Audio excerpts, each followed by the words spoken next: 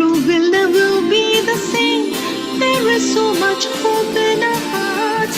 Breathe by breath, we shall overcome. And what will you do when you start?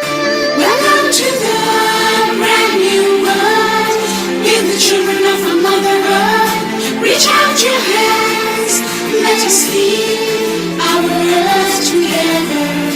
Welcome to the brand new world.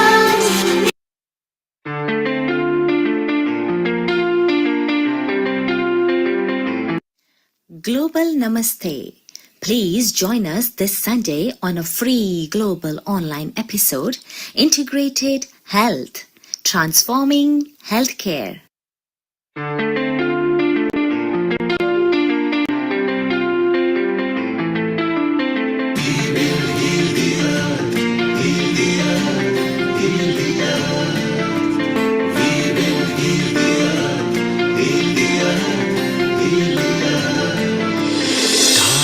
They can tell you stories which are brighter than yesterday.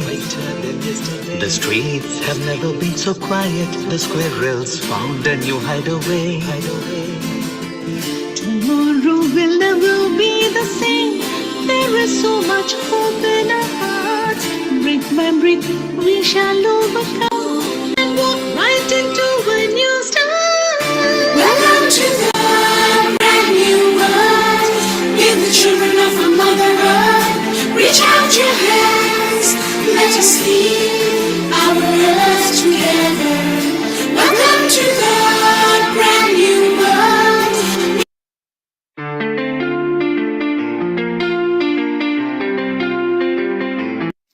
Global Namaste. Please join us this Sunday on a free global online episode, Integrated Health, Transforming Healthcare.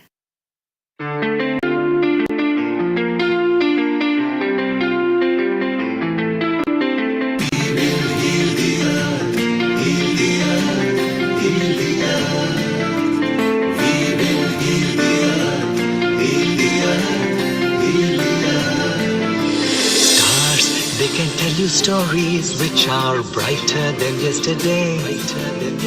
The streets have never been so quiet. The squirrels found a new hideaway.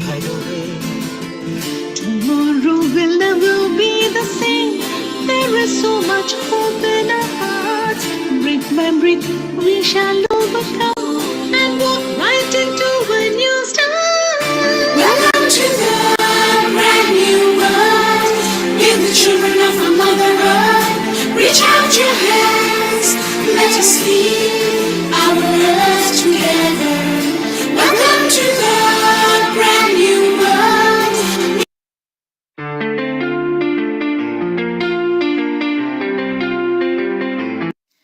Global Namaste. Please join us this Sunday on a free global online episode, Integrated Health, Transforming Healthcare.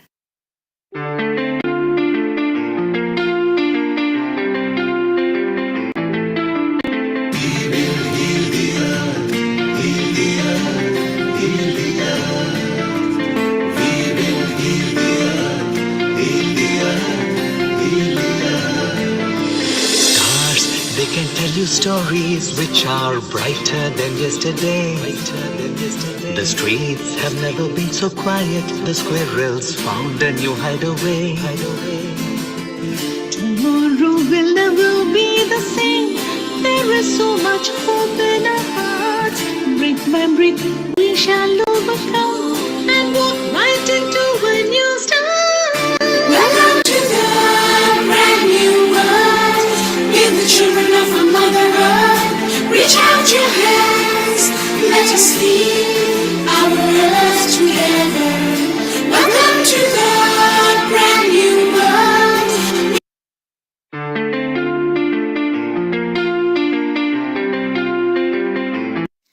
Global Namaste.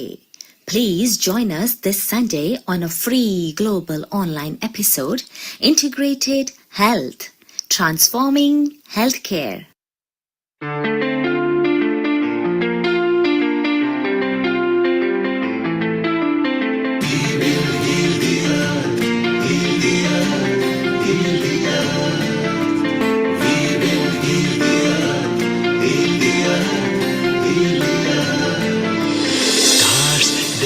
you stories which are brighter than yesterday. The streets have never been so quiet. The squirrels found a new hideaway. Tomorrow will never be the same. There is so much hope in our hearts. Brick by brick, we shall overcome and walk right into a new start. Welcome to the brand new world. We're the children of our Mother Earth. Reach out your hands. Let us lead our earth together. Welcome to the brand new world.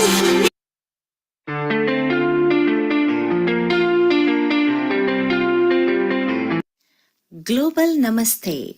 Please join us this Sunday on a free global online episode, Integrated Health, Transforming Healthcare.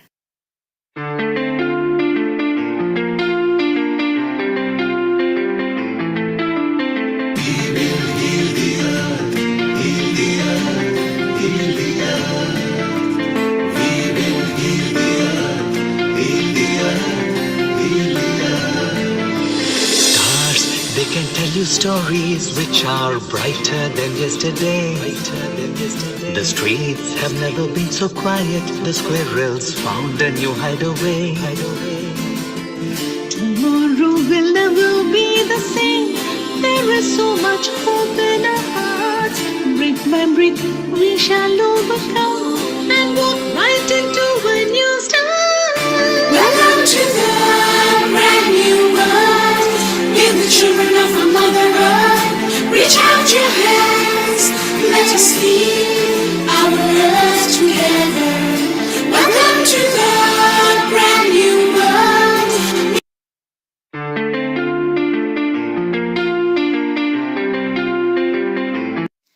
Global Namaste. Please join us this Sunday on a free global online episode, Integrated Health, Transforming Healthcare.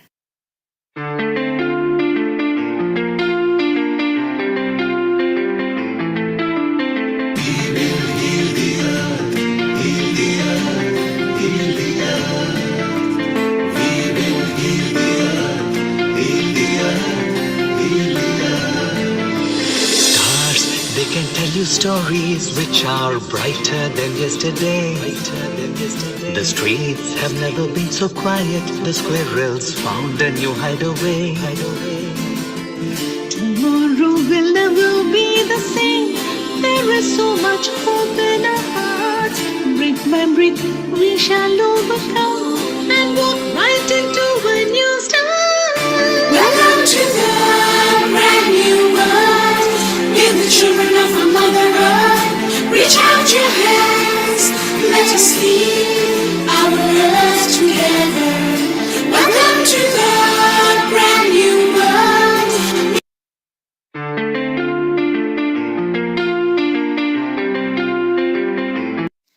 Global Namaste. Please join us this Sunday on a free global online episode, Integrated Health, Transforming Healthcare.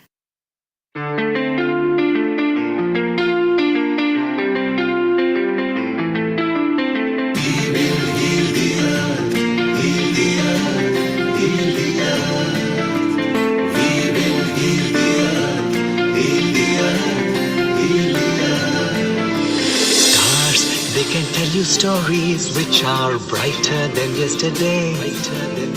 The streets have never been so quiet. The squirrels found a new hideaway. Tomorrow will never be the same.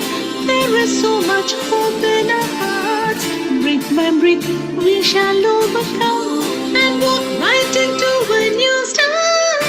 Welcome to the brand new world. We're the children of our Mother Earth. Reach out your hands. Let us lead our earth together. Welcome to the brand new world.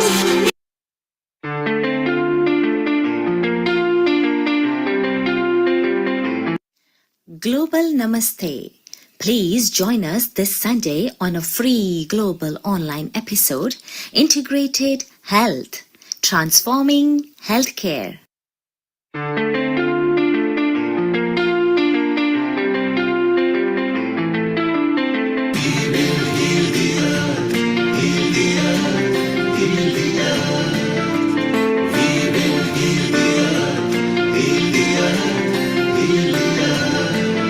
Stars, they can tell you stories which are brighter than yesterday. The streets have never been so quiet. The squirrels found a new hideaway. Tomorrow will never be the same. There is so much hope in our hearts. Brick by brick, we shall overcome and walk right into a new start. Welcome to the brand new world. We're the children of our Mother Earth. Reach out your hands. Let us lead our earth together. Welcome to the brand new world.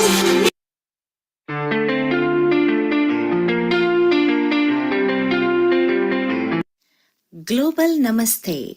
Please join us this Sunday on a free global online episode, Integrated Health, Transforming Healthcare.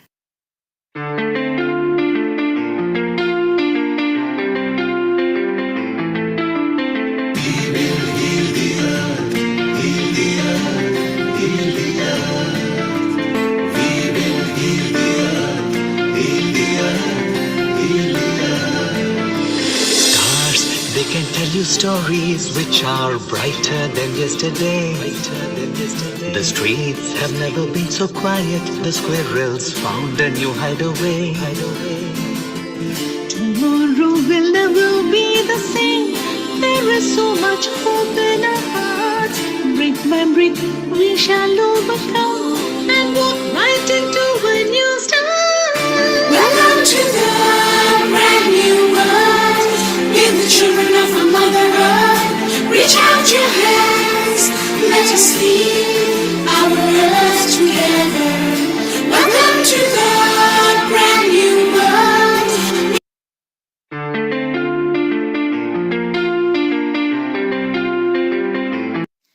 Global Namaste.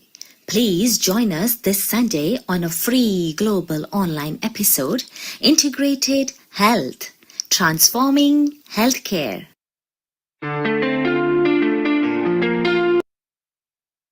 Ten, 9, 8, 7, 6, 5, 4, 3, 2, 1. Global Namaste. Good morning, good afternoon, and good evening to all the lovely viewers at Healing Our Earth. I am your host, Amrita, and I welcome you to today's episode of Integrated Health. Before we dive deep into this episode and talk more what it is about for each of you to know what new we are going to talk in today's episode, let's start with a short prayer. I will be chanting Gayatri Mantra. You can hold any affirmation as you like. So let's get started. Closing your eyes, taking a deep breath inside, pausing for a while. Your thoughts, your breath going slow. And let's chant. Om.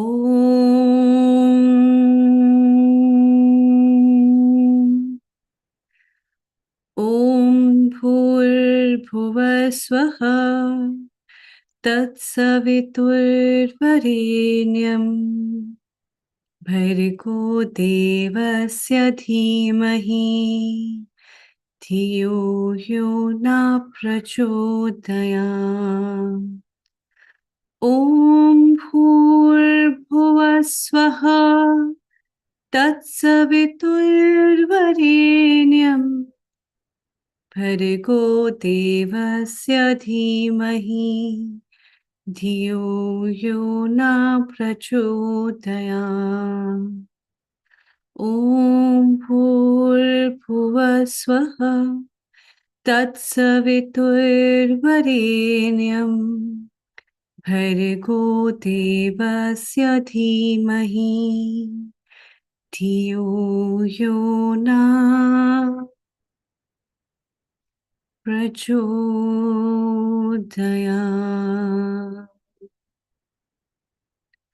ॐ शान्ति शान्ति शान्तिः।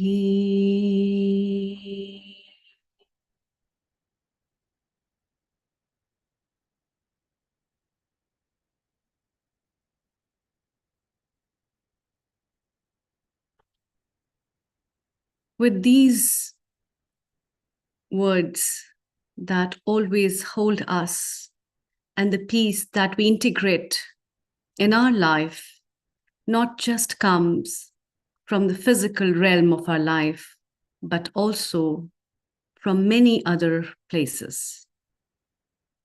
The mental, the spiritual, the emotional, and all these things connect us together to think about what is health. And that's why today's episode of Integrated Health gives us those facets of health where we can think and know more what all can we adapt in our life for a healthy lifestyle, what all can we have in our lives to get more better, to cure ourselves from diseases and restore health.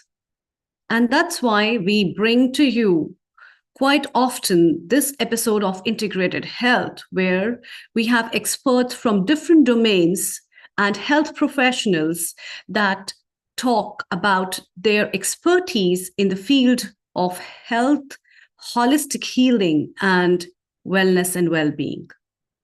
And to count on that, we have loads of health professionals as well as practitioners who talk about how can we stay healthy by adapting different facets of health, like being a chiropractor, being a massage therapist, an acupuncturist, being a qigong and tai chi healer, being an Ayurveda practitioner, may it be yoga meditation expert, or from any domain of traditional medicine, or a hypnotherapist, or any other stuff.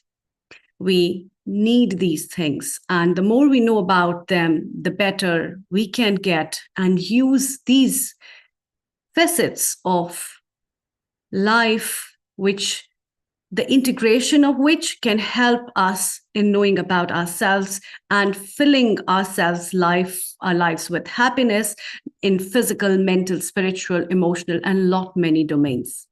And that's what is the beauty about integrated health is. When it talks about holistic healing, what is holistic healing? Not just staying healthy physically, but on many parameters. And thus you say, though I am healthy, I also feel good. Though I feel I am strong, I also feel stronger from inside. And what's that inside? What that talks to you? What does that part of you that tells you, yes, you are the one who really is? And that's why this episode of Integrated Health talks a lot about these facets and how to cure them and what importance do they have in our life and how can we use these modalities to cure ourselves and stay better and also bring our family to a new way and a perspective to understand all these things. Though a lot has been done after COVID and people have realized the importance of how important it is to stay healthy and to know about so many parameters where I can adapt diet, nutrition, holistic healing modalities for myself, but a lot more we need to learn.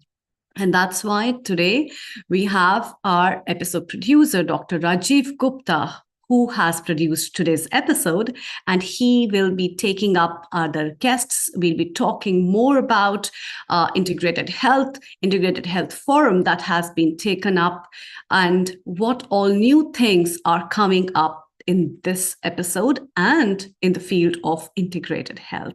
Global namaste to you, Dr. Rajiv Gupta. A very warm welcome and good afternoon. It is so great. Thank you very much for Amrita and the whole family of Healing Our Earth. We have been going over almost 5 years now, and it's so good that healing is a term that is connected to health, and health is connected to the well-being, and well-being is connected in an adverse fashion to the disease. So the departure from the disease to the wellness is passing through healing and remedies. And this episode today is unique because over past 10 years, I have been working on combining the modern medicine or Western medicine with the alternative and complementary medicine. I have been Yeah. trained as the professional in allopathic medicine or Western medicine, but right from my own childhood, I have learned that there is no cure for every single disease in the modern medicine. So during my medical career, I have spent my summer holidays attending the Ayurveda college and reading there, attending that, learning how I can bring the similarity between the allopathic science and the Ayurveda and yoga. And having done that for nearly 25 years now, I have found what is common principle, because all these pathies, as we talk about, are not just one part. When they go, there is something called final common pathway, and therefore all these have something to contribute. If you think of how medicine, the modern medicine or Ayurvedic medicine or homeopathic medicine or Qigong, acupuncture, they all have something to contribute. Otherwise, they would have disappeared by now. Modern medicine is modern. But before that, these things existed for thousands of years, and they were able to heal, cure, and remedy the people. The question was that the evidence-based medicine, which is the Western medicine, has evolved much faster, much stronger, and much robust. As a result of it, it has taken over the world. And maybe for foreseeable future, for next few decades, it will stay on top. And people revert to it, particularly for the acute episodes, acute illnesses. If you have heart Yeah. attack, you're not going to be sitting and doing yoga or qigong or tai chi. But on the other, if you have, so I hear yes. And that's on the other hand, if you have chronic arthritis, if you have a chronic backache, if you have got dementia, if you've got depression, if you've got anxiety, there are plenty of other things. Yoga, meditation, they can just help reduce the anxiety, depression, bring calmness into the life, balancing the sympathetic and parasympathetic system. Same is for chronic pain. Acupuncture has got a strong base on how it changes the nerve pathways and the stimulation of points, which the science does. And I had been fortunate to study that as well to a great extent in it. And I'm glad to say there is. And that's helpful. I myself had sciatica for a period of time and was hospitalized. I was wheelchair bound for a period of time, but I was taking the modern medicine, which is definitely there. I was on opioids, I was on pregabalin, I was on many other things, in addition to non-inflammatory, non-steroidal anti-inflammatory drugs. But I knew the side effects. Taking it for a long period of time, I understood. I did manage the alternative medicine. I did went for acupuncture. I went for acute, whatever is called cupping therapy. I tried yoga. I tried my own formulation, super nerve power, which has got the derived herbal or plant derived products in a natural way to get it. And the exercise, qigong, chiropractic, I even went to osteopath to refix me. And this is because I believe in it. When you believe in it, you know you dig deeper in it. And if people feel that I, being a modern medical practitioner with high reputation across the country, can do it in the United Kingdom, I feel it gives power for other people to try and get convinced and do it. And imagine these are all tools in the toolbox. Not one tool is fit for all. When you do screwdriver, the hammer wouldn't work. When you need hammer, the spanner wouldn't work. When you need a spanner, other tool wouldn't work. So all these have got, these are like tools in the toolbox. Let patient have the choice. In real life, currently always say patient choice and patient-centered treatment. Actually, majority of time it's not. People try. When they fail, they go to the second line medicine or other therapies. They try, and they fail, they go to the third one. So I think it's a golden opportunity to kind of join it all together in one platform, for which I'm glad there are quite a few of people, and I'm grateful to those who are ambassadors who have actually committed to help and push this motion forward, so that the public at large, maybe our generation, maybe our future generation, we can change. And this change is going to happen only if we have it all together, so that young people ask in an evidence-based way why it should work. And if we can explain why it will work and when it will work, then bingo, we have won the path. So that's great. So let's talk it through in more detail as that go. But Amrita, what do you think about it? You're yourself an ambassador. What's your thoughts on it? And we can have Dr. Bhushan Patwardhan, if he's here. He is another big pearl Yeah. from India, Yes. and he's well known. So let's get him. What does he think about it? If he's there, kindly switch on your video, and I request all the speakers to kindly make their camera landscape and log in by their country name in capitals followed by their own name. Thank you so much. It is easy for us to spotlight that way. Thank you, Dr. Rajiv Gupta. Somehow I'm not able to get my camera on. Maybe after some time I will have to start my video. No problem. No No, problem. it is not coming up somehow. But Dr. Rajiv Gupta, first of all, Amrita ji आपने जो शुरू किया गायत्री मंत्र से जी बहुत ही अच्छा लगा. That was a very very good start धन्यवाद for this kind of function and conference, you know. And Rajiv ji, actually, you have narrated the whole thing, you know. Means there is hardly anything for me to add on it. But let me tell you that I'm not an Ayurvedic physician. I am not a practitioner. So for me, whether allopathic medicine, and I'm glad Dr. Gupta mentioned it as allopathic medicine, because I don't call allopathic medicine as modern medicine, you know. And we say that it will become modern medicine if allopathic medicine works with complementary medicine or traditional medicine. That will be the future modern medicine. It is conventional medicine. It is orthodox medicine. It was at one point of a time Greek traditional medicine. It worked with science, and therefore it became allopathic medicine. So science and evidence-based, what Dr. Rajiv Gupta mentioned, is extremely important in this. So there is only one medicine, which is evidence-based medicine, you know. And for me, I'll just give you one example. I'm basically a biochemist, pharmacologist. I hypothesized in year 2000 that Ayurvedic concept of Prakriti. By the way, till that time, my main focus was discovering medicines from Ayurvedic resources, you know. So I was looking to Ayurveda more as a discovery engine for new medicines. But then I realized that I'm doing injustice to Ayurveda, because Ayurveda is not herbal medicine. Ayurveda's basic concepts, you know, are so fundamental and important. So my way to look at Ayurveda became different, and I started looking at Ayurveda from the science point of view or biology point of view. And my first hypothesis was Ayurveda is a personalized medicine. Remember, this was in 2000. 2000, the Human Genome Project was just on horizon. You know, the term pharmacogenomics was not even in mainstream. Personalized medicine was just coming up. You know, so it was that period. And as a researcher, hypothesizing is not enough. We have to test it. So we had a cohort of rheumatoid arthritis patient, and we know HLA-DRB gene, you know, and its linkage with the rheumatoid arthritis. So we took that cohort and we did a blind study, you know.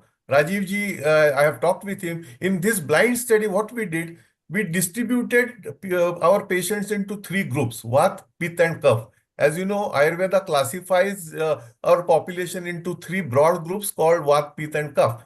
And we then did polymorphism study of this gene, on the first PCR which our university received in 2001. So it is old. But first time we showed that the allele distribution of this gene was statistically different in Vat, Pitta and Kapha.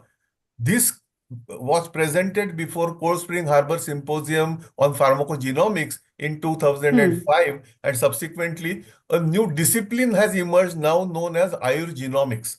So this is what is the strength of our traditional knowledge systems, and they are all over. They could be in Chinese systems, they could be in Korean systems, they are all over. So we need to really look at these systems as source of new innovation.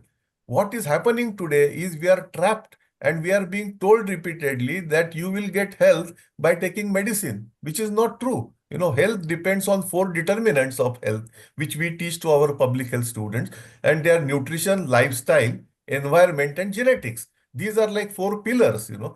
Any one of the pillar gets weak, we give support. So this support is medicine, and which is extremely important. Therapy is extremely important for healing, but that is a support system. So our health actually in our hand. We can decide where to go on to get good nutrition or bad nutrition, good lifestyle or bad lifestyle. Means if you go on having ultra processed food, how can you expect to get health? If you adopt a very unhealthy lifestyle. So essentially, what I'm trying to tell is, please don't look at traditional medicine only from the narrow concept of medicine as material. Traditional medicine brings a great wisdom to tell you what to eat, what not to eat. It tells you what is the good behavior in which season, what season you should. Ayurveda Swastha Vrutta. So non-pharmacological aspect of Ayurvedic medicine or Chinese medicine or Korean medicine or Kampo, non-pharmacological component is, I would say, more important today when we are facing the non-communicable disease epidemic, or lifestyle disease epidemic. So I would not talk more, but I'll just at the end, I'll tell you that rather than protecting our own turfs, today we are busy in protecting our own turfs. So we are like water and gel. Allopathic doctors are not willing to look at any other. But we must understand that although we have made tremendous developments in allopathic medicine, there are still very, very limited scope when it comes to lifestyle medicine. Unless you combine the yoga and other systems, what kind of mental health we are trying to give. The latest data tells in America, CDC data is telling you that more than 60% of the school-going girls are feeling hopeless. Now, where are we taking? Recent study published in JAMA is telling you that the gap between health span and lifespan is widening. Now, what does it mean?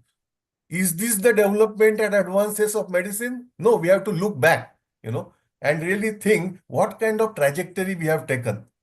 And all these questions I have raised in my new book, which is named as Genome to Om, wherein genome represents modern science and Om represents the ancient wisdom. And we are telling that modern science has to go back to Om to learn the wisdom from it and come on the right track for the global well-being or universal well-being in the spirit of what we call it as Vasudhaiva Kutumbakam, Sarve Santu Niramaya. This is what should be our mission.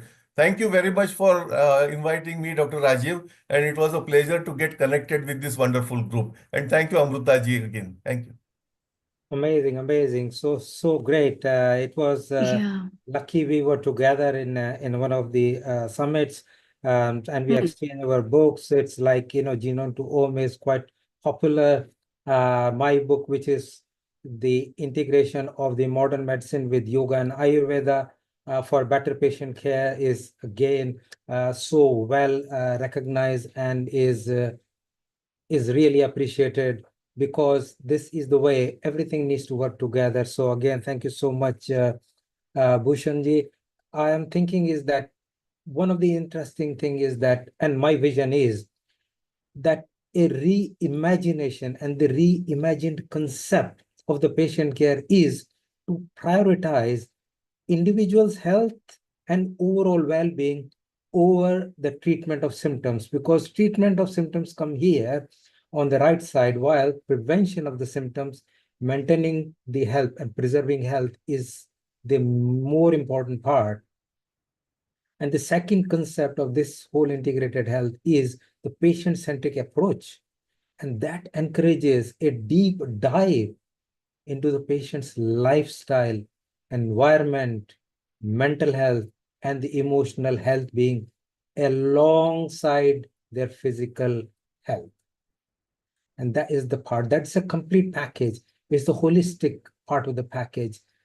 And therefore, by acknowledging the interplay between these all elements, the healthcare providers, which include all allopathy, homeopathy, yoga, hypnotherapy, even aromatherapy, music therapy, because all they are important, they can all offer some comprehensive and personalized care plans that we just talked about. And this then address the root cause of illness rather than just managing the disease. So I think that's actually the concept. And I hope that people who are on this seminar, which is global, right from, UK, India, Pakistan, Europe, Philippines, America, Far East Australia, and India, and many, many, many places. This is so important. I think there are 36 countries attending this, and it's so good that Nil Kumar, who is perhaps not here, has really put emphasis on boosting this. And Nishet, who is actually managing backstage, there is a whole team of people along with him who is joined to make this happen. And we will hear from various people, including some of the ambassadors, some are practitioners, and some are people who from outside are pushing this philosophy so that this become a reality. What would you say? Exactly. Very right, Dr. Rajiv. In fact, these kind of initiatives that people take and they realize, some of times I have my own personal experiences when people come to their life and they realize this was my profession, but then something happened in my life and I faced certain things. But then the answer to that was not the thing I was practicing or not the things that I was believing in, but I had to trust something else. And when I had to trust something else, it came up to be another stream of the things that has opened a new gateway for me to realize that yes, it is much more than what I was thinking, or much more than I can do in the health perspectives. And why not for me? If it is working, it will work for 1,000 others, and let's open up the gateway. And these things basically gives us the faith of realizing whenever we talk as a health professional, and our relationship with the patient, it is also built on that faith. And same is the concept of having the faith in building up of the treatment plan or treating ourselves and others, which is a very important emotional part of a well-being, which combines that aspect of having that faith that Dr. Bhushan said, from genome to ohm. So it's about the faith of having the realization of existence of science and something beyond science, but both of them are the ones that are the real medicines for us, through which we trust, we believe, and we cure ourselves. And this is really a very interesting episode. Let's move further. Dr. Rajiv, what have you to say? Over to you. Thank you. So, Amrita, that's great. And you have actually encapsulated it quite well, as was Dr. Bhushan Patwardhan, that we all are in this game and we are trying to make it happen, making just to open the minds of people, open the eyes of people so that people be prepared to look at what else is there. Because many times people have blinkered because they are trained in one way, they just believe that is the right way and they keep going. And they're not prepared to look that there could be a good aspect of some other discipline, which although they're not trained, but they are open to think about it. They're open to try. And I have a vision of a healthcare ecosystem where professionals from a variety of disciplines collaborate rather than compete. And this includes the doctors, nurses, alternative practitioners, nutritionists, mental health professionals, and a variety of other people who have ability to help support and and encourage healing. And such a collaborative environment will then foster the innovation and will allow sharing of knowledge and skills across the disciplines. And I emphasize the word across the disciplines. And that will enrich the healthcare experience for both the healthcare providers with practitioners and the patients. So both sides, the patients will feel more empowered because they don't care what system or pathy it is. They want a cure, they want treatment, they want relief. If they have pain, they want relief of pain. If they have anxiety, they want somebody to sort something out. So this is the thing. So if we have a real patient-centered focus, we are going to be much better. And this ecosystem that we have produced through the integrated health care platform is exactly going to serve the same system. And we're going to have, as the time goes, complex patients which are having problems. Just come here. A group of practitioners from different disciplines will try and help. And that is a uniqueness. And this shared platform of interprofessional education program, so that the professionals who are members of the IOIHP or integrated organization of the international organization of international health practitioners will learn about each discipline so that they don't hate, they support other disciplines as and when necessary. And that is in the interest of the patient care, to provide the best care of the profession and best care for the patients.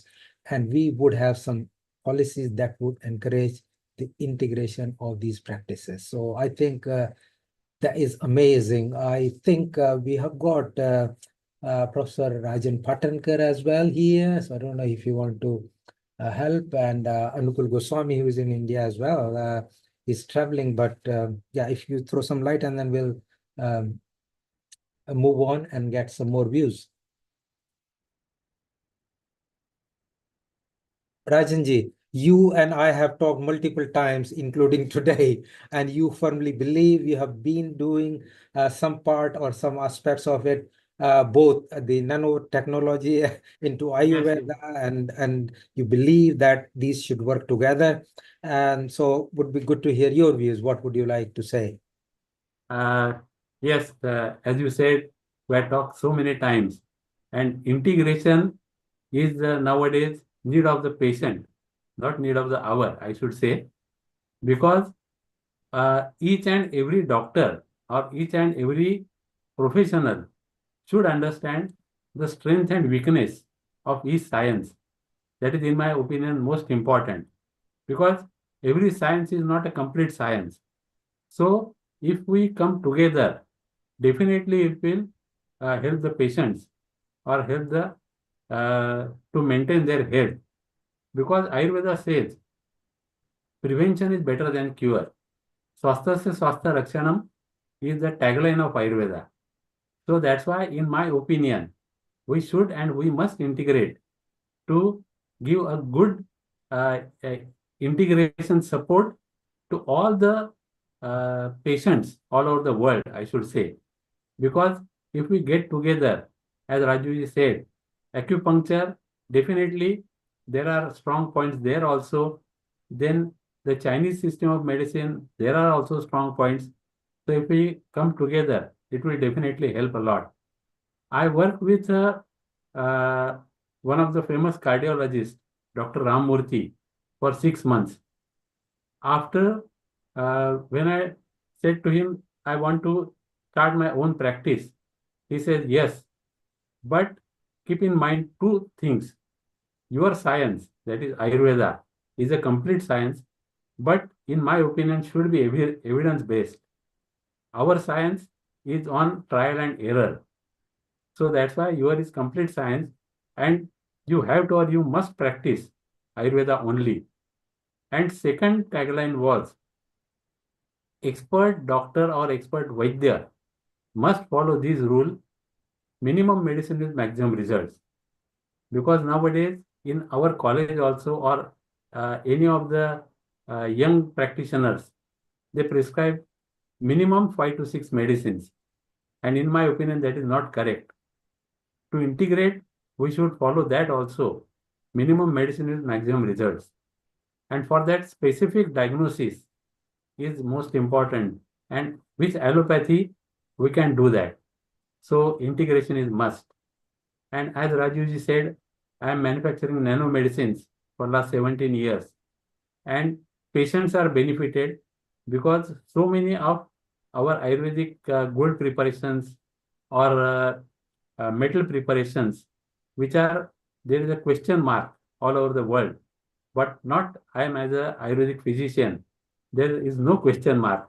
Because if they are purified, no side effects, 1000%, and doing that to the nanomedicines definitely helps patient because it is cost effective, fast acting, and definitely we will work together. So thank you, Rajiv for giving me this platform. Thank you. It's amazing, amazing. It's so good that we have this spectrum of people who believe, and now more and more, what we heard from Rajanji, that it's there, and it just need time is right now to roll it out. And it will be good to really have a lot of people joining and in form of a community of people who believe in this philosophy and speak to their friends, families, as many, without any hesitation, without any prejudication, without any judgment, without any fear, that this is the future of the healthcare. Because if we don't do that, there are plenty of challenges, and that include the pharmaceutical industries. I'm afraid to say that, and then with no offense, that is just a way it is. And there is a lot more one way, because the evidence and a lot of investment happen the way the allopathy works, or the modern medicine work, or the Western medicine work. And that's why all that investment needs to be recovered.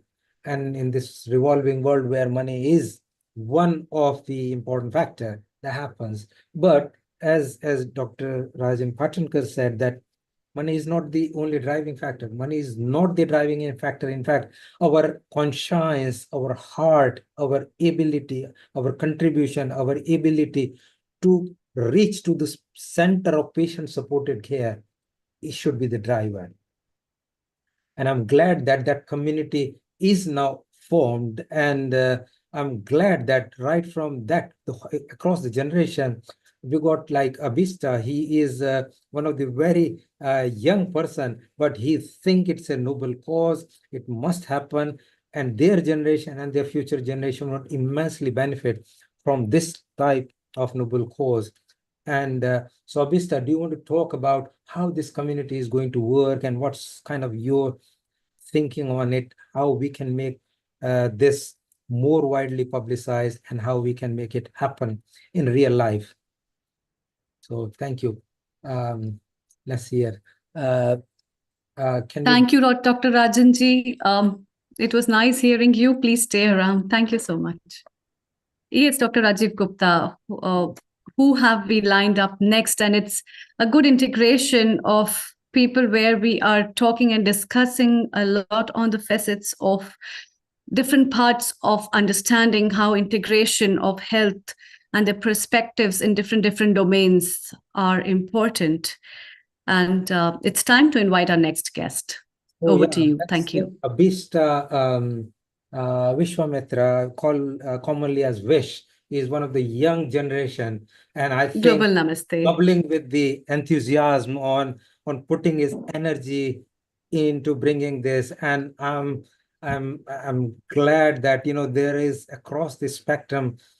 Look, Rajanji on one side, Amrita, and there are many other people, and right from to Abhishta, he is or Vish commonly called, he is quite a young person from Leeds University, and he is joined here now. He's putting his time, energy, and force into making this integrated medicine work, and the whole the concept, what was a dream of mine many years ago, the International Organization of Integrated Health Practitioner, into reality, creating community, creating a membership platform, creating the resources for people, creating how people would benefit, how patients will benefit, how the practitioners will benefit, and how the whole ecosystem is going to immensely change the landscape of the healthcare.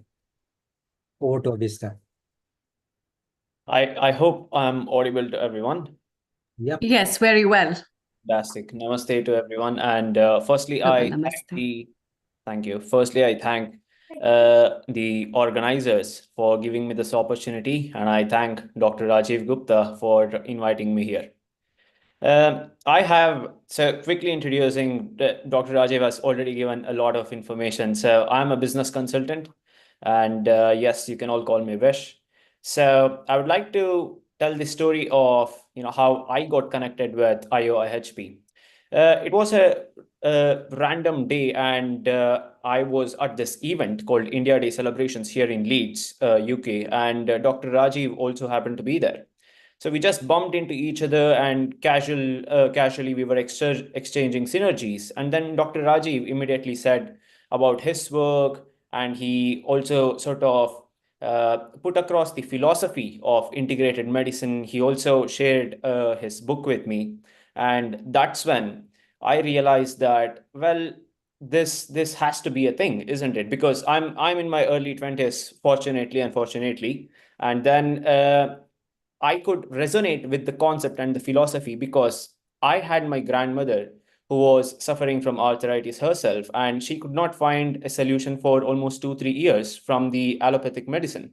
So that's when a lot of other complementary medicine and alternative medicine had to be brought into the mix, so that she felt better down the lane because all of those things were integrated.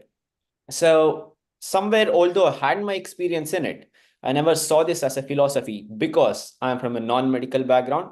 I'm completely no way related to medicine or the doctor fraternity. However, I immediately connected with this philosophy of taking this patient-centric, holistic, integrated medical care, and just providing it to the common mass out there. Initially, Dr. Rajiv also explained a lot more about his research, how he has been spending his almost last couple of decades dedicating his time towards building the philosophy in itself. And then, of course, we had a great conversation, and we came up with this idea of having international organization of integrated health practitioners. Dr. Rajiv had already set that up, and then we discussed that it's the right time and it's the golden opportunity now, since kudos to all the other speakers also who are trying to share this philosophy with us. So we thought this was the right opportunity to sort of build a community who share this philosophy, so that down the lane it would sort of enable us to take that holistic and integrated medicine and give the necessary patient care, which is the patient-centric care. And also thanks to all the ambassadors who have shown their interest with us and the philosophy, and who are trying to help us to spread the word. And along with this, there are a lot of plans and vision and mission that we have for the organization. So Dr. Rajiv has already shared quite some information on that. And the very initial step that we have recognized is to build that community, because often, as Dr. was also saying, often all these variety of branches work in silos. So there is no integration in between the variety of branches, although each one of them have their own benefits. So the whole noble idea or the cause of integrating all of this is very exciting to me from an external point of view, and being a non-medical background person.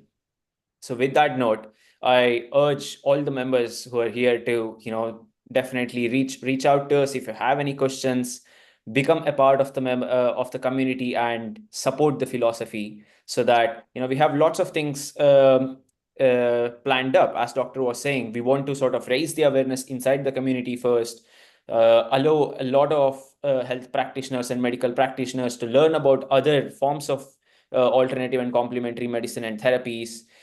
We want to have all sorts of networking and summits where the whole philosophy is discussed. So we have lots of exciting things planned up. So it would be worth for you to sort of sign up and show your register and join the community so that you can hear back from us. Thank you. So I think Nishit is Thank you. Yes. Yes. So yeah, I think that's great that we have that how people can join this movement. In fact, that is a great slide so that I call him Abhi. Vish and Abhi are like, Abhi is his like first part of his first name. Vish is the first part of his second name. Vishwamitra Vish, Abhishta Abhi. So I call him Abhi, but many people, or a lot of people, call him Vish. He has done a lot of work now. And this whole community of joining, he is determined, as you heard, is a young, enthusiastic person to make it happen. And I would urge all people who are on call across the Facebook, the YouTube Live, the Periscope, and other streaming platform, as well as those who are on the Zoom call, that please just scan it from your mobile phone and join this. And Abhi is actually committed to communicate back to you, to take you to the next step and help you, because it could be a general public, it could be a practitioner, it could be anybody who believe that this is the future. This is how the patient care should be delivered, not in silo, like a train track. It should be a combined approach. It should be a holistic approach so that the patient get the best care, irrespective whether it is a Western or modern medicine or alternative and complementary medicine or allopathic system, anything. All of these have a role to play, and that should be the future. So please join the community. So that's great. I don't know if Dr. Bhushan Marvelous. Yeah, something more to say. Thanks, Amrita. Yeah, that's really remarkable, Abhishta. In fact, a lot of things are required on these platforms, and people like you who are young bloods and young brains to put their head into and bring out something new for the world to heal is very important. As and by the world and the younger generation is facing a lot of mental health issues, the suicidal rate is pretty high. People are prone with and are in fact born with anxiety and depression and stress and all these things. It's very horrific to hear and see people and children, especially youngsters, who still know the words where we were used to play in the grounds. These children know what is stress, what is anxiety, and it's very pitiful.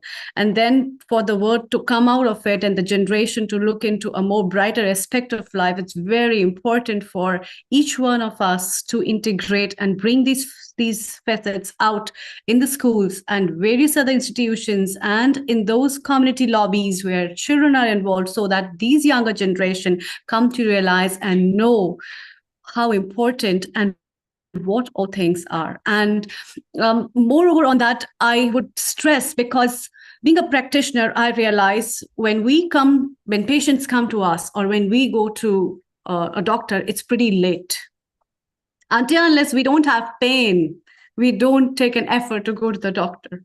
It's just some education or some vision and the Google doctor that tells us, otherwise people don't go. But sometimes it becomes very late. If we train this generation to know about these things, their lifestyle can be a very grooming side on themselves, where the prevention of the disease can be at a very large level. And this will not only reduce the diseases, but also the health burden that the country holds in various parts of the world, which will be a great initiative if it is taken forward. So all the best from all the team of Healing Our Earth to you. We'll be connected, and I have already taken up your QR code and have joined the community. Thank you so much. Please stay around. around. Dr. Rajiv, I think Rajan sir has some comment. We take the comment and then we move to our next guest. Fantastic. Yeah. In the minute. It's good to Vaidya see that. Rajanji, kindly unmute yourself and over a minute, kindly Yes. your comments, please. Yes, it's only one Thank you. comment. A very great initiative by Abhi, as I can also say him Abhi. So, in my opinion, we should percolate these things in the community as per their lifestyle or as per their climatic conditions of the country, because Ayurveda doesn't fit to everyone everywhere. So that's why we have to do some model for that also. That is my opinion. As per the climatic conditions, as per the Prakriti, that is the body constitution, as per their food habits, that ahar vihar should be taken care of. So to communicate with people and to educate them should be our first priority, because if we do that as per Ayurvedic concepts, that is Rutucharya and Dinacharya, that is regime, climatic or our personal regime, it will definitely help to avoid any kind of diseases to anyone. So that's my opinion. Thank you. That's fantastic. I don't know if Dr. Bhushan Patua then has sorted his camera. He just left, I think, or he's there. Yes. Dr. Bhushan Ji, if you're there, you can please join in. By the time, Dr. Rajiv, it's time to take our next guest. Yes. Over to you. Thank you. Lovely. So that's amazing. I mean, it's so good to hear the whole spectrum of conversation, people's thinking, commitment, and ability to put their energy. Dr. Bhushan thank Ji you. is here. Please join, Dr. Bhushan. Thank you. I'm listening to all the exciting conversations, and the one thing I wanted to add that the World Health Organization now has a global center for traditional medicine established in India, and their mandate is also to promote scientifically all these activities. And Dr. Rajiv, we have given a call for papers. There is going to be a special issue on traditional medicine coming up in November 2025 by the WHO Bulletin. And we are requesting global experts actually to contribute for this cause. The effort which all of you are doing is extremely important, I feel, because today, as Dr. Patankar, I think, said that people need it, whether regulation or all those things are apart, but people need it.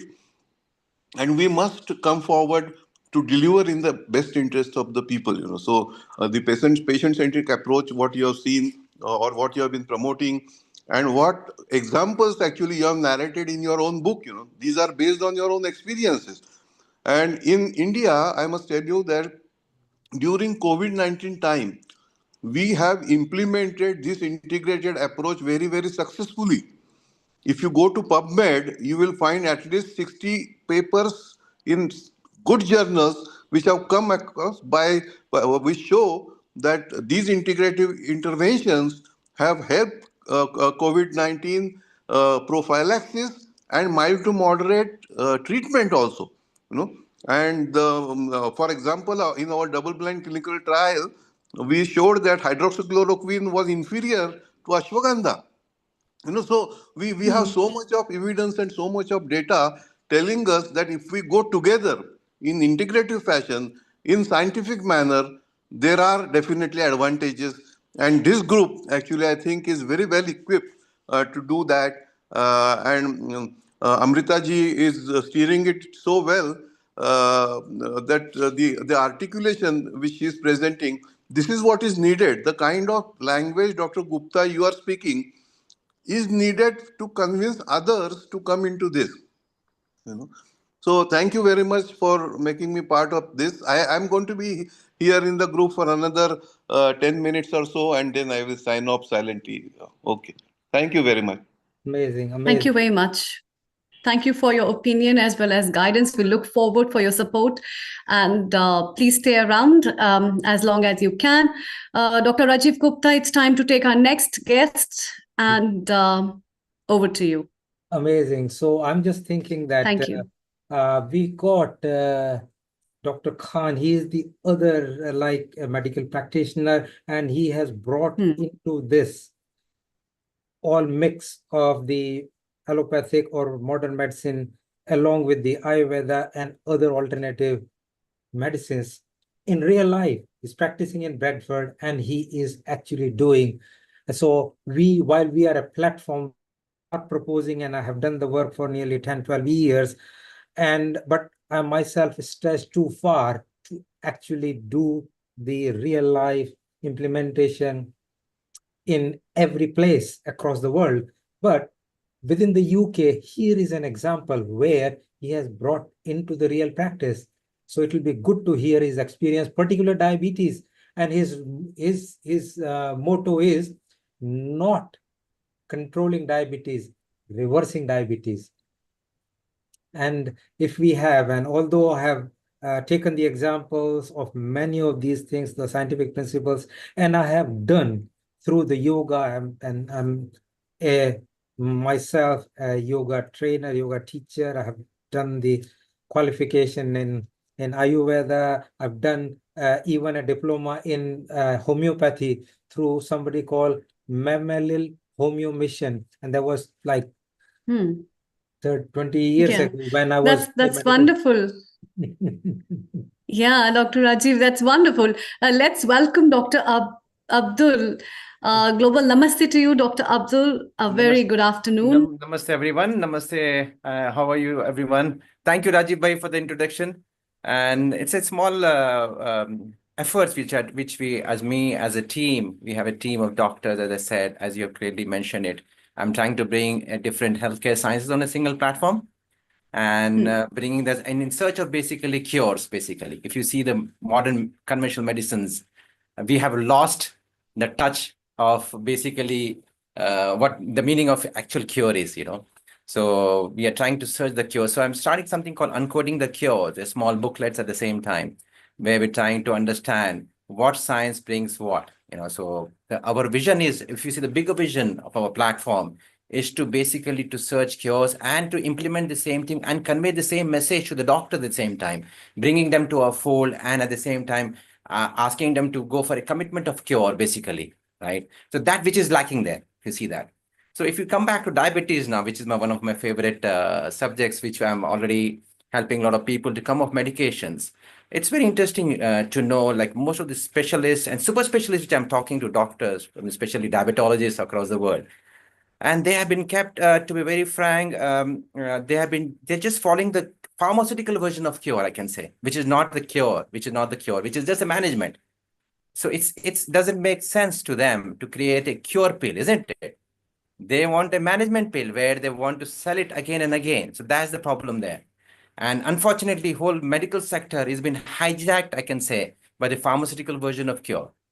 And so that's what we have to stand now together and understand. First of all, we need to understand that we should not defend the lies, enough of the lies, what we doctors have been practicing. And at what cost? At the cost of human life. No, that's bad. Right? We are just focusing on the symptoms. Why? Why we are focusing only on the symptoms? Why we need to follow only one conventional method which is a flaw, which is a big flaw there, right? And the reasons we all know it very well, right? So the vision right now for us is to unite together, definitely. And Rajiv Bhai has taken great efforts there. He's trying to bring all this platform together. And this should be the approach for the forthcoming and for the future. And I think I was just discussing with Rajiv the other day, we should create something called an institute or some kind of a university on the basis of this philosophy, where the approach has to be commitment to the cure, which is lacking basically. And if we ask doctors, right, why you are not targeting the root cause? Why just the symptoms? Because they think symptomatic cure is what they're looking for, basically, and they've been trained to just look for that. And the major drawback, what I feel, is we doctors, medical doctors, are not being trained about the diet. Right. When I started learning about diet, when I started learning about food, I was literally shocked. Oh my goodness, what is happening? We have been kept away from all these realities and facts.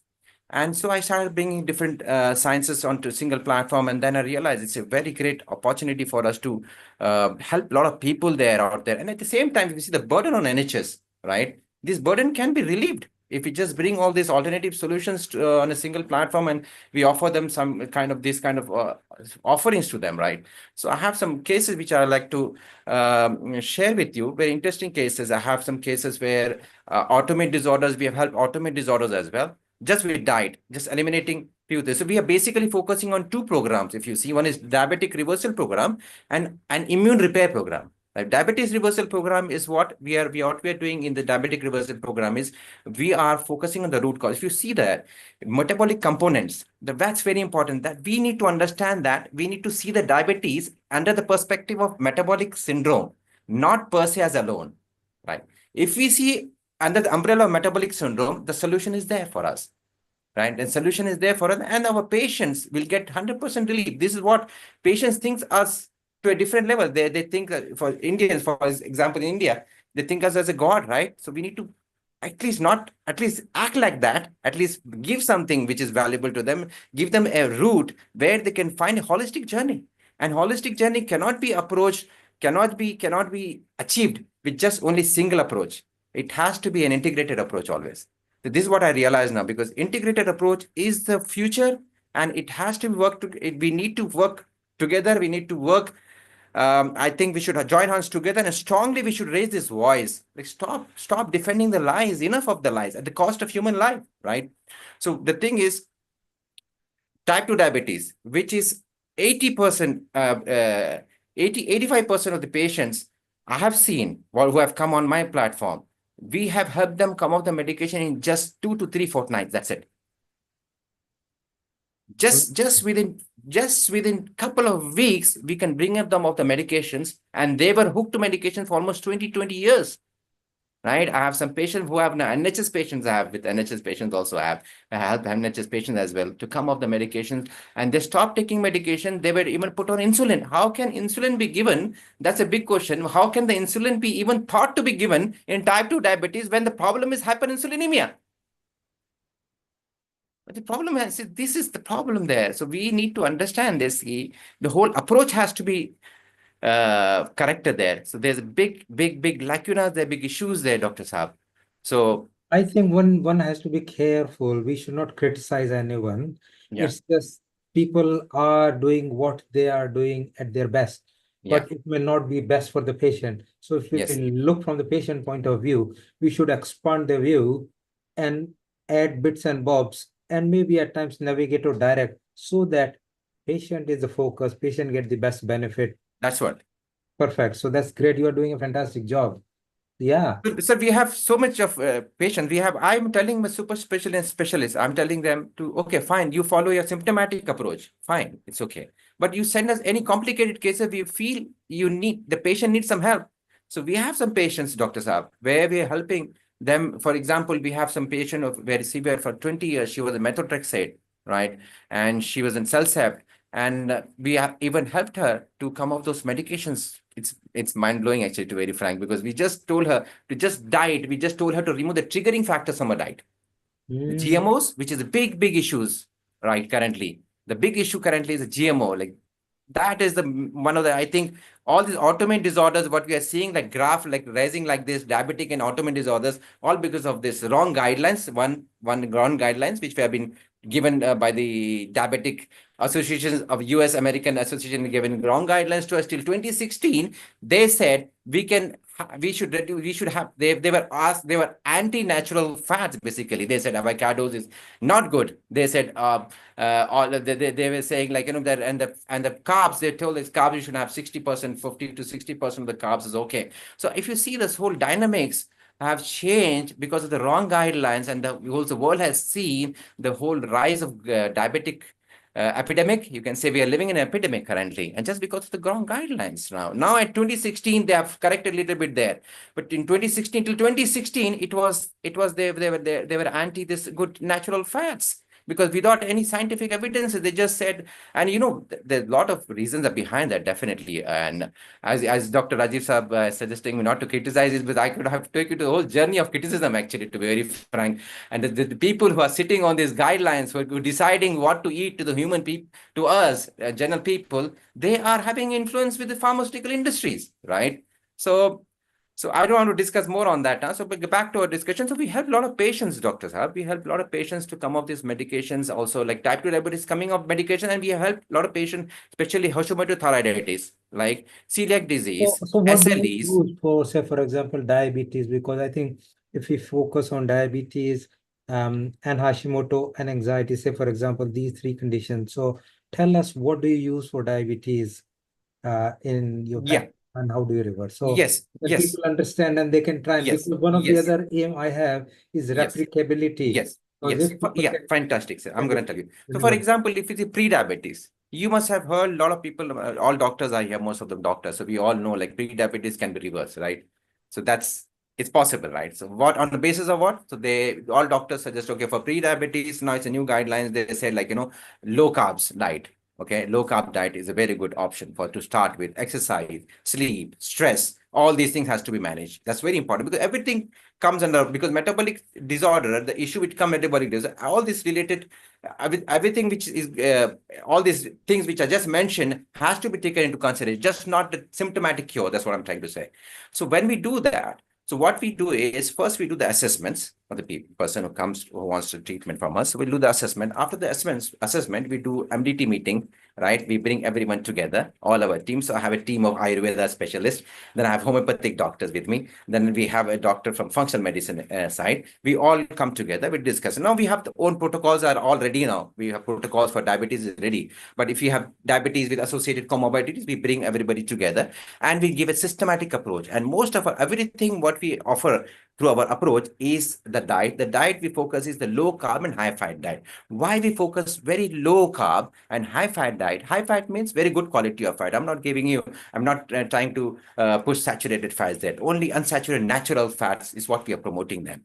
And that fat helps in the satiety. And low carbs, basically our target is to bring the people and on our platform, and we have to see that the insulin resistance has to be reversed. So how we reverse the insulin resistance? There are 2-3 approaches are there. One is low carb, high fat diet, number one. The second is intermittent fasting, right? Intermittent fasting, which is a very vital thing. We have got amazing results with intermittent fasting.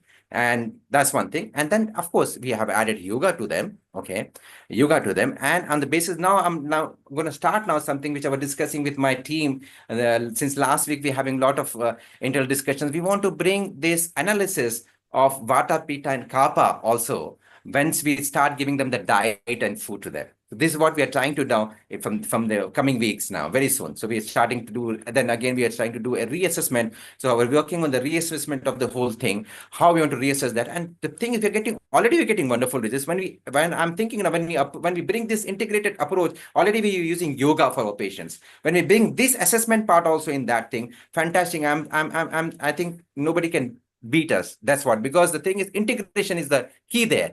So we are integrating it there. So that's the key there.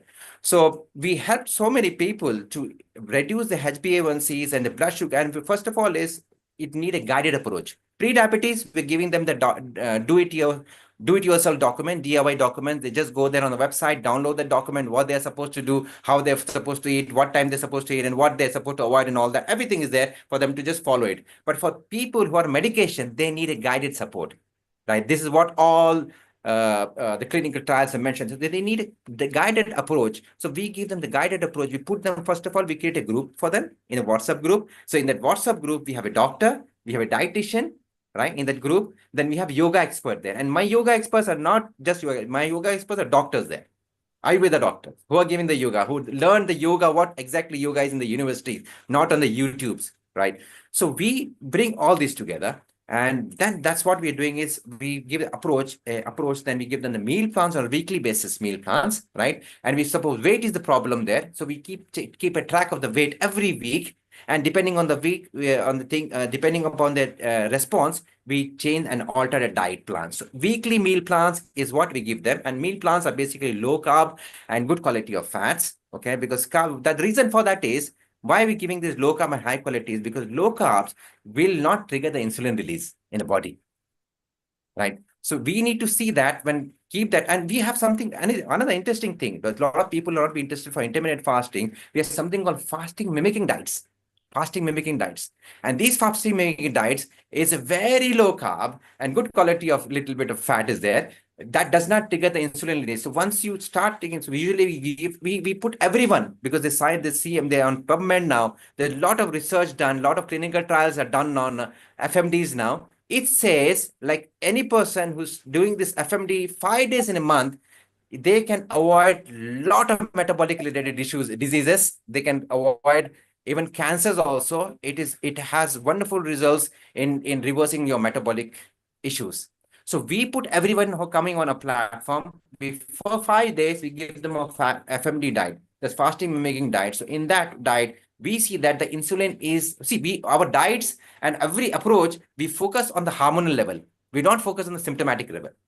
Hormonal. So what insulin is doing when we give something, what insulin, when somebody is fasting, how much glucagon has released as a compensatory mechanism, what noradrenaline is doing there, what adrenaline is doing there. So my team is not focusing on the simple calorie counting. We focus only on the hormonal level. So when we discuss the results, we'll talk about the weight loss, we talk about the approach on like doing some peptide tests, like fructosamine test, and all those tests, like, which are like to understand like a HOMA test. And also we do all this testing to keep a track also, like where they stand and how they're approaching and where they're going towards.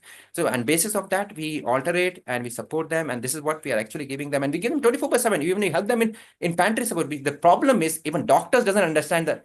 Very frank, as a medical doctor, I was away from from the diet and meal plans, and so I was not at all. To be very frank, I was not that expert. A little bit of knowledge was there to me, but when I started doing more understanding, research, knowledge, and all, I realized food itself is an amazing miracle thing. Where if you just put the food, because food when you are eating, it is not just eating the food.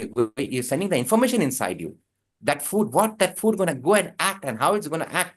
So that's what our approach is. Our approach is to club evidence-based functional medicine and integrated holistic health approach, bringing yoga, Ayurveda, and this assessment which I'm saying now to give a complete journey, a very fruitful journey where they enjoy. They'll feel it energetic when they come to a program. They feel it. They were not active. Somebody said, I never used to go to kitchen. I started going to kitchen now. And when the husband says, we have different feedback which I'm getting. My husband says, when husband says like, oh my goodness, I couldn't change my wife for almost 15 years. Within just 15 days, I could see the fridges without any bars. The other thing what we are happening is this, because of allopathy medication, conventional medication like metformin, all these things, people are getting, we are spoiling their habits because of that. We think they're developing a new habit, saying like, fine, we have to take the tablet now. Let's have some sugar. Let's have some sweet. Let's have this thing. Let's have that. Because any which is they're going to take the sugar. But the problem is that every time they're having something carbs, okay, the insulin is getting released, and that's the problem. So we need to understand that, doctors need to understand. We need to all actually, I feel that type 2 diabetes has to be taken under the consider metabolic syndrome, and we need to see the components of metabolic syndrome, what exact components the person is suffering. So for example, more the components of metabolic syndrome, we all know what are the components of metabolic syndrome. High triglycerides, like LDL, bad cholesterol, high in LDL, right?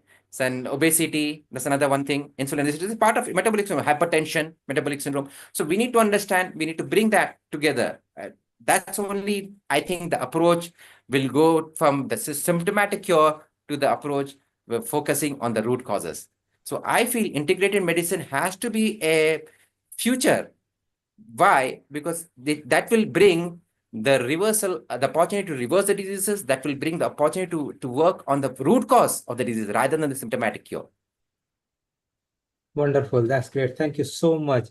It Thank you, is sir. so good to see, and it's interesting to kind of have the scientific basis, because there are a lot of people who claim, Yes. oh, I have cured this, I've cured diabetes, I've cured asthma, I've cured this. But how? What did you do? And why did it help? Because unless in the generation that we live now, we need to know what works and how. Even for people who go and buy the stuff, you go on Amazon, if there is no review, you will be very skeptic buying that product.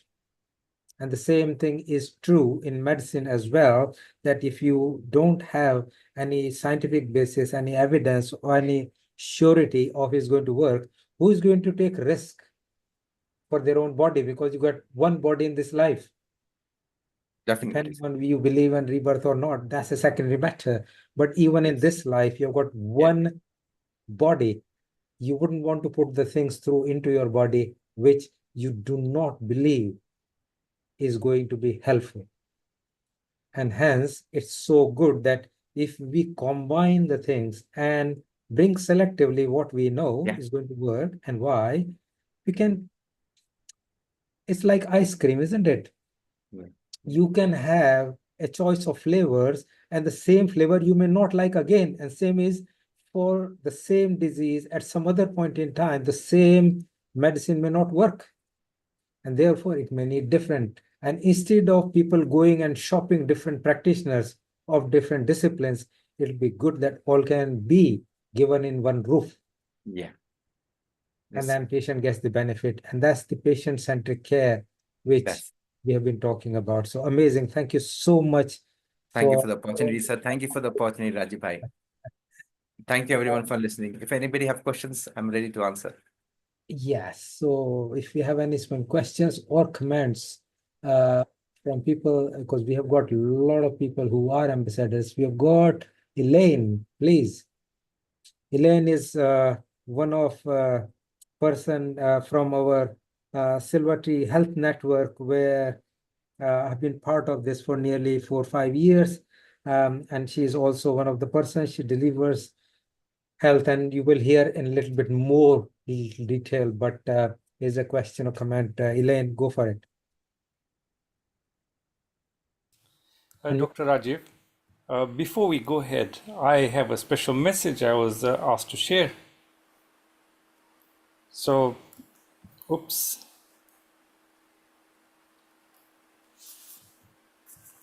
I have a special message to wish Elaine a very happy birthday. Oh, wonderful. Oh. Happy birthday. Elaine has Happy birthday.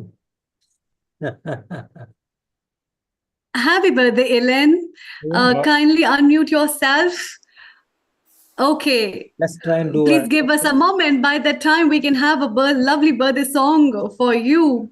Happy birthday to you. She's saying it's not her birthday. It's not not your birthday. Elaine, you can click on unmute. Okay, right. I've unmuted now. Thank you. I couldn't unmute. It gave me a message. No saying problem. Unmute. But thank you very much for that sweet message. Thank you. Now I can't bear singing. Singing for a birthday spoils it in my view. But thank you for the sentiment. I just wanted to say how refreshing it is to hear doctors talking common sense at last. Absolutely at last. I'm going to be talking at 3:45, I think my slot is, and I'll be responding to a lot of this.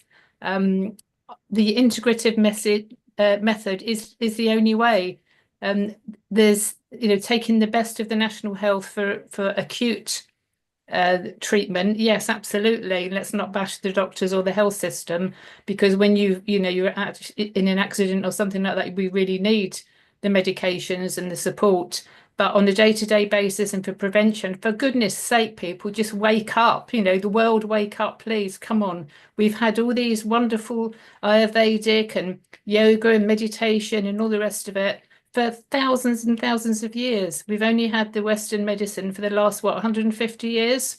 And suddenly it's taken over, and it's just wrong, absolutely wrong. So it's really refreshing hearing you guys talk common sense. So thank you. And I'll enlighten a bit more about what I've done, because I'm going to be speaking from a different perspective later on. Thank you. Amazing. It's so good to hear. I'd just like to add something, Rajiv bhai, there. Sorry if you Thank give me you. permission. So it's all started, Elaine, it's all started with my own journey. Okay. In 2021, I got a severe heart attack, and I was lucky enough. I was picked up by Elaine and Clarissa. I was in London East that time. They took me to the hospital. It was all emergency. It was they just saw me on the road. I was so lucky some nurses saw me and they picked me up from the road. They took me to the hospital, and emergency services, kudos. Without that, my life could not be saved. Right. But after that, they put me on 9 medications. That's when I started doing research. One of my sister from US, she was doing research on food. She said, "Bhaiya, add this one." Then my mom suggested me something, so I added something to that. Then I started doing research, how it is affecting, why I'm feeling so amazing and energetic. Today I do Surya Namaskars every day, almost 100 Surya Namaskar. I do push-ups every day. I don't take even a single pill of medication. So I'm saying so much of energy. Brilliant. I myself an example there. Brilliant. Well, I I'm save so also, much of energy yeah, every sorry. I'm also an example. I'm 10 years this year. I'm 10 years stage 4 cancer free. They told me I'd be dead by Christmas in July 2015 unless I followed the medical model, and I didn't. I followed my integrative version, which I'll tell you a little bit about later. Congratulations. Yep. Amazing. Fantastic. Congratulations. See, this is what when I could reverse metabolic issues, because my heart attack was because of a metabolic disorder. If I understand that. So if I just reverse that, that's because I could do that naturally, because I just got some Mediterranean food in my daily routine. I did some adding some ajwa dates, like integrated holistic things from here and there, Ayurveda, few things from Ayurveda. That's enough for me, because and there's no side effects. The first thing, there's no side effect with those medications like beta blockers and all that thing. I was feeling sweaty palms, sweaty feet. I was not to the maximum strength. I was feeling that unless with natural route, I could able to recover myself almost better than before. I think now better than before. Yeah. It's Yeah. so, it just proves the point that if you use it judicially and carefully and do not misuse or misjudge, go to the right therapy at the right time, Correct. then you can make wonders, improve your life, improve life of others. If you do not misuse, then it is a boon. If you misuse, then it's a risk. So it always comes with health warning. And I always say to all the members of my organization that, look, everything has got double-edged sword. As you mentioned, if you would not retrieve to go to hospital when you have a heart attack, yeah, you would not be talking to us today. Definitely. The mere Thanks to modern medicine. Sorry? Thanks to modern medicine for that. Exactly. So everything has a place. Yes. So we selectively use everything at the right time. And it's so good that with this platform that we have created, we will be having complex cases discussion. So people who have complex cases, at times GPs come to me that, I've been trying and nothing is working. So for complex cases, bring the cases to here. We will have that platform. We will have practitioners of all varieties there. They can have a discussion and then they can give the advice, and it's up to the practitioner. They can take back, advise the patient to use what is going to work. And that way that people are not stuck and patient get the benefit and the practitioner get benefit. It's good for all, because that is what truly holistic care is. Definitely, sir. If we are being very paternalistic, if we are being selfish, we will do only what we know or what we are trained in, either modern medicine or Ayurveda or acupuncture or various variety of things. But there is a world beyond that medicine discipline. There is a world beyond. Let's be open-minded, look at it, accept what is useful, and if it doesn't work, it doesn't work. There is no guarantee. But a combination is very good in some way, unless there is an evidence to the contrary or there is a risk. And we should be very vocal, clearly explaining that you go to your competent health practitioner, take the advice. This is what we are suggesting. It may work, but we have to have that assurance that we are not taking responsibility for your individual health care, because we are not responsible for your health. Your health is your property, it's your responsibility. You can get the advice from a qualified medical practitioner.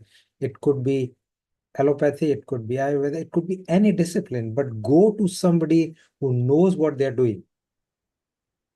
Discuss your problem, and in theory, you should be the center of care. You should be in final decision-making capacity. And I know currently we are having a lot of challenges because of certain disciplines are not authorized, particularly in a world like UK, where the healthcare is free. But if we work together in form of the community that Vista has talked about, then we should be able to design and put a pressure through the patient support group, and a lot of patient support group are with us now. National Forum for Health and Wellbeing, which is a charity now more than 20 years old, and Professor Romesh Gupta, who is the chair, unfortunately is not here today. We have worked together on it for a period of time, and there is more than enough support from the patients themselves that they like cure. Reiki, the energy therapy, there may be not evidence from the medical point of view, but there's enough evidence from the patient point of view. And there are many other things which work.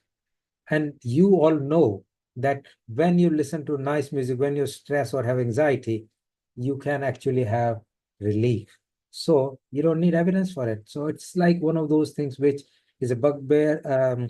We have support from like some universities as well, but we are going to have some formal arrangements in order to protect. And I think there is a movement forward. This 2025 is going to change the world and landscape of medicine, making it more holistic, more approachable, more patient-centric, and more appropriate for future. So unless you have a question, Elaine, I was thinking Anukul might have something to say, or we can then jump on to you to bring, or I'm sorry, Manisha is before you, Elaine, unless you are in a hurry. So Anukul Yes, is, Dr. Rajiv. yeah. Yes, let's take up some comments from Dr. Anukul. Yeah, so he is a medical practitioner, he's an orthopedician, a spinal surgeon in Manchester, Wigan. And we had on multiple occasions, long conversation for an hour or so, just on this topic, because both of us are the allopathic or modern medicine practitioner and have been practitioner for decades. But then we also have opened our mind to other form of health practices, disciplines, alternative complementary medicine. And he has example in his own family as well, that these things work. And the question is how we popularize it, how we make it visible to people. And Integrated Health Practitioners Forum is the platform. The whole organization is set up with that goal in mind. And we are all now having more and more inquiries, more and more people interested in it, and more people keen to support. So please do go to that page, which Nishit Kotak has kindly shown before, so that you can go onto that page, at the healthpractitioners.com, IOIHP dash community, join the community. If you're a practitioner, ask for it, send an email, send inquiry, and he is going to get you the best possible way of you contributing. People are now taking deals on encouraging the CPD, the continuous professional development part of it. They are going to take lead on research part so that we can show to the world some evidence for it. There are videos, there are other programs, there is community support, there is a support, and not only just in terms of the medical science, but also how the other sciences can uplift and bridge the gap between the two. So I think that is fantastic. So Yeah. please share your views, Yes. Anukulji. Yes. Thank you very Global much. namaste to you, Dr. Anukul. It's amazing hearing. My mind has gone all over the place, and I hope I can get my mind concentrated and focused to give some coherent answers.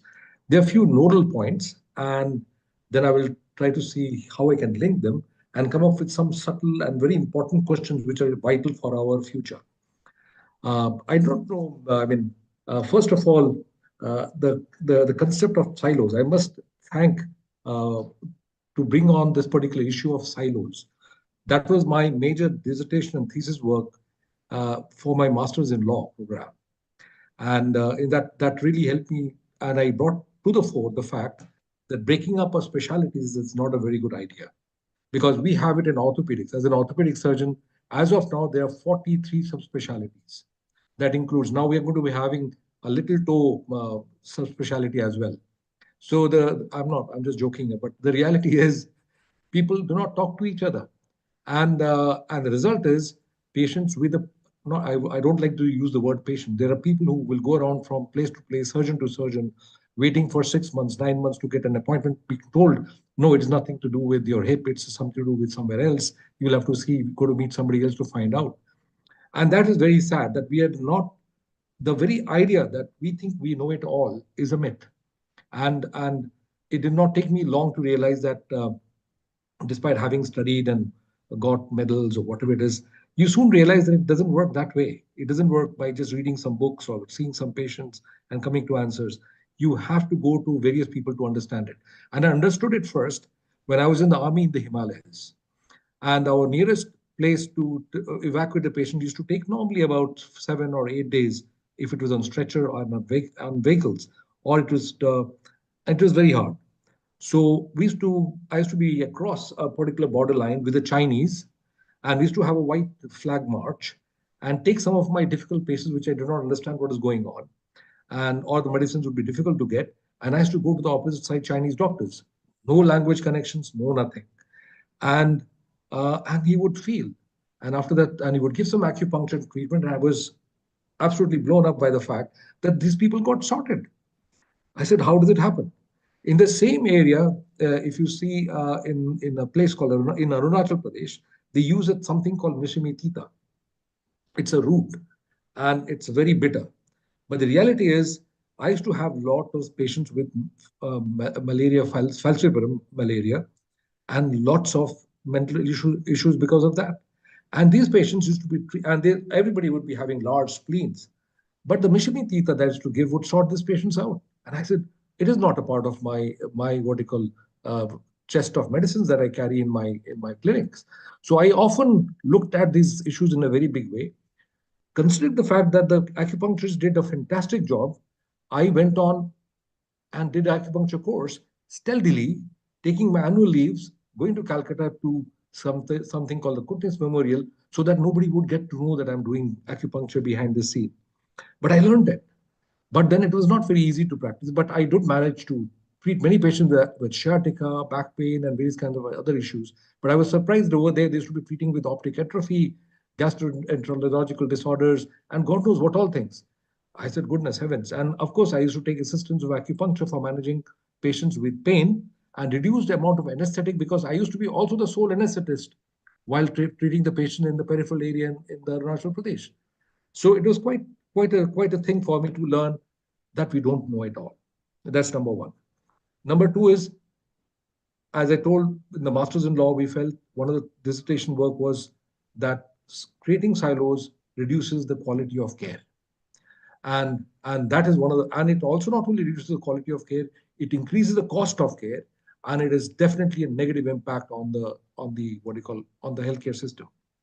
Thirdly, Dr. Khan's approach was fantastic because there's a common saying, particularly we amongst the orthopedic surgeons. We say, if you want to save money from an orthopedic surgeon, keep it in his textbooks because he never opens it. And that is one of the approaches I follow. My brother told me he's a pathologist and he's practicing here in India. And he said, what has happened to you? Your blood sugar has gone haywire. I said, I'm never close to I've had tested, they've never been found to be diabetic. And lo and behold, 3 months, I studied like a madman, despite the fact I was an orthopedic surgeon. And I studied every possible thing. And you'll be surprised after collecting all the information. And I can tell you that the concept is, I'm going to slightly little more complicated stuff for concept of prana. I mean, you're basically trying to make your life out of life. But I found out 7 distinct steps in terms of managing the blood sugar. And I brought my weight down like drastically. I was back to normal in 6 weeks. And in 3 months, my HbA1c was all normal. And I got all my kit for myself. I was told my brother and the diabetologist are going to take these medicines. I did not take any of those. And I just took it for 3 days or 4 days. I said, as an orthopedic surgeon, I don't believe in drugs. Get rid of them. And I did it all by myself. Lo and behold, where did I get the information ultimately from? I got it from the Shushruta Samhita, no, the Charaka Samhita. Everything is there. Everything is there. And I collected all the information and then made my own, tabulated my whole thing. I have not read it from anywhere, but I took it from various places. I've got my own chart. So maybe I can share it with Dr. Khan sometime in future. And I share it with the people who have been working, trying to get integrated service. Mental health services, as a back pain and pain, as a spinal surgeon, fundamentally, I get lots of back patients. And I realized how bad it was to depend on MRI scan to make decisions.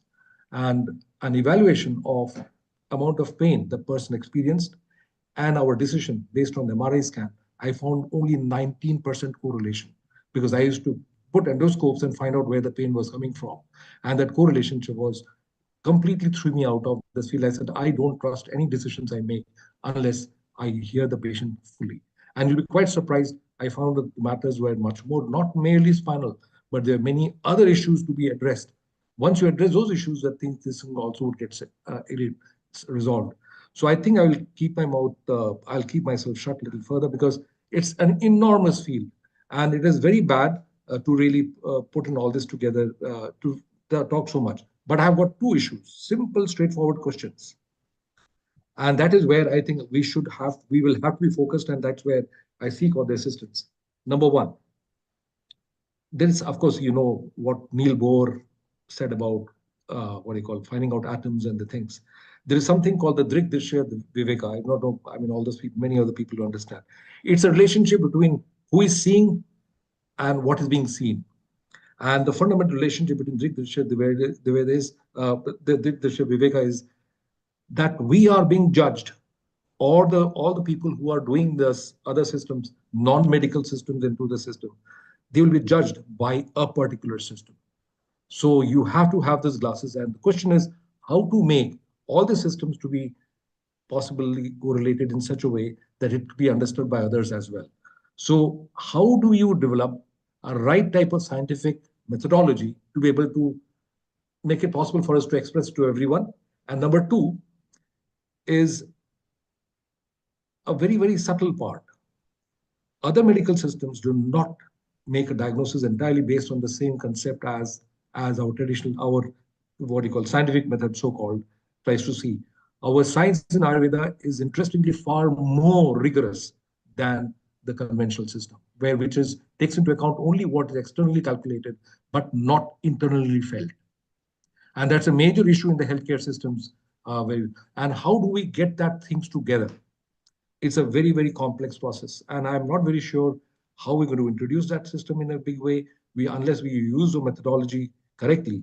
And let the scientists also know that the typical Newtonian system of understanding science is quite different from the quantum concepts. And we have still now not moved into the quantum field.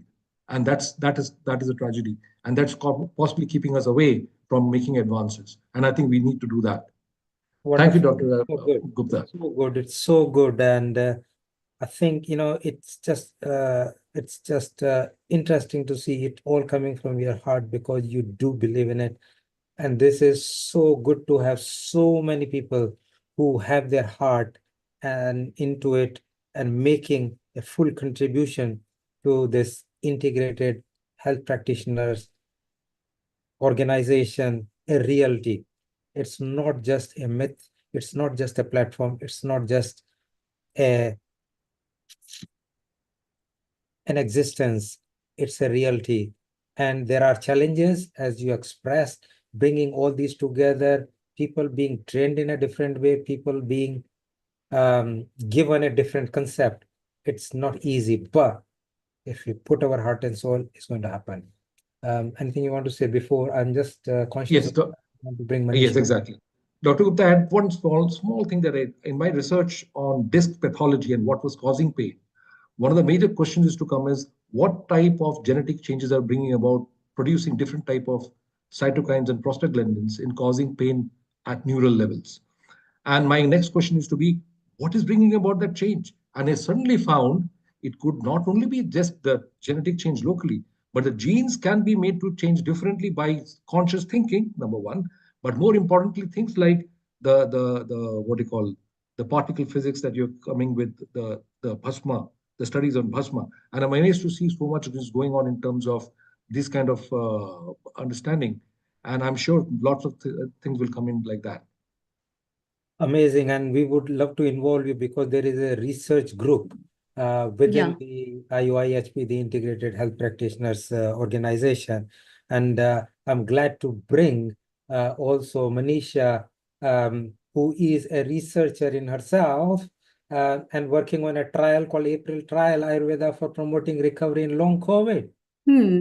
That's lovely, Dr. Rajiv. In fact, to have all these people around, and I completely align with what Dr. Anukul has been talking about. And I think the concepts of Ayurveda, where it is based upon not just viewing or examining the patient from the basic parameters of his vitals, but beyond that, and where we check the Sar, Sahana, and Sattva, Satamya. And all these words basically are those group of things which are including the life force as well as the energy, the vital energy that an individual holds. And it has been a big topic of research in many of the countries where I address traditional medicine conference, and paper has been presented on at various levels where many well-being centers are working on these concepts of diagnosing patients on those basis, because that's where the parameter changes, and you cannot correlate with the intensity of pain with the diagnostic criteria. And that's why the Praman concept of Ayurveda, where it is about Aptopdesh Praman or Yukti Praman, where the Charaka completely says very clearly, use your logic, use your brain before you make a diagnosis. And that's where what he's talking about. All these things, I think, has got a very big relevance. And I can correlate with all these things to integrate the need of understanding the patient's pains and other things. So very well done. Please stay around, Dr. Anukul and Dr. Rajiv. It's time to talk to Manisha, what she has to say. A very global namaste to you, Manisha. Namaste. Well Thank said, you. Amrita. It's so wisdom words that you add to, for people who don't know, Amrita herself has got deep roots into mind, soul, and practice, and bringing, like, the technology with the mind, soul, and body practices. And Ayurveda and yoga is based on that. So it's really, that's where her wisdom is kind of sprouting naturally out. And there is a conference in Monday in future.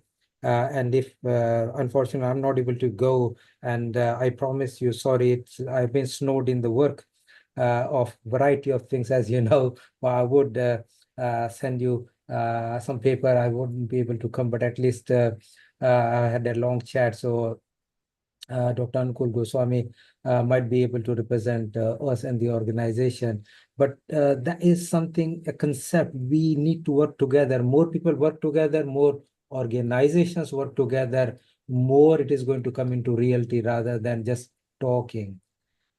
And exactly. Example, sorry, you want to say something, Amrita? No, please proceed, Dr. And Manisha, although she's a researcher currently working in the NHS on this research trial, she is herself a Ayurveda professional and improving health through the diet, lifestyle changes. And she's so energetic and professional in evidence-based practice. She's very keen, leading some, standards research and patient outcome changes, which doesn't exist due to the fragmented care. So I and she had long discussions in the evenings on multiple occasions, but let me bring her in to express it to the public. Welcome, Manisha. Global Namaste. Global Namaste. Thank you, Healing Earth, for organizing this program. And thank you, Dr. Rajiv Gupta, for giving me this opportunity to share my thoughts on integrated health. So as you have already mentioned, I'm an Ayurveda doctor and a clinical research practitioner managing clinical trials in the NHS. And I believe that integrated healthcare is the way forward. I second Dr. Khan's approach and practice same principles. And my vision is to see Ayurvedic doctors sitting next to NHS doctors.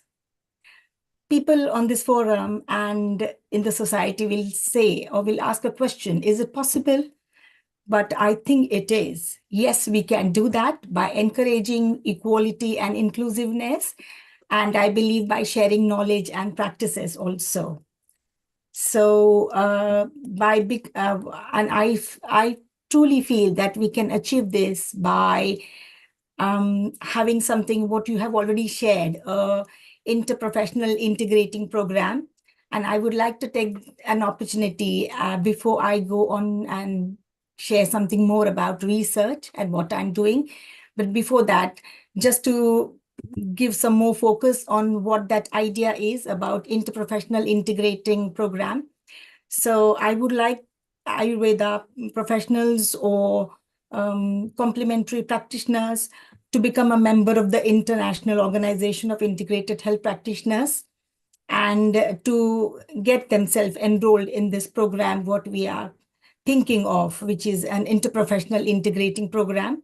So it's, as of now, we are thinking it to be a 2-tier program.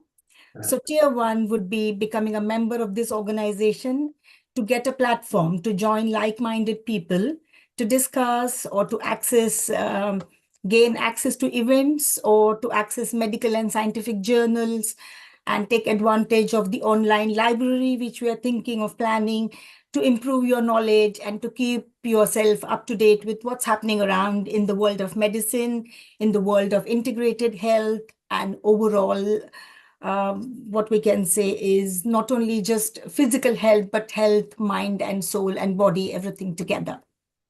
And tier 2 program, what we are planning, or which is more close to my heart, would be enrolling into a program which is going to be a standardized or standard structured program to ensure that the members have required knowledge, training, and competencies.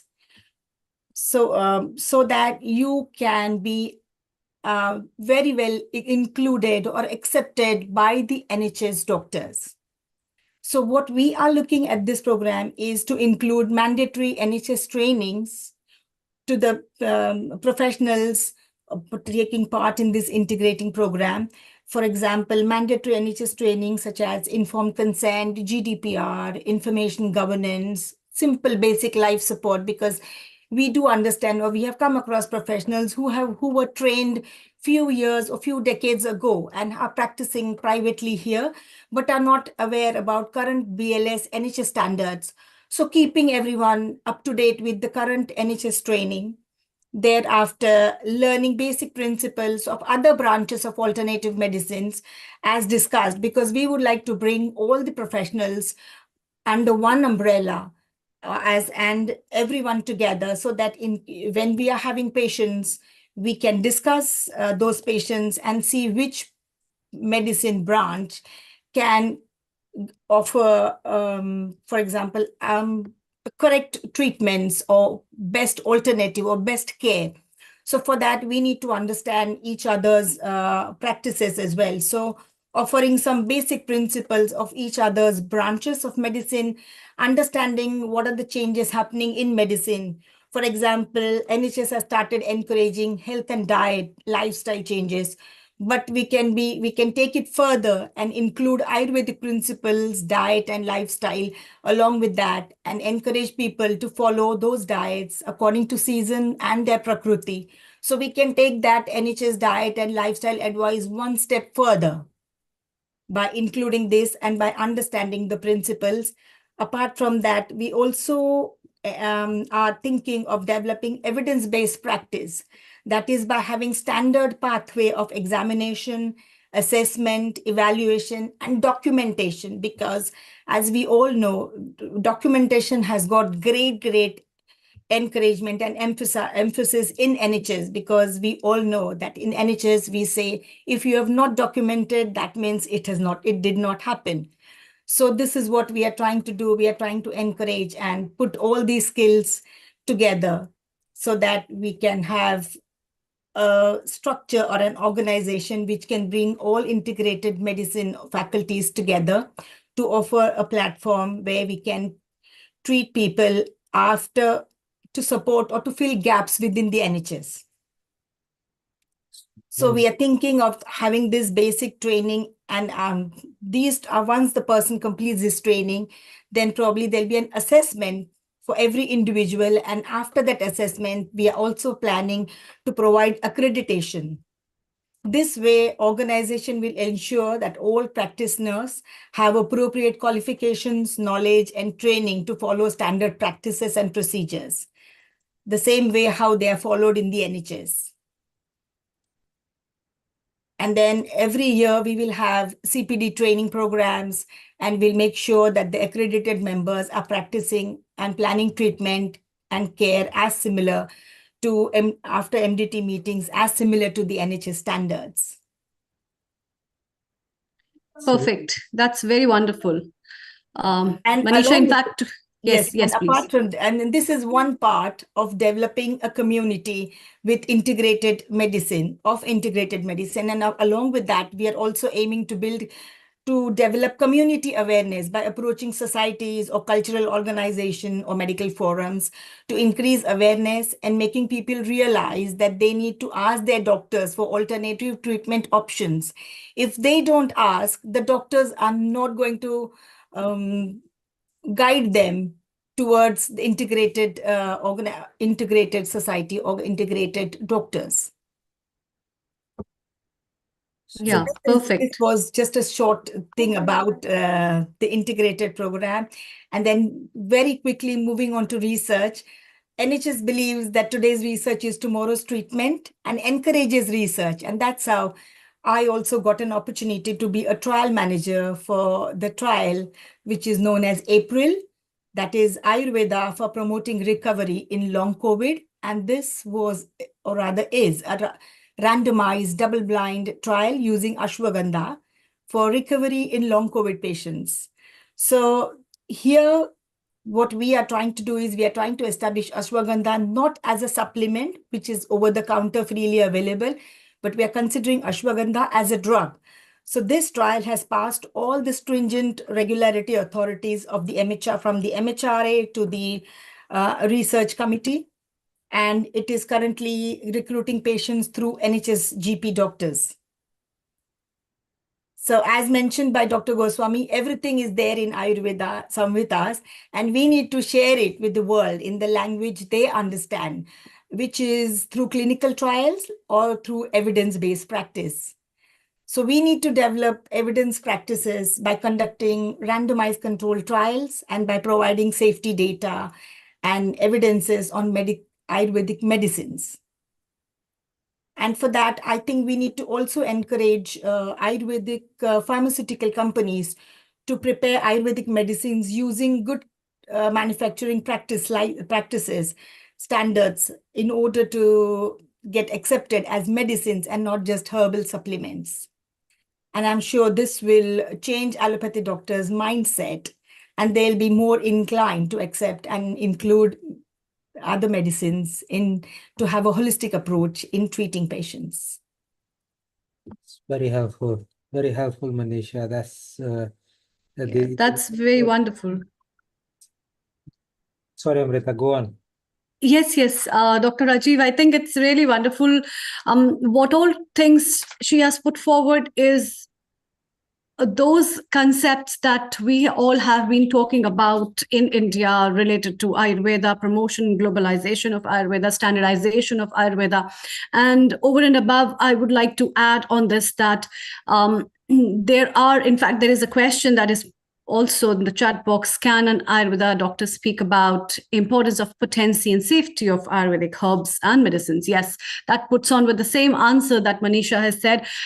It also needs the standardization, certification, as well as GMP practices that has to be adapted by people, and all those people who are certified in the field of traditional medicine, integrative medicine, as well as our healers need to be certified, or Ayurveda practitioners have to come under one umbrella of certification where the protocol of standardization would be same, the protocol of practices, as well as the policies, rules, and regulations that are implemented on them, has to be same in different forms what they have been practicing. And I think that will bring out a common protocol of standardization as well as safety measures in terms of utilization of the herbs and drugs worldwide. And that puts up as an answer to the question that has been put forward. And this kind of work, Dr. Rajiv, where a lot of work has been done and is being in process in terms of standardizing various medicines, whether it is in the form of the ras kalpanas, or it's in the form of like the metal preparations or the herbal preparations, where various departments in terms of biotechnology, bioengineering, nanotechnology are working at various research institutions in different level in India to put forward and standardize these things, but the process will take time. This is what I have to say. I think we have a quick comment from Vaidya Rajan Patankarji. We take that, and then over to you, Dr. Rajiv. Thank you so much. So, Vaidya Rajanji, please unmute yourself. We can have your comment. Thank you. It's so good that you have added, and this work is already need doing from India, and we started doing that word. As Manisha mentioned, we had a lot of conversation and a lot of work is going through this international organization of integrated health practitioners, a lot of setting up the standards, different parts, where membership, accreditation, the whole process. It's a long work, but that's going, and that is exactly as you say. Then we can say standards are same, the protocols are same, abilities are same, everything, and then you can transport. Otherwise, if the standards are high here, low here, people will not accept, and people can transport their abilities, skills, because ultimately all human beings have same potential, same abilities. It's just they have fallen into a trap at times, and therefore if we can untrap them thinking and abilities and add where the gaps are, fill the gaps, so that that becomes universal. And imagine a world, how powerful will it be when people can either help people through different disciplines themselves, or have the camaraderie or a whole family of other practitioners who they do not have any animosity or any hatred or even a hesitation to refer in case where their abilities finish, somebody else's abilities start. But the patient get the best care seamless. And that's the aim which we are going to have. Thank you so much. Let's have a comment from Rajin Patankarji. Perfect. Are you able to unmute yourself, Vaidya Rajan Patankarji? Sunny, you want to say something? You are next anyway to speak. If not, then Rajanji, can you unmute? Or if not, then we can get to Sunny. You want to say something?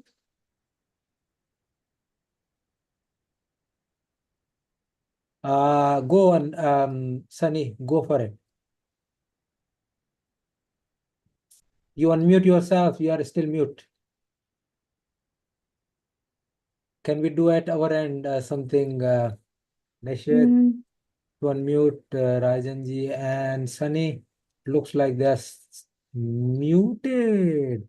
Let me try myself if I can. Here we go.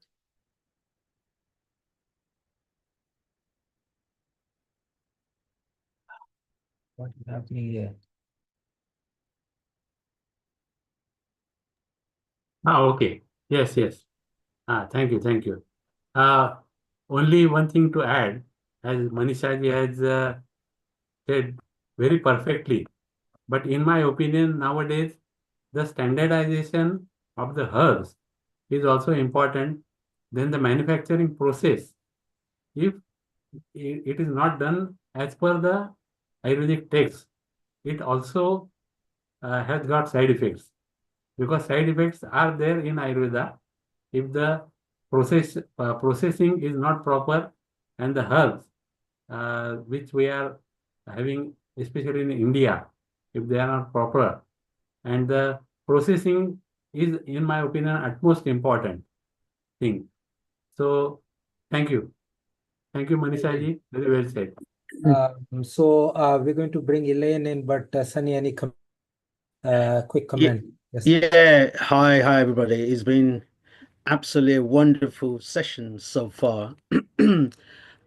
What I am just wary of right now is that it seems to be is a debate between Ayurvedic intervention and the conventional medicine. But I thought integrative medicine is all about all the ecosystems of medical intervention. You got the acupuncture, you got the Ayurvedic, you got all the other options. So if the debate here today is all about Ayurvedic and other conventional intervention, then the discussion has to be made clear. But if it has to incorporate like the Chinese acupuncture and all the rest of them, that should also reflect on the discussions and also those practitioners who should be on the platform to discuss and express, because this is such a vital topic that we are discussing here that can impact globally the medical and the patient community at large. Wonderful. So that's correct. So the idea is we are discussing the differences and the synergy between different systems. And if we and it's good to give chance to people to express their views of what the differences are, but more importantly, how we bridge the gap between different systems so that we move to the same single pathway and have the bridges. So there is all, I say, diversity, but also a synergy of the system. So I think we will invite you back to talk in a few minutes, but let's get Elaine, who's probably waiting there. She is quite keen talking about the behavior, the mind, the body, and helping people to cure the physical disease through the behavior. She is quite, a health mentor primarily, but also an entrepreneur, do behavior profiling, and also is very keen to achieve the optimal wellness through understanding of the critical connection between the behavior, mindset, and personal health. So Elaine, if you are here, we can bring you in. If not, then we can get to Sunny. Elaine is here. Can we help unmute Elaine? Nishit, we are having a little interesting time today. But the whole part is that mind is the perfect part of the body that controls the physical body. And if you know that the neuro-linguistic programming actually tells you that you can program your mind in a different way in order to do that. And I have attended the whole university and the mastery from Tony Robbins, and I have been a crew in his events like Unleash the Power Within, Wealth Mastery, Life Mastery, Date with Destiny. There are various programs, and you can see I have walked on fire myself.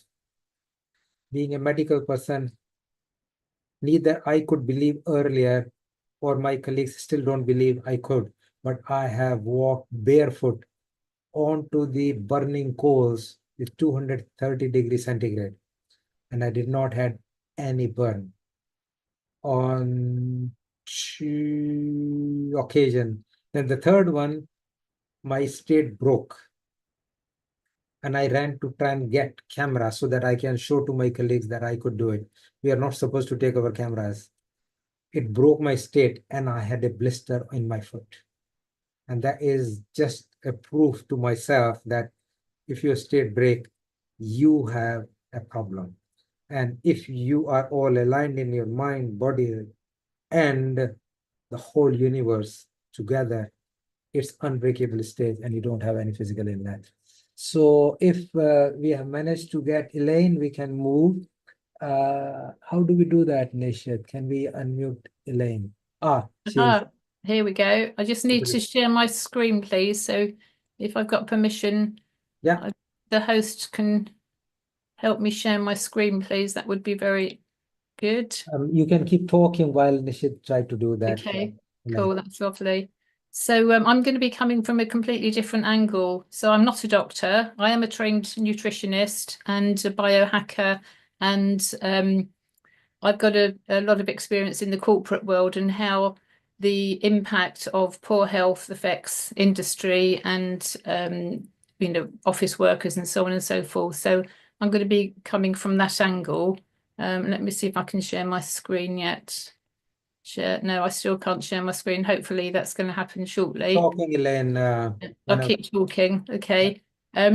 So what I wanted to talk about was emotional intelligence and burnout, and how we can use the concept of how our behavior affects our health and well-being. It's so important. So when I specialize in the DISC model of behavioral profiling, and I've created my own tool which looks at how the behavior affects the health and well-being.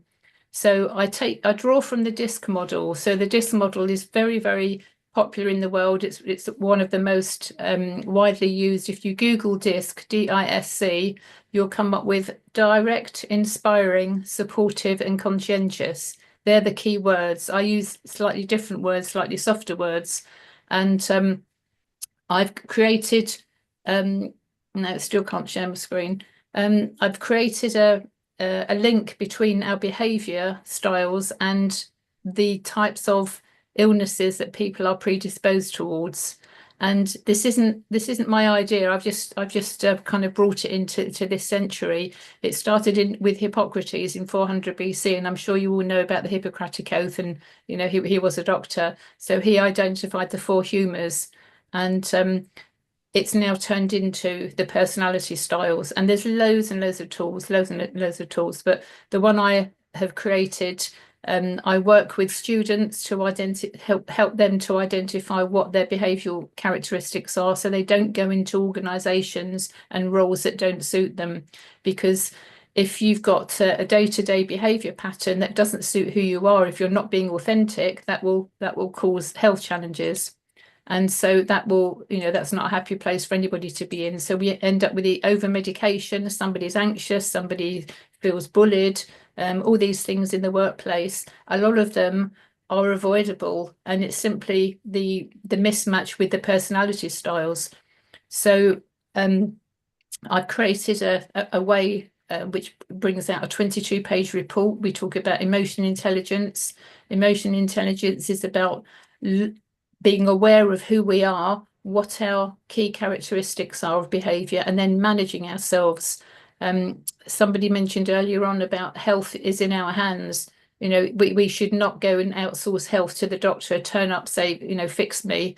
There was a statistic I heard the other day in nursing homes in America. The kind of managed care for older people in nursing home type of establishments, they are on 48, an average of 48 medications. That's an average. I mean, that's just ridiculous, absolutely ridiculous. But the over medication is just, it's just gone mad. And one of the, it's a lovely concept, the integrative model, and I've used it myself many times. But how are you going to persuade the allopathic doctors who are paid by the big pharma, who train in the medical schools? How are you going to persuade them not to take the money? Because a lot of them, unfortunately, it's not about the health and well-being, it's about the money. I'm sad to say that, but a lot of doctors start with a kind heart and goodwill, but they get tainted along the way. I've seen it many times. So going back to the behaviour thing, very simply, the sooner somebody as a young person gets to understand what their behaviour characteristics are and how they can manage themselves, this is the first part of the emotional intelligence piece. So understand who you are, what your strengths of behaviour are, and then manage those. So that's the first piece.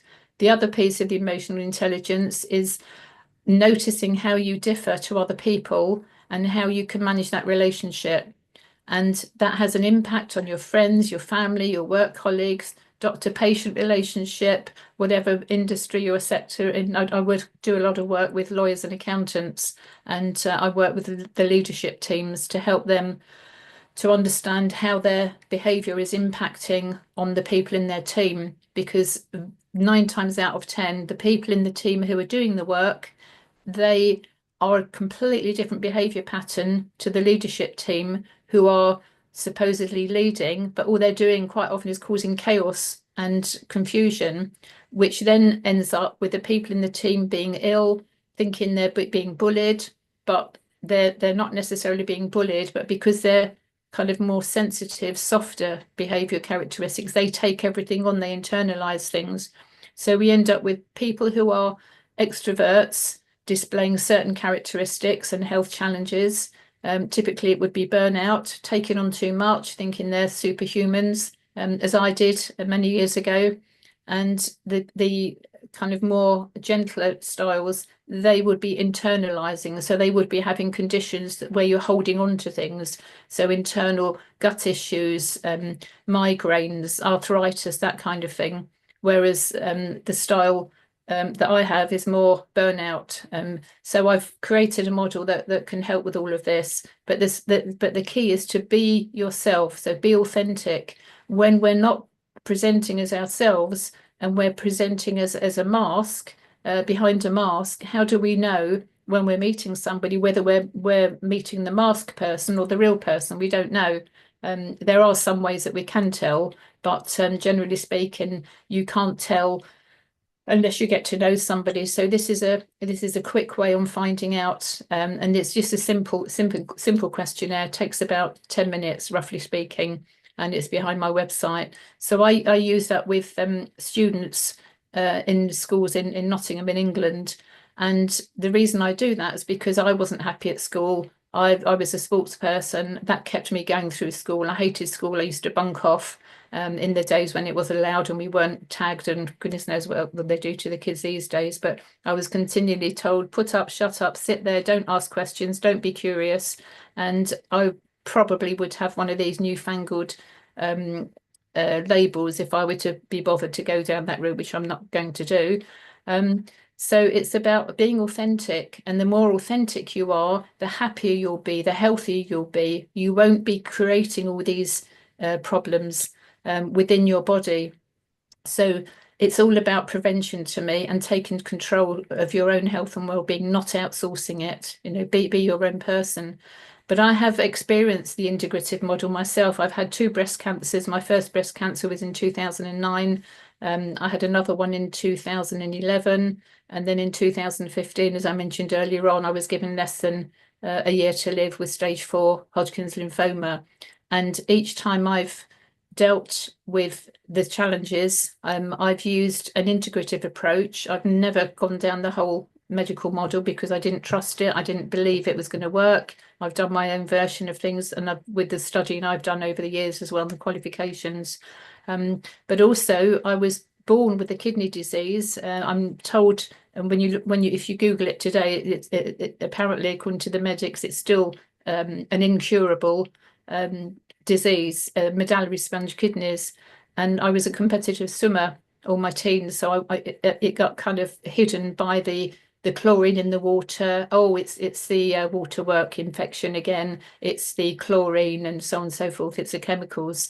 So it's not just about the lifestyle thing. It's about the environment, who we mix with, the chemicals that come into our environment in the house. There is thousands and thousands of chemicals in the house, the toxins, the plastics, every which way we look, there's toxicity, and we can help protect ourselves, but we're not taught it. So there's an awful lot of information that hopefully will be shared within this community on how we can take common sense approach and be preventative. So I beat my kidney disease in record time through chiropractic care and nutritionist. And I still use today with clients the hair analysis that the nutritionist used with me over 25 years ago. And it's a hair analysis, very, very simple, very easy. and it shows what the mineral imbalance is. And there's so many of the health challenges are as a result of mineral imbalance. And of course, with the menopause, it's the minerals affect your hormones and so on and so forth. So there's lots of very simple ways that we can help people. I used to run cardiovascular health clinics, and I've taught cardiologists about the importance of nitric oxide to enhance the oxygen levels and so on. So there's lots of different ways that we can help. And I've created a health hub now. So I've got a community, a tribe of health practitioners who are all practicing various different types of healing devices or services, or whatever they're doing, lots of different types. So if I don't know the answer to something, I know a man who can, type of thing. So all of this joined up stuff is so important. It's not about competition. That I was brought up in the era of competition. It's not competition. Collaboration is the new competition, and we have to work together. Absolutely have to. And if we don't, we may as well just go home. But at least we can impact our own little bit of the world. And forums like this are exceedingly welcome. So thank you for the opportunity, Rajiv. And it's lovely hearing some of your passion. Some of you who are, getting quite excited about what you're talking about. It's really quite refreshing. So thank you. Any questions? Rajiv, no, you're muted. That's great, Elaine. That's fantastic. So I think the message is quite powerful. And again, it indicates we are all human beings driven by emotions. We all want to go towards happiness and want to avoid pain. And that is the basic purpose. And whenever the body is actually having any departure from health, a part of contribution is the physical part, the organs, the systems, but also a part is the brain. And at times we know that there is no physical cause for pain, and brain is perceiving pain. That is because of different part of the pathways that are causing the false signaling. And it's really good to hear that these all can be effectively dealt in some or the other way through the modification of the mind, body, emotion, behavior. And many people, we know that there are people in the battlefield whose arm is blown by the bomb or something, and they're still walking, marching. This is there. How is it possible? Well, there are people with little needle and they're crying in pain. And this is because this is how we behavior modified people can control or go over their physical problem and mental problem through the system. So very, very good. Thank you so much. I think Sunny is online, who's the next speaker. So we can bring him in. I just have a question for Elaine. You have a question? Sure. Elaine, nice to see you here on this particular platform. Hello, we've met before, haven't we? Yes. Yeah, we met before. What I just want to ask, I mean, you have a story and a half to tell us in terms of what you've gone through. But is there any time you ever have felt that you want to give up? And what happened to you? No, Why absolutely not? No, my personality style is extremely robust.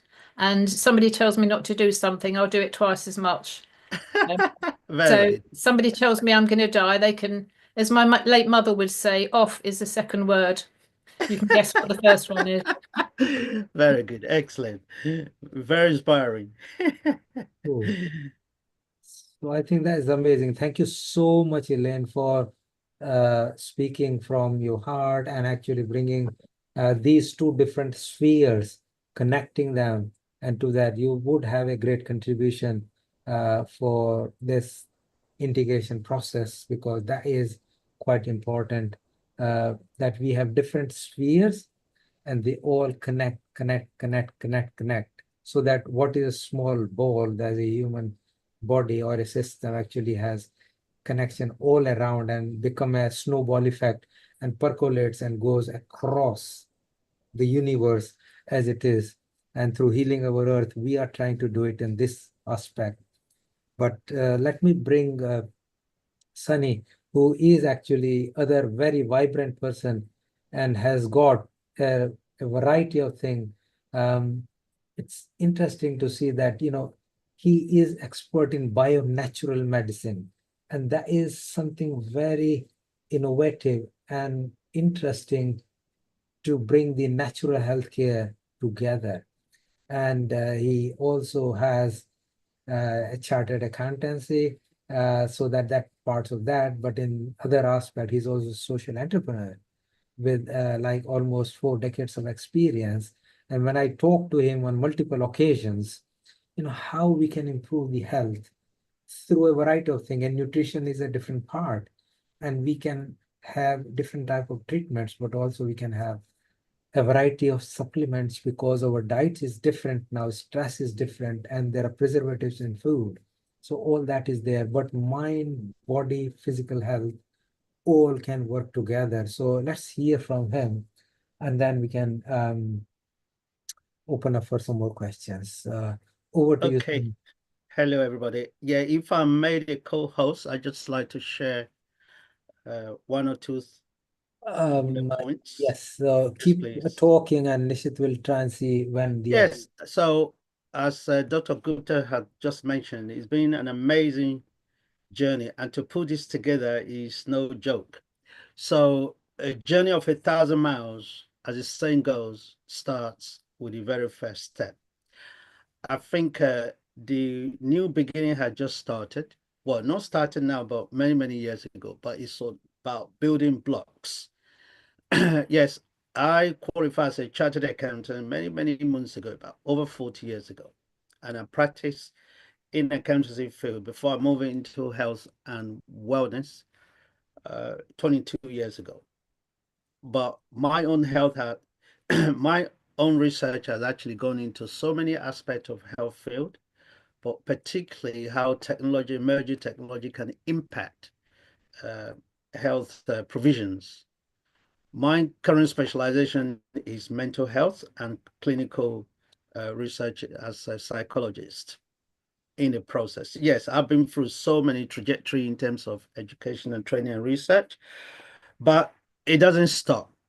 I am the founder of the London Bio-Natural Clinics, which provides an integrated system. I don't call it complementary. No, it is not complementary. In fact, that's actually insulting to the whole approach to integrative medicine. It's integrated because it integrates all the whole ecosystem. And I'm sure this particular platform, that's what we are designing to do here. So next time we bring also the Chinese and other dispenser in terms of free to healthcare talk, because we are and open approaches. to all, Sunny, we are open to all. We have got the people who are from Chinese medicine, Indian medicine, because all of these different medicines have survived for long, and we bring it all together, and they all work in some aspects better than the others, but correct. Trying. So yeah, please. And So mental can health. you all see my screen right now? We can't, but you keep talking. Can you see my screen now? We can't see it yet, but No, we can't see anything. don't worry, just keep talking, Sunny. You Okay. can whatever Yes. I mean, what my presentation is all about is now we're looking into generally the integrative medicine, but I think my first approach is to appreciate the work of conventional, what we call the conventional medicine, because they've done a lot of work in terms of research, diagnosis, and they help us to understand our body and physiology quite a lot more. So we need to give a lot of credit to the established medical management. Yes, there are drawbacks in terms of what it is, hence the reason why we are discussing right now issue relating to alternative or integrative medicine.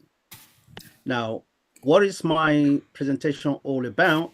Dr. Sunny, Yes. if you click the green share button on your Zoom bar. That's what I was trying to do, because I use Zoom every single day and I don't know why. Okay, yeah, that's the one. Okay, I think you're all able to see my presentation now. Share. If not, don't worry, keep talking. No, it's shared. I can see it's coming through now. Got it. Right. Okay. If you click on present, then you should be fine. It'll come through as a full screen. Yeah, it's actually sharing, I think. Yep, already. we can see it now. Oh, wonderful. Okay, that's my profile, which you can read. I'm helping to, integrative medicine, as we already defined it, it focuses on the whole person, the body, mind, and illness. Why is it to understand the underlying cause, not just a symptom of the condition, but the overall complete, hence the reason why it is called integrated in the process. What are the strengths and what are the weak points for the current strategies in terms of standardized medicine, in terms of conventional medicine? Well, it's standardized. It's easy. Efficacy has already been proven.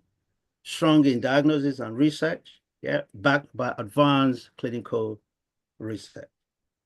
Very deep understanding of human anatomy and physiology. So we have to give those credit to the current Western-based intervention. But are there drawbacks? Of course. In life, this is where it lacks individuality. Everybody is giving the same treatment. If I have headache, Dr. Gupta had headache, and we go to Elaine will prescribe with painkillers, the same. But Dr. Gupta may be different from the reason, the causal factors. So it's not able to look into the causes of what is actually happening. And very, very resistant to change because it's highly dependent on the big pharmas. That's a different topic that we're going to look into. What are some of the advantages, of course, of integrative medicine? I use the mental health because that's the area, but in general, this presentation cover other areas of medicine. Well, integrative, hence it's called integrative, has a 360 approach. Therefore, it benefits the practitioner and at the same time, the patients alike. It draws from the Western Ayurvedic and other healing ecosystems, which makes it really, because a tree doesn't make a forest. It deals with the whole person, body, mind, and soul. So the true meaning of integrative should really be part of the whole medical education management. So you should start from the beginning, not at the end. Students should be conditioned to be able to do so much so. Why do we need an integrated approach in medicine? Well, I just use the word psychiatrist here. Changing patients' expectations. Because patients, they like to be involved. They like to be not just the doctor having the CNC control and command of their own. Dr. Gupta mentioned earlier that we as patients, we are in control of our own health. And that was alluded to by Elaine in part of her comment. Yes, long-term solution is actually a preferred method of what it is. In the clinical research in terms of mental health, what are some of the issues? Well, this is one of the very rare area of medicine. And in fact, it is not understood by the medical community a lot. A lot of research that has gone into here, and it's a very different type, very, very unique, because here you are dealing with the unknown. That's what makes it really, really different. Very challenging, very, very intricate, complex area of medicine. But are there solutions? And what will integrative approach, what has integrative approach done in terms of this area in recent times? Well, here I've compared, you can read all of this when I send you the Dr. Gupta, we have this one, and anyone who wishes to have a copy of this presentation can have it. Complex and nature of mental disorder, very, very complex, as I mentioned earlier. And it's very challenging to diagnose. How can you diagnose things that you don't know? And this is the issue. So this is where the intervention that will be brought in by a medical physician practitioner, when you infuse that with Elaine emotional areas, then you're able to provide the patient with what is called talk therapy, that soft medicine that doesn't involve any sort of chemical being given to the particular patient. And what are some of the future trends that we have seen, we have analyzed? Well, it's interesting to see that 33% of America use integrative therapies, according to the survey of the NCCIH, 33%, moving away from allopathic intervention, the traditional based intervention. That's quite a high number. And the trend also in the UK and all over the world is pointed to the same conclusion, that the increasing trend of patient, and in fact, a lot of medical practitioners that I work with right now in my clinic, they're equally in favor, although they cannot say it out because this is what it is. But we need to get to that point. 82.3 billion by 2020. That's the annual market. You can imagine that's about 5 years ago. So what's next? More healthcare professionals should be involved, and at the grassroots level, everybody got involved. And hence, that's why this particular platform that is being created now and spearheaded by Dr. Gupta is actually a refreshing contrast compared to what the trajectory, what the status quo had been. And I think it's only a beginning that will bring in a lot of good things to many, many people around the world. So what are the takeaway here? How do we improve medicine in general? Right? These are some of the things actionable that we can all take in order to reduce cardiovascular, in order to reduce mental health, in order to reduce all the different. Research insight. Growing market, yes, is going to grow. Integrative will grow beyond what it is today. And it can only grow when we make that noise loud and clear, emphatically. And the resounding voice of all of us together. The politicians are not the one to change the status quo. They're not the one to change the landscape. Are the practitioners themselves that need to have the desire and to break through those barriers that has been brought about. I've only just done a very short case study with a product I use myself. This is not to sell any product, but this is an intervention of a product that optimizes. It works with your whole molecule. This is one of the research products I've been researching over the last year or so, and which I've used myself. But a case study actually came up, how this product, the doctor, this is a case study of Amelia, a malaria recovery process. This patient of mine came in contact with her around about 26th of February last year, almost a year right now. Doctor has already given her a written of a palliative sort of instruction to go home and die. And you can see why that is the case. This is her own condition, right? It's a rare autoimmune disease, bullous purpuriengo, that really strikes very, very few people, 1 in millions, but she happened to have that. And that skin disorder, the intervention using the traditional Western-based intervention couldn't. And an integration was brought in. And over the weeks, this is what happened to this same particular person who is now 3 weeks later. A few days later, this is what happened. Let's see what happened 3 weeks later. This particular same person, can you imagine that this is the beauty of, can you imagine that? This is intervention, and this is the beauty we're trying to promote under the integrative approach. Yes, one tree doesn't make a forest. So one interventional approach doesn't provide solution for the patient. So I think the overarching issue is how we can support the patient rather than looking into, yes, our own status as medics or medical doctor. But we know there are some challenges along the way through the big pharma. Here, we're not condemning the big pharma. They've done a lot of job, acute pain, short term, all of that. A lot of work has gone into it. Let's give them the credit. But we, as all practitioners, we need to take the horn by the bull, the horn by the tail, the horn by every part of the horn. We need to take it. And by using this particular platform as a formidable platform, whereby all of us will come together to create that communication that will establish, yes, as overarching body, incorporate mental health researchers and other aspects of it, developing curriculum of schools, School of Medicines, so that all these young brains are shaped and conditioned right from infancy, and that will grow up with it.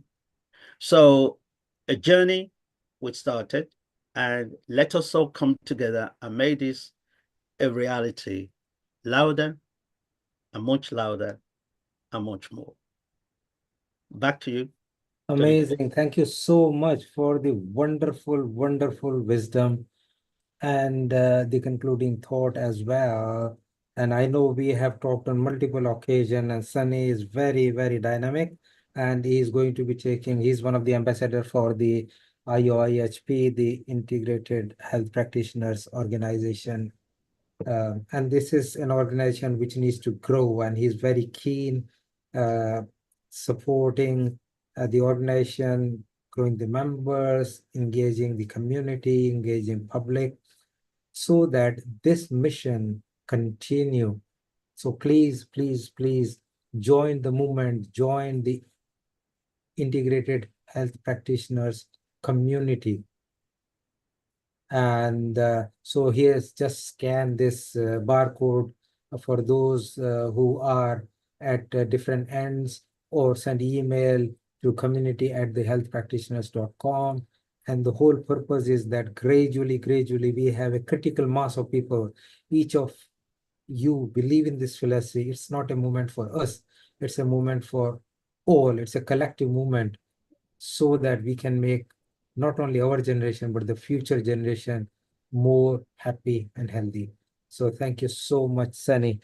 I think that if there are any questions we can take, or we can bring, I believe Anandana is another big force. She has got a network of people. She's herself yoga trainer, and she is going to bring in practice and make us do the, is it?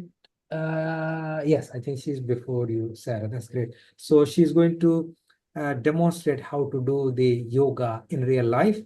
She's going to talk a little bit, then she's going to share with us how we can do. And this is not just normal yoga, it's the yoga, how different yoga practices can help different diseases. And this is so important. And I have done a lot of research and published the book on the scientific basis of yoga and different parts, different tactics, but she's going to really do with us in practice. And please, if you can, join the session with her to see how it works in real life. Simple, easy techniques for living longer and happier.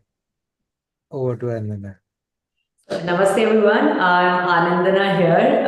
Thank you Rajiv ji for giving me this opportunity. It's an amazing platform. I always try and join weekly sessions.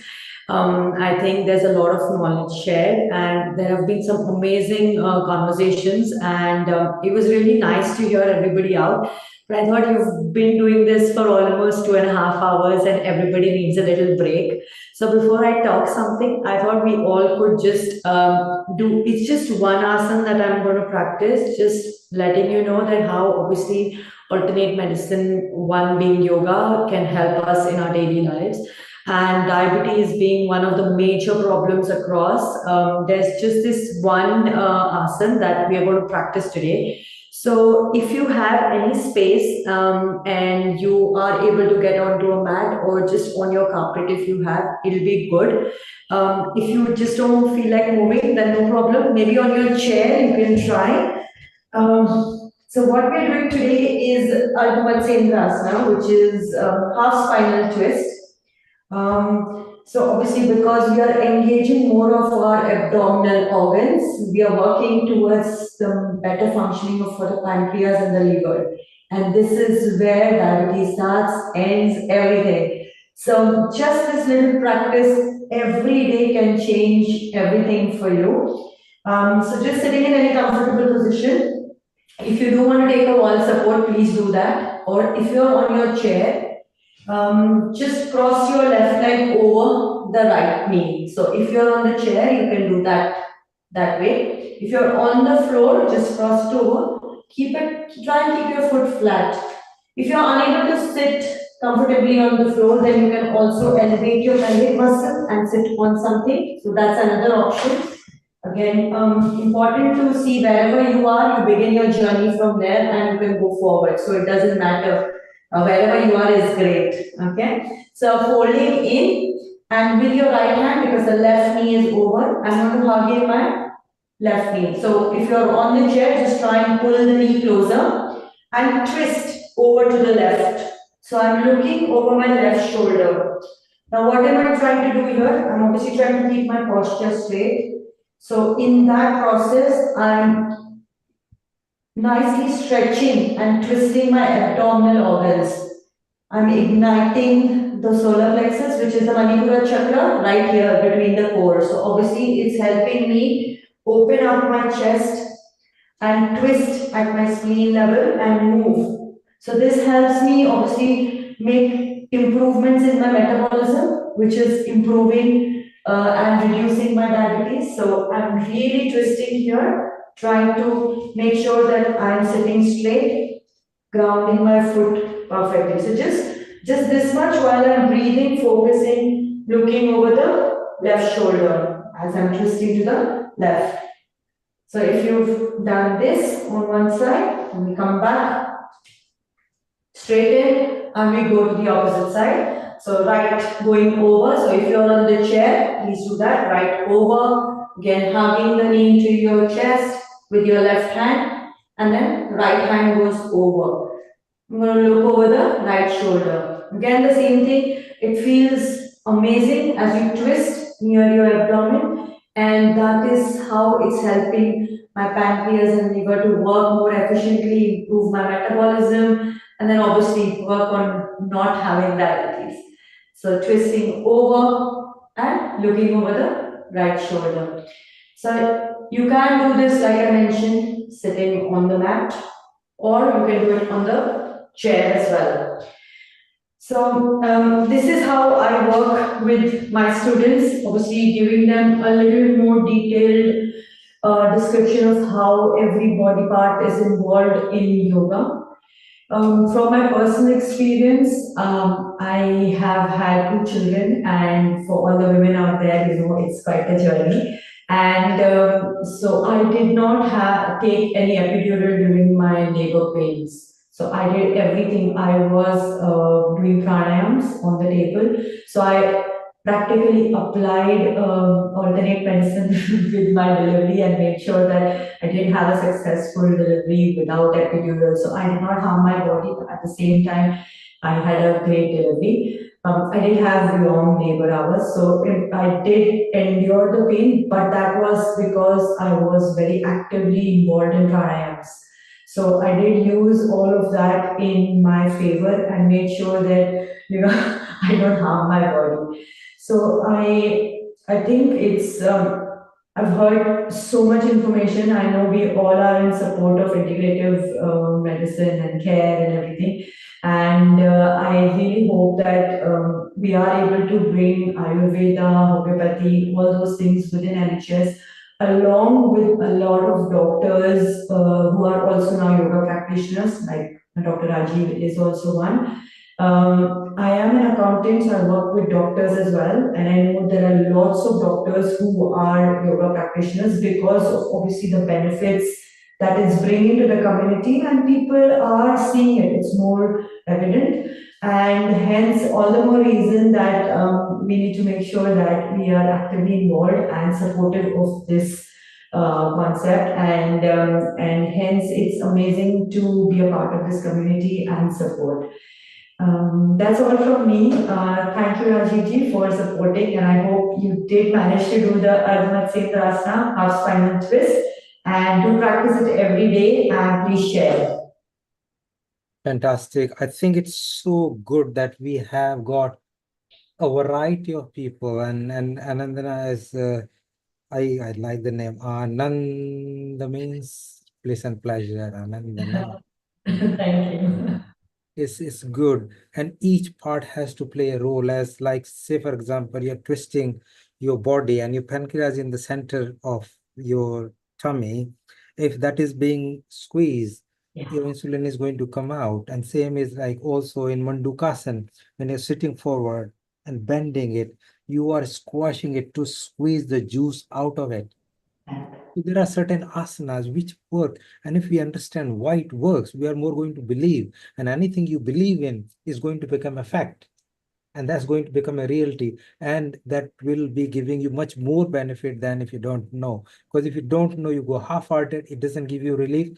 Also, because if you don't believe in it, you will not do consistent practice. If you don't do consistent practice, the results do not come. The Rome was not built in a day. It took a while. And if you consistently do it, yoga is one thing which is a way of life. Yeah.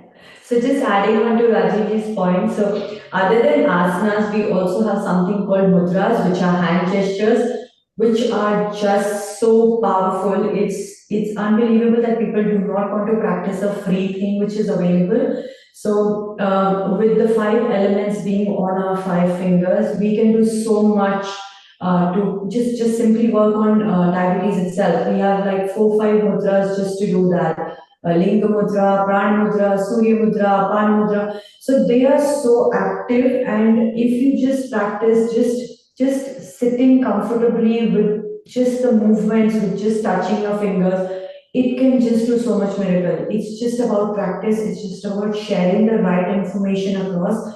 It's not always just the movement, but also being able to sit and doing the hand gestures, which will just go a long way and really improve diabetes to a larger extent. So definitely, I'm in support of integrative care and always supporting it. Thank you. Amazing, amazing, amazing. Do you want to show a couple of mudras for benefit of people which can help any particular diseases? Because it will be great. Absolutely. So I'll come a bit closer. So just giving a little background, all five fingers represent five elements of our body. So which is fire, air, space, earth, and water. So I've given it a nice acronym, which is FACE, so that you remember. I teach the children also this way. So fire, air, space, earth, and water. We'll just do a simple one, which is Apana Mudra, which is touching the tip of the middle two fingers with the tip of the thumb. So I'm just literally just touching them. I'm not even pressing them too hard. It's also Spider-Man, so you will remember I'm doing the easier one, okay? So just remembering it like this, and I'm just going to keep it on my knees with my palms facing upwards. Okay, so just flat on my knees. That's all. We just have to practice this for 5 to 15 minutes, starting with 5 minutes, going up to 15, and then obviously taking it up to 45 minutes. So this is how they are connecting. This is connecting my space, earth, and fire together, which is my apana vayu, which is my vayu flowing downwards, which is my digestive system. And just the miracle of sitting like this is going to change a lot of things for you. So it's just about practice again. If you do manage to practice, even say 1 week, 5 minutes a day, come back to either Rajiv ji or me and tell us how you felt. I'm sure you'll have a different feeling, and it's going to be wonderful because my students practice, and we do have sessions where they come and tell me how it worked for them. So a lot of students improve their diet, improve their blood pressure, in fact, without tablets, but just doing yoga and mudras. So it's definitely it's mind blowing. It's just about practice. Yeah, apart mudra for you, just remember Spider-Man as well. Just practice and let us know. How many of you would want to bring your blood pressure down without pills just by doing this mudra and having like serenity and the control and the whole digestive system? The digestive system, everybody kind of suffer from stress, acidity, irritable bowel syndrome, which is like going through the roof in the modern medicine problems, where you're trying to get the medicines to control this. But if you can control this whole digestive system just by this thing, 5 minutes a day, you can do sitting at your work anywhere. Apan Vayu Mudra, amazing. Thank you so much. You got to the, thank you so much, Anandana. We got some other people. Let's have a few more comments and then we'll get Sarah in. I loved that. Thank you so much. I felt even when I was doing the twist from one side to the other, and I have done yoga before, and then doing that, I could feel this really amazing tingling going through my body. Yeah, that was amazing. Thank you. I should remember that. I love Spider-Man as well. Great, great. It's so good because I always believe simple things are simple but great. Complex things are difficult to follow in life, and people don't do it consistently and they don't get results. So it's so good to see the whole day has gone like minutes. I know we started 2 o'clock. We are just almost nearly 4:45. And, it's just looking like I have not moved from my chair for a single minute.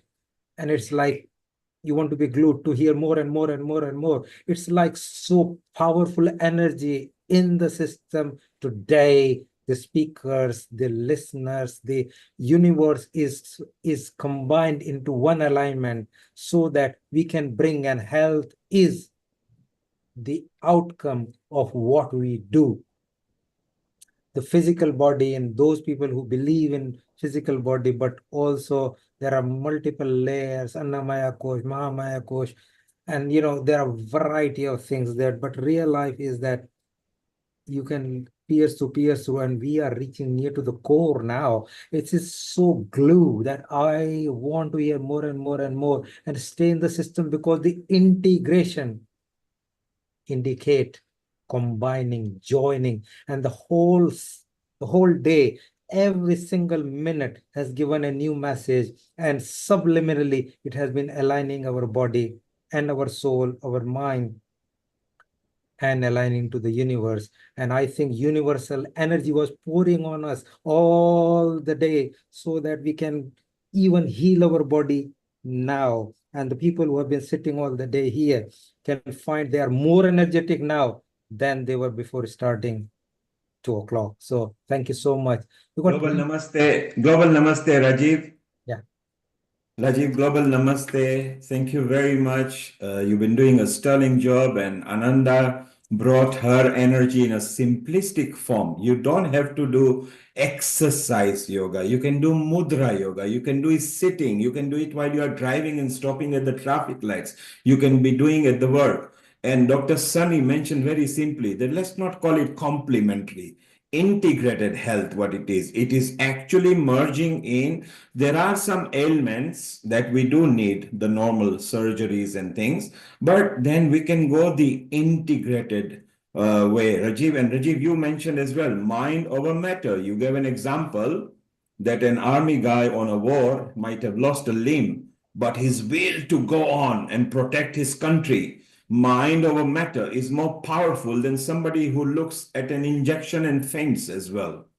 So what a combination of information. People watching us on the YouTube, Facebook, and the website are making comments. They're loving it. So Rajiv, what we will do, we'll go to Sarah now and listen to what she has got for the next 10 minutes, chit chat. And then all of us can do a chit chat for at least 15 minutes to bring some comments. Before Sarah, we come to you. Let's go to Amrita at Jalandhar, because Sarah resonates what Ananda did over there, because she likes yoga as well. So let's have a comment from Amrita, our chief admin in Punjab, and from Dr. Anukul Goswami, who will give a comment. And then we go to Sarah, Rajiv, and then we'll have a multi-chit. Amrita, you resonated what Anandana was saying.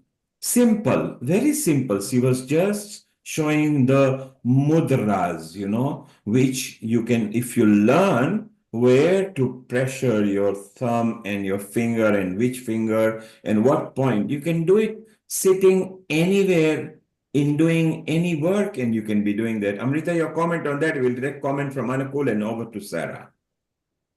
Thank you, Neil Kumar. Global namaste to you and global namaste to everyone.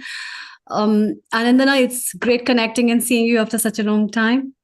And yeah, mudras have been one of my favorite body languages, in fact, which I love. And I have a very close memory of that, which is related to at the time of COVID, when my mom was hospitalized and she's a cancer patient, so she was hospitalized, but I had to protect her from COVID, and mudras have helped me tremendously. And I used to sit just in this mudra and this mudra. So this chin mudra, Gyan mudra has always helped me at that time, because whenever you make mudras, indirectly, your gestures of your hand give you a signal, neurological signal at the brain that your hands are in a particular state, which changes your mind brain waves to a more calmer state and a more mindful state, rather than touching, doing something. Because when we do some certain things in our life, we spontaneously do, which is a very small example, I would say. Have you ever experienced the kind of apps you press in your mobile very often, you automatically, your hand goes despite you don't want to at that time? That's a very clear example of how the brain catches up these subtle signals from the muscles which are in our body to work on these fine movements. And mudras are a very good example,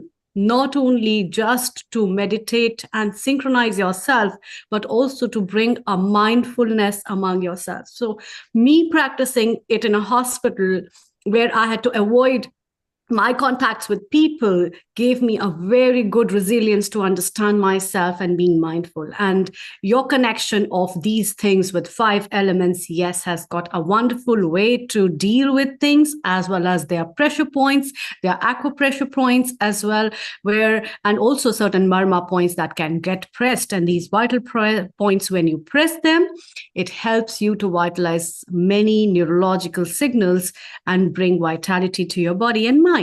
So thank you so much, Anandana, for connecting all of our viewers with all these things, which are very subtle, but they are yet very important. Thank you. Thank you. Thank you, Dr. Amrita. So you endorse what Rajiv said, mind over matter. Dr. Abdul as well, who practices both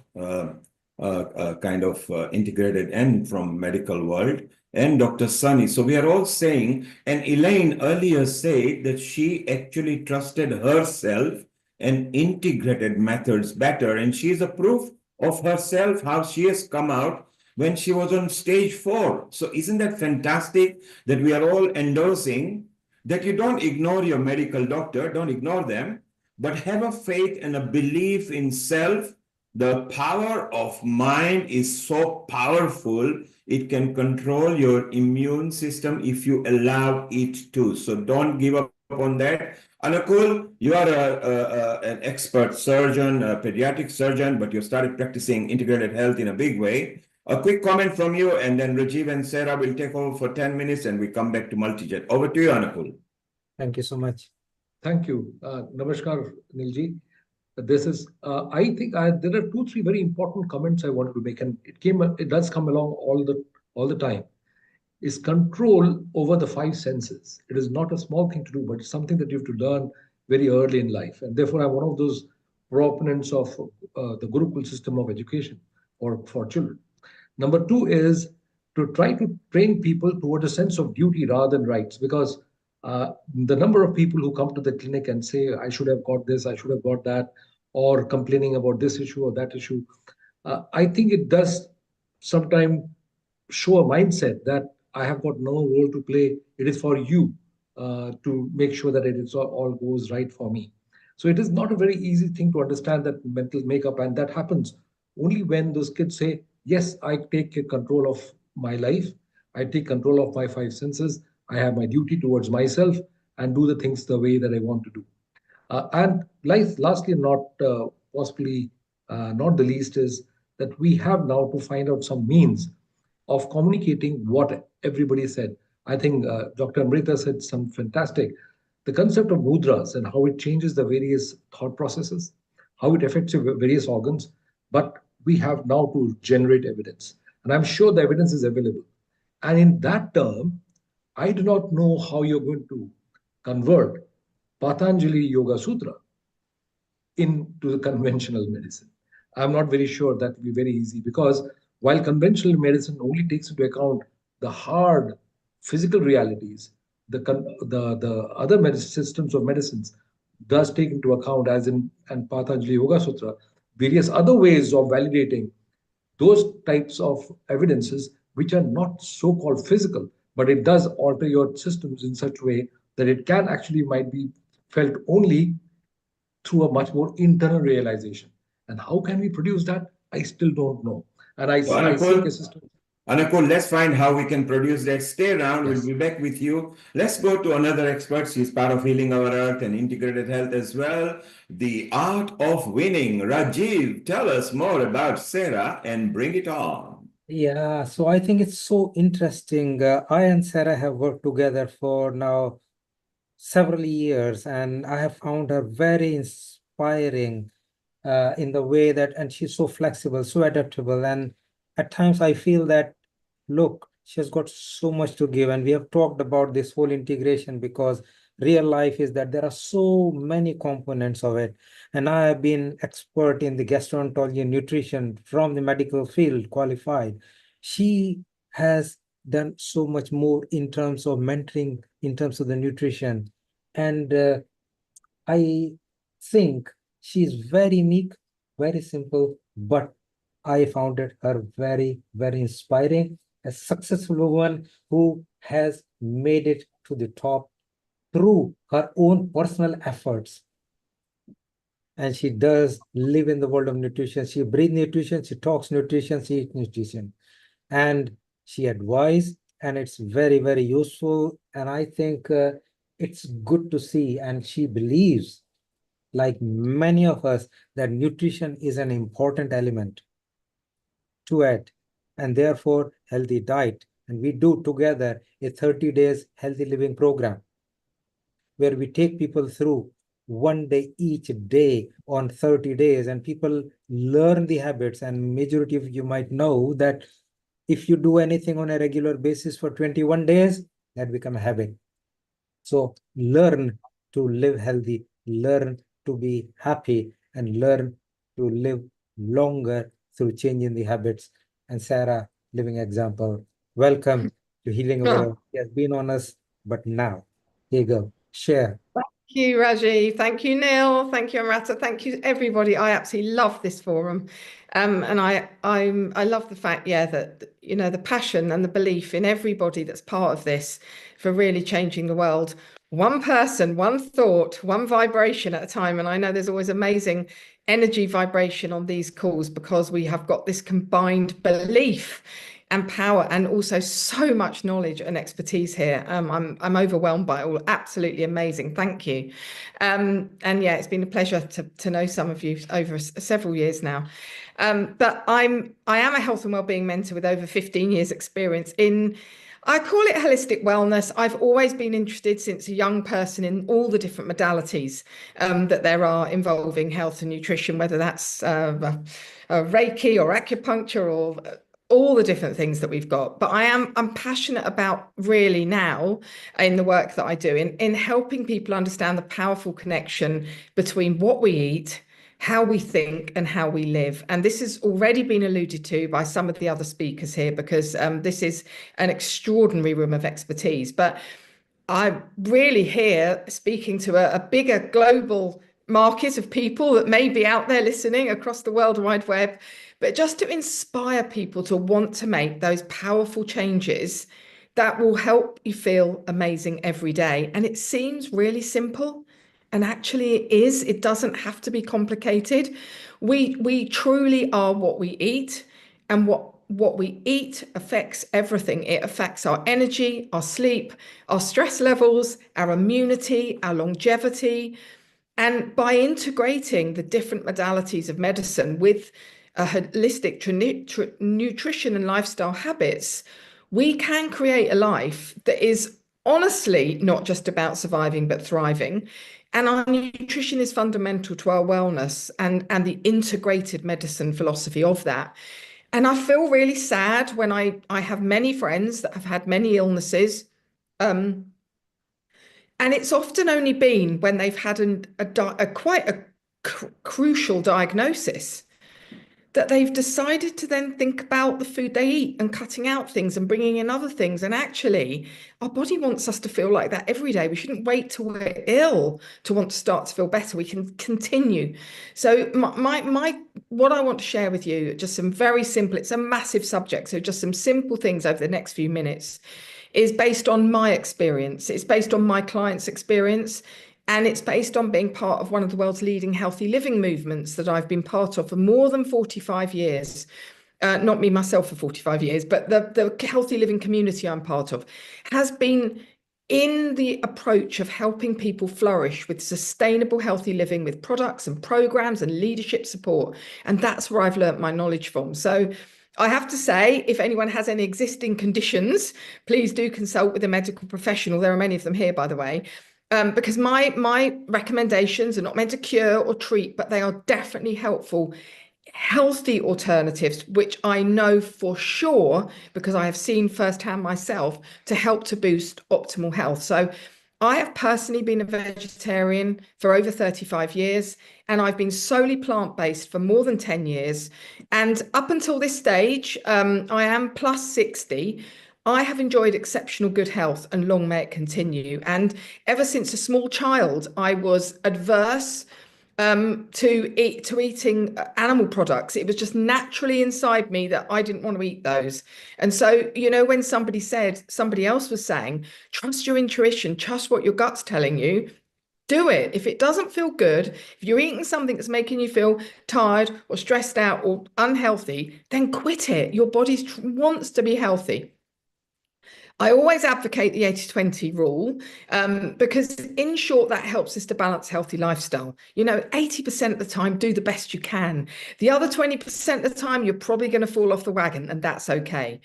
But the exciting part is that our body can start reacting to better nutrition in just one day. That, putting in your body can start transforming what you put in your body, can start transforming your energy, your mood, and your focus immediately. And we know that to be true because if we eat something or drink something particularly that doesn't agree with us, we start to feel not so good straight away. So just going to run through some sort of key pillars that are really really passionate to me and to all the people that I've learned from. But everything, as so many people who are on this group here know now, everything in our body is connected. Our gut, our brain, our energy levels, our skin, which is obviously our largest organ. Nutrition is a cornerstone of integrated health.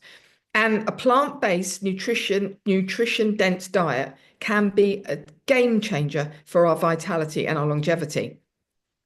So firstly, really simple things that most people will have heard about now. But the gut-brain connection, obviously, we know that our gut acts as our second brain. Some people actually think it's even more than just a second brain. But more than 100 trillion microbes in our gut influence our digestion, our immunity, and our mood. And a balanced microbiome supports that mental clarity, and it supports emotional stability and a strong immune system. So we have to prioritize whole plant-based foods, which are packed with fiber, prebiotics, and obviously probiotics. And a lot of people say to me, well, what is that? So for anyone that isn't aware, that's listening into this call from somewhere, the prebiotics are that type of fiber that feed the beneficial bacteria in our gut, and that helps them grow and thrive. And they act as fuel for the probiotics, and that contributes to a healthier gut microbiome, which basically supports digestion, overall well-being. And just got a quick list of some top-based prebiotic foods, which are available right now to everyone at their local supermarket. Garlic, onions, leeks, asparagus, bananas, chicory root, flax seeds, oats. They all help with good bacteria in the gut, antioxidants, resistant starch, all of the things our body needs. And then probiotics are the live beneficial bacteria that add to the population of your healthy microbes in your gut. So they can help balance the gut flora and support the digestion. And those are things like sauerkraut, kimchi, tempeh, miso, kombucha, and pickles. All these things, which are fermented, are packed with protein and probiotics for our good gut health. So just something as simple as that, looking at those vegetables and thinking, right, I need some of that and I need some of that.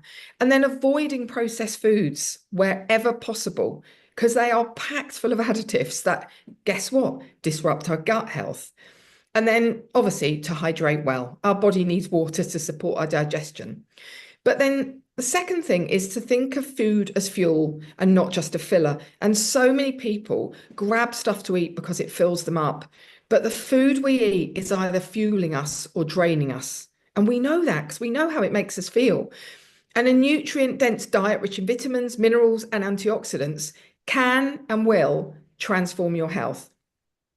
Eating a healthy, nutrition-dense, mainly plant-based diet by nature increases your energy and productivity. That's because nutrient-dense foods support your cell function and therefore reduce inflammation, and that keeps you energized throughout the day. So if we can eliminate foods, you can go out and find out all about this. I can't, this is just a quick 10 minutes, but if you can eliminate foods that cause inflammation and sluggishness, which could be from refined sugars, processed foods, meat and dairy, and incorporate whole grains, legumes, fruits, vegetables, and then balance your blood sugar by eating regularly and choosing whole foods over quick processed snacks.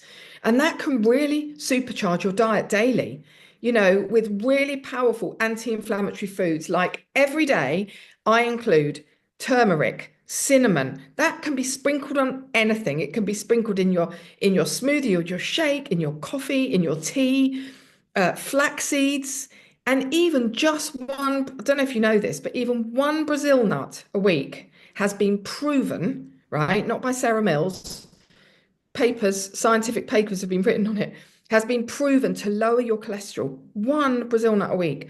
And these superfoods are rich in antioxidants. They reduce inflammation and they support lung, heart, and brain health, some of which in those are the biggest disease killers known to humans.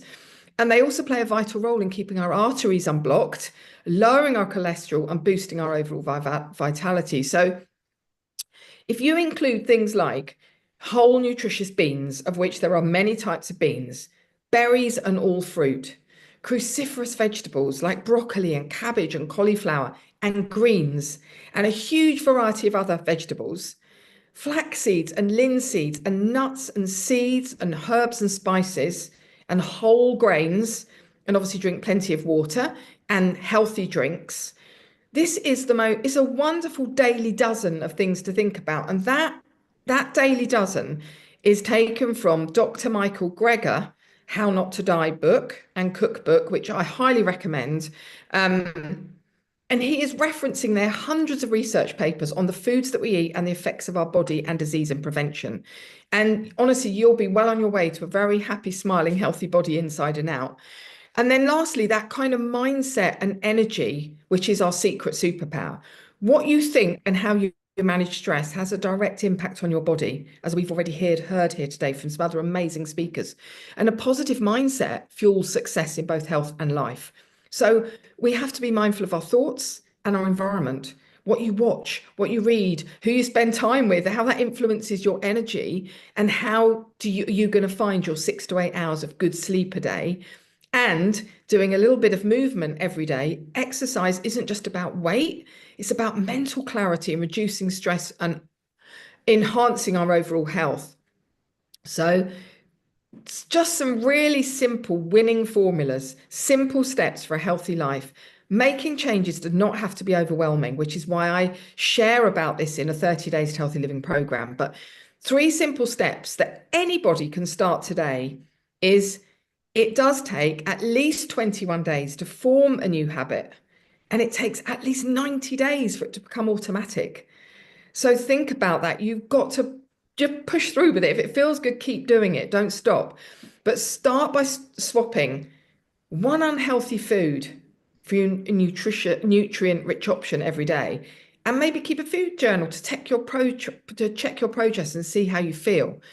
And then secondly is obviously to surround yourself with like-minded people, find a community that values your health and join those communities like this amazing integrated health global platform we've got. And then thirdly, tune into your body. If you're constantly tired and sluggish or unwell, your body is telling you something. So trust your body's wisdom. It knows how to thrive and it knows how to give you the right fuel and the right power, because your body is designed for vitality, energy, and longevity. And by making those mindful food choices, managing stress, and surrounding yourself with positive influences, you will set yourselves up for lifelong wellness. You really will. And so I invite you to honestly take this seriously, but do it in a way that's fun and empowering, and it's totally achievable for everyone. And, I share those in guidelines, with nutrition that supercharges you, in a community that like this, that, uplifts you, and make that happen. There are some wonderful proven systems that can really help you to support better nutrition, better gut health, mind health, enhanced energy, and better sleep. And that balance of your weight as well, so that your body's in flow with how you should be for your body and your type. And so many of these principles are based on the Ayurvedic principles of the mind and body balance.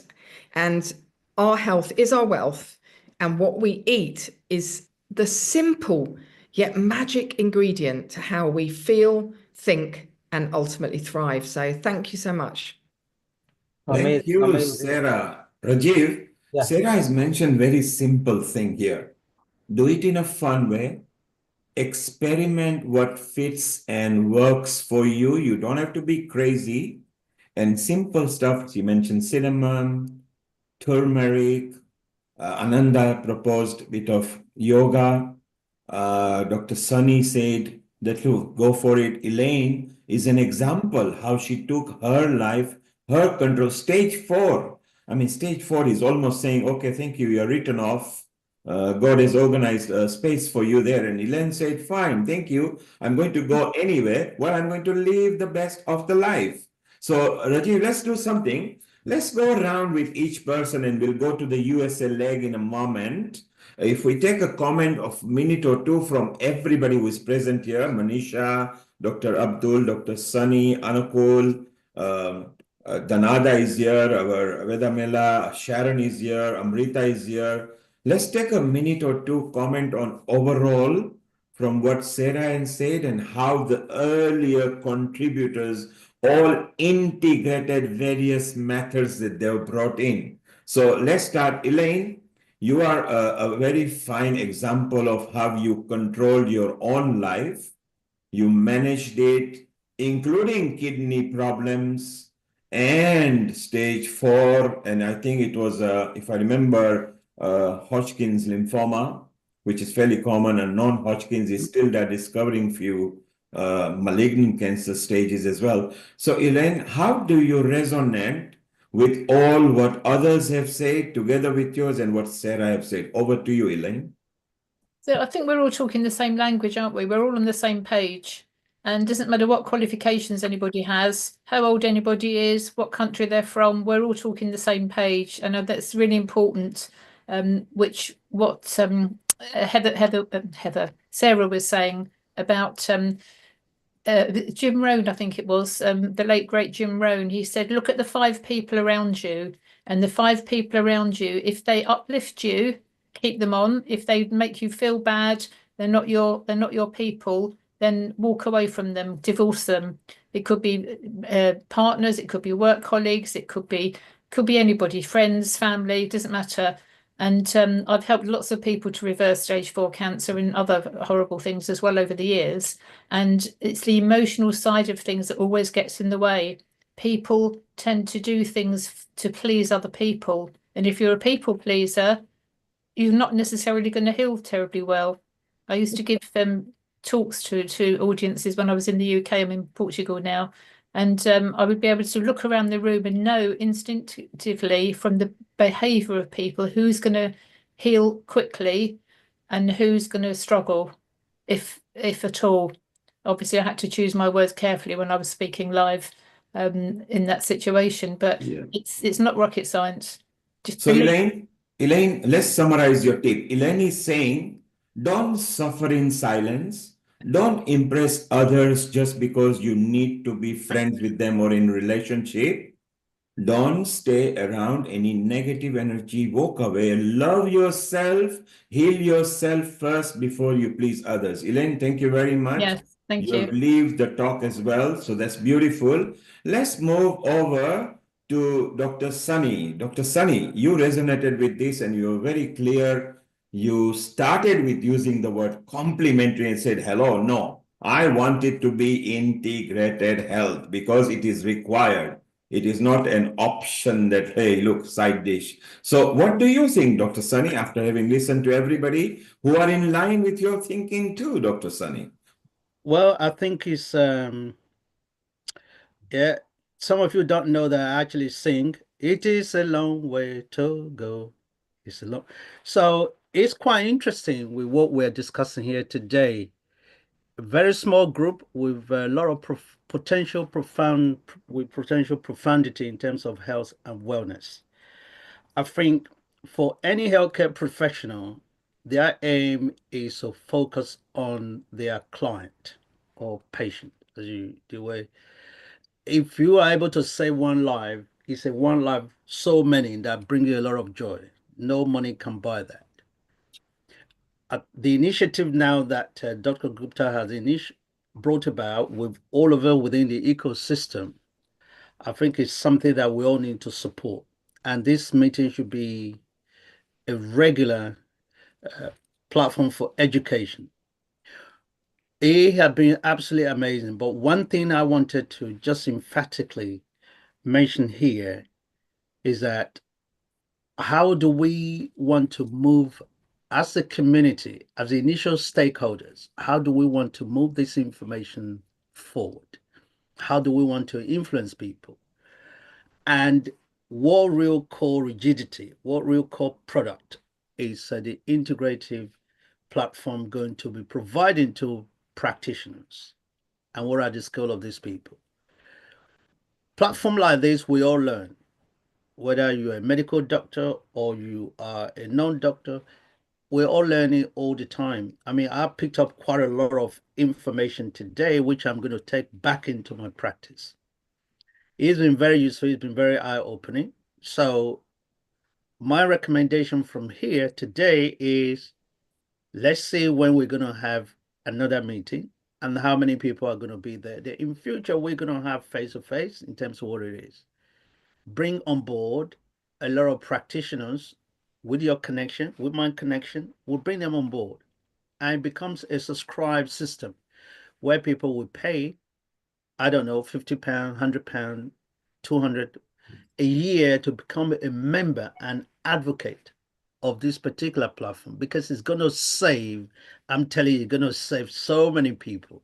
And all of us here, we have gone into a lot of practices that we've seen that the traditional way of looking after patients is very frustrating. And we have so many doctors who are so frustrated, even some of them even take their own lives. I was in a medical conference about 3 weeks ago. This doctor was just at the point of taking his own life because he just cannot see the benefit of what he's doing. He's working against his own interest for what he has been trained for, right? So it's teaching time saves nine. So let's see how many people we can say with this particular information because information is powerful. And that's the only thing that can bring this all about. So Dr. you have been a lot Sunny, of hard work, Dr. Gupta, with what you put together.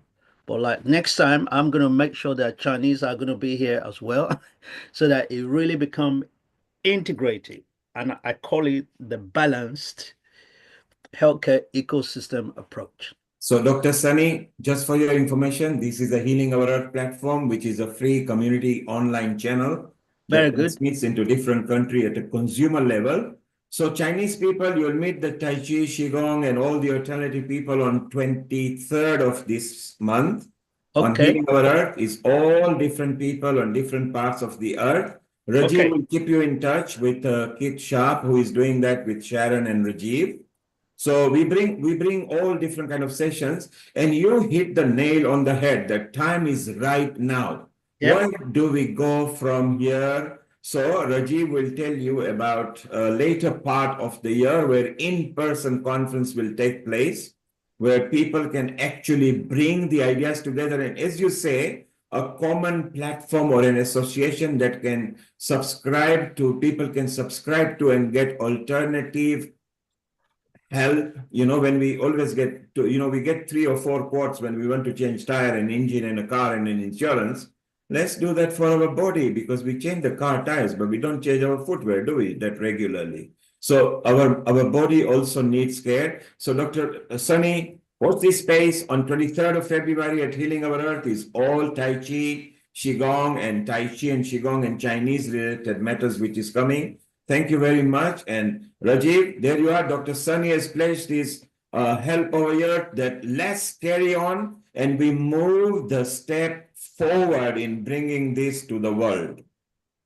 So that's fantastic from Sunny. Rajiv, let's take a comment from Manisha. Manisha, your quick comment so far before we move on to the USA leg, where our USA team is waiting. Manisha, what have you learned today, and what is one tip that you want to leave with people? Over to you, Manisha. Yes, thank you. I have seen all learned panelists sharing their knowledge, and I would like to suggest only one thing here. Everyone was able to share all their positive things, what they have experienced or what their patients have experienced, only because of one thing, and that is documentation.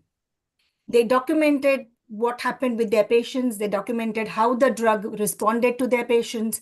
They documented the safety of that particular drug or that particular behavior or particular habit or dietary and lifestyle changes, what took place. And that's why they were able to achieve these conclusions and fantastic results. So my emphasis would be on documentation, because I have a small story to share here. Just 2 minutes, I won't take more of your time. While I was doing the April trial, which was using ashwagandha to treat long COVID patients. So our plan was to just enroll patients and then prescribe ashwagandha through post and ask them to follow instructions over a phone call.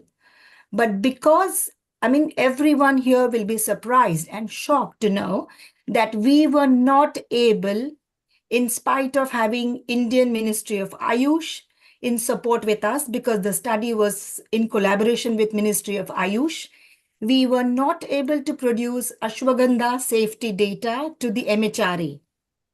And because we were not able to produce safety data, in spite of ashwagandha being used for decades, for generations, for years, centuries, and with evidence that ashwagandha could cause hepatobiliary dysfunction or some other problems, MHRA asked us to conduct this trial through GP practices so that patients can be monitored. So this is what we need to encourage and emphasize on documentation.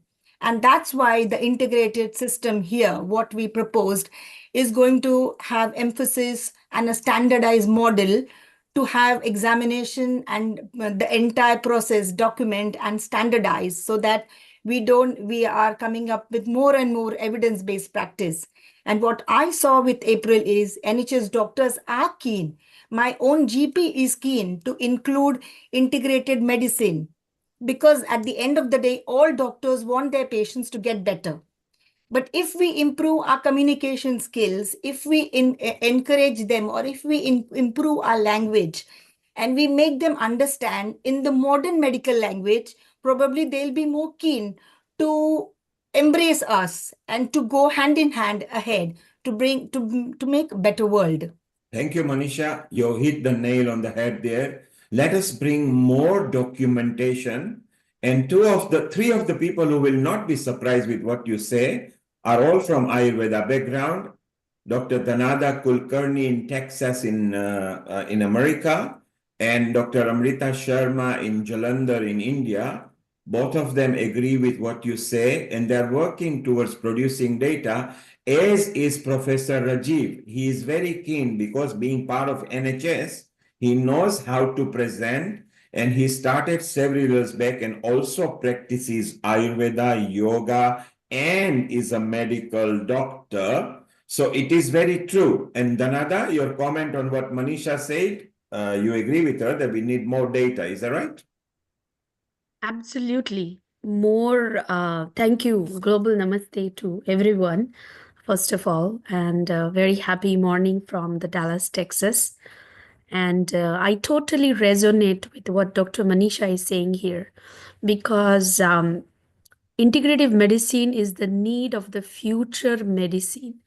We are emphasizing in this era about the holistic, patient centered approach, which not only treats the diseases but focuses on prevention, lifestyle, and mind body balance.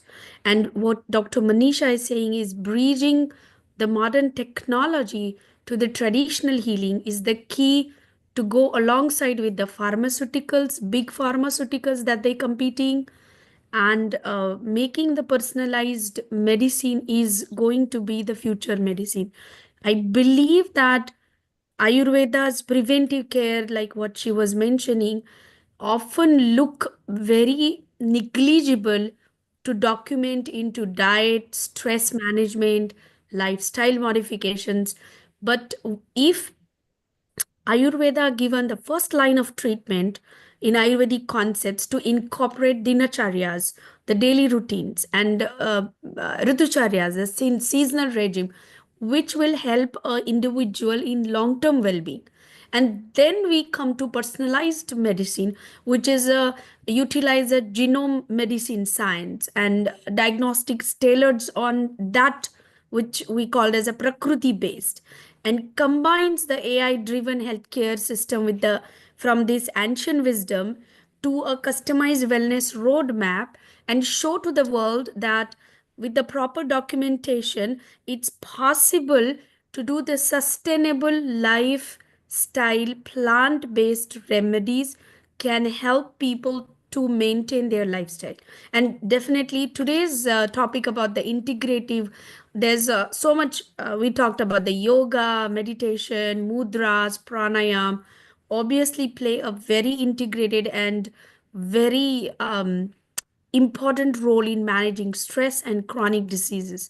So people often do when they have a sedentary lifestyle, or often they are very tired lifestyle where they feel like I am aging faster than what I was before. That is raising this global acceptance is a WHO what right now doing is asking more evidence-based studies, documentation to the healing systems like TCM and modern medicine and functional medicines. These are all becoming the good norms in the in this era right now. So definitely I would pass on to Amrita, who is also integrating more mind body therapies at the bigger level in the Mandi, IIT Mandi. And over to you, Amrita, to comment yourself there. Thank you. Thank you, Dr. Dhanada. Yes, I had been listening to what Manisha ji has said, and I can very well understand when you are into one particular system of trend and then coming out of it, and when the same traditional medicine system is facing up the global challenges, because when you are at your place at that time you don't realize, but when it comes to globalization of a particular thing, there where the challenges come, because there the policies, the norms, and the authentication criteria has become very different. Coming up to Ayurveda, when we talk about these kind of things where ashwagandha's validation has to be required, where in Ayurveda we say, because it is a time-tested things, what traditional healers have been doing is a time-tested thing, and something that we take it as an aptopdesh praman, in which they have already righteously said, as we follow the Vedic scriptures, as we follow up the Puranas, as well as we follow the Upanishads with the blind eye. But when it comes to certain protocols, there has to be a standardized protocols that have to be followed under the criteria where they lie. And that's where it's very important to amalgamate all the systems together and to synchronize them with other interdisciplinary systems, which are, as I mentioned before, the biotechnology as well as bioinformatics, as well as the quantum theories, because that's where the vision starts from now. And to match with the race of today, it's very important to meet that end of the West to the end of the East in this way. And that's where the validation will start.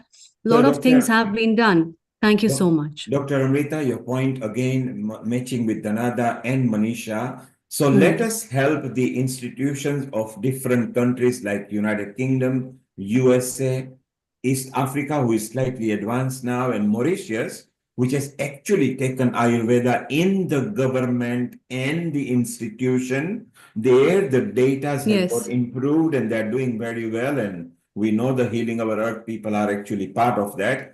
Now let's bring a better data, more information, so we can convince the authority on a safety and an insurable risks of the products and the method and the system, which Rajiv in his own way is also propagating. So maybe within 8 months, you will see a questionnaire from Dr. Rajiv Gupta coming in a systematic format, which will be presented in a correct way that we can actually present the data. So it's going to be fun. Stay around. We want to take more comments and we want to expand on that. Manisha, keep in touch with Amrita and Dhanada. Rajiv will loop you in there, and they are from your field, quite senior, so you will enjoy talking to them. Sunny, you wanted a bit of Chinese, so Sharon is going to shift her talk into a basic Qigong practice, okay? Just for you, Sunny. She has come and she is going to talk a bit about that. And remember, Sunny, on 23rd of February, Rajiv will keep you in touch with that. It's all Tai Chi, Qigong, and Chinese medicine episode, because that's what we do at Healing Our Earth.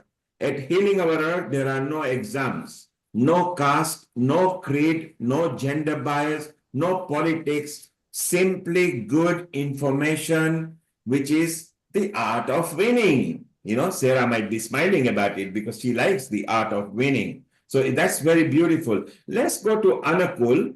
And then we want also Rajiv to make comment. Anakul is now, Amrita, while we got these people over here, let's bring more integrated, the mind, body, consciousness as well. And we remind them what is going to happen at the IIT. Just tell us a bit more about this, Amrita.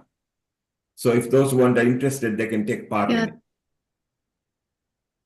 Thank you, Neil Kumar, and thank you, Healing Our Earth, for supporting this conference. So on 4th to 7th of June 2025, there is an second international conference on mind, brain and consciousness at Indian Institute of Technology at Himachal Pradesh, which is organized by my department, Indian Knowledge System of Mental Health Applications, IKSHMA. And we call for the papers as well as various special sessions on different themes of science of consciousness, neuroscience, mind and brain, theory of perceptions, quantum perceptions, cognitive psychologies, biomarkers, wearable devices for IKS, sleep and dream studies. We touch on Indian philosophy as well as Ayurveda, mental health, performing arts, music therapies, IKS personality traits, as well as a lot of sensing technologies. And we invite neuroscientists, physicists, biologists, Ayurveda practitioners, yoga meditational practitioners, computer scientists to join in for this. And the registration fees is for the students is 3,000 INR, which is rupees, or 150 USD and 300 USD for faculty. So you can log into https ikshma iitmandi@ac.in. Yes, please. While the submission for the paper is gone, we encourage it's extended to 15th of February. If you have still got a paper that you think will be very good, submit it, because as an ex gratia, they will still look at it till 15th of February. So you haven't missed out. We have requested an extension because few people want to present it. It's very good. Amrita is directly related over here. So, you can just contact. If those who know Rajiv can go to that, those who know Sharon, those who know Dhanada, or if you don't know anybody, just come to Healing Our Earth. You'll come to myself. So this is going to be very exciting, and they've covered almost every specter of life. So that's the beautiful part. And again, Sunny, as you said, not complementary anymore. This is integrated mind, body, and consciousness. After the COVID, we have started respecting our mind as well. We have started respecting our relatives. We have started respecting that, hey, sometimes the medical world cannot always help.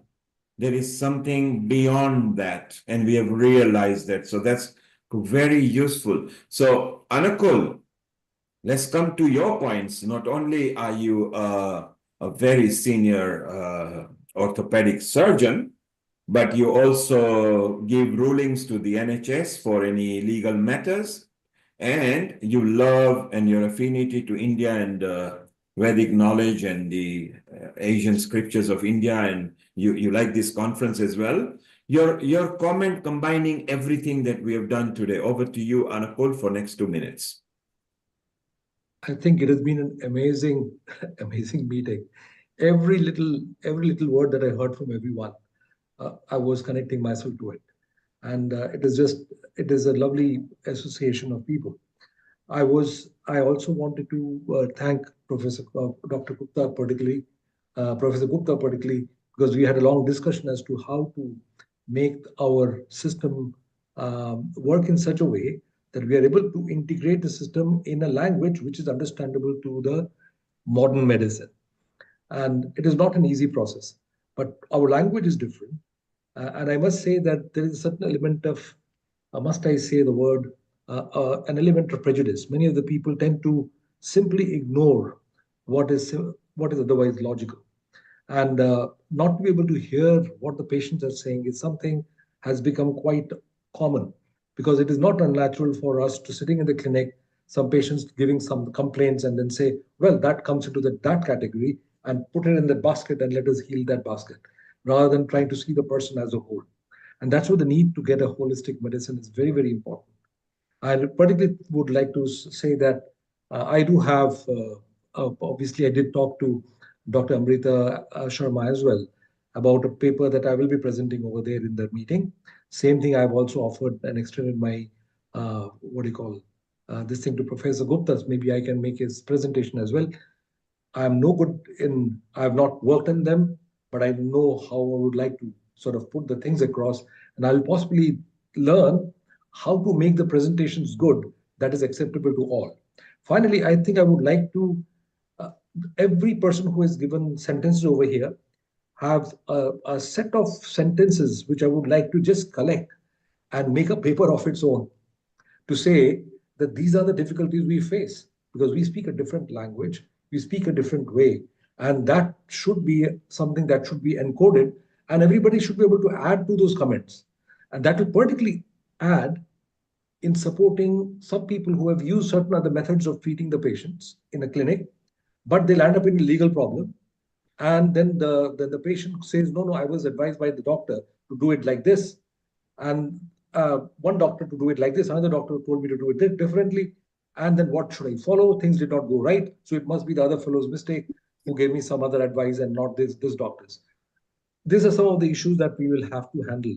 And that is where I think we'll need the support of this kind of group to say that we agree that this method of treatment is reasonable, but yes, something else could have gone wrong. We do not know what is what. And that is where I use the word quantum entanglement.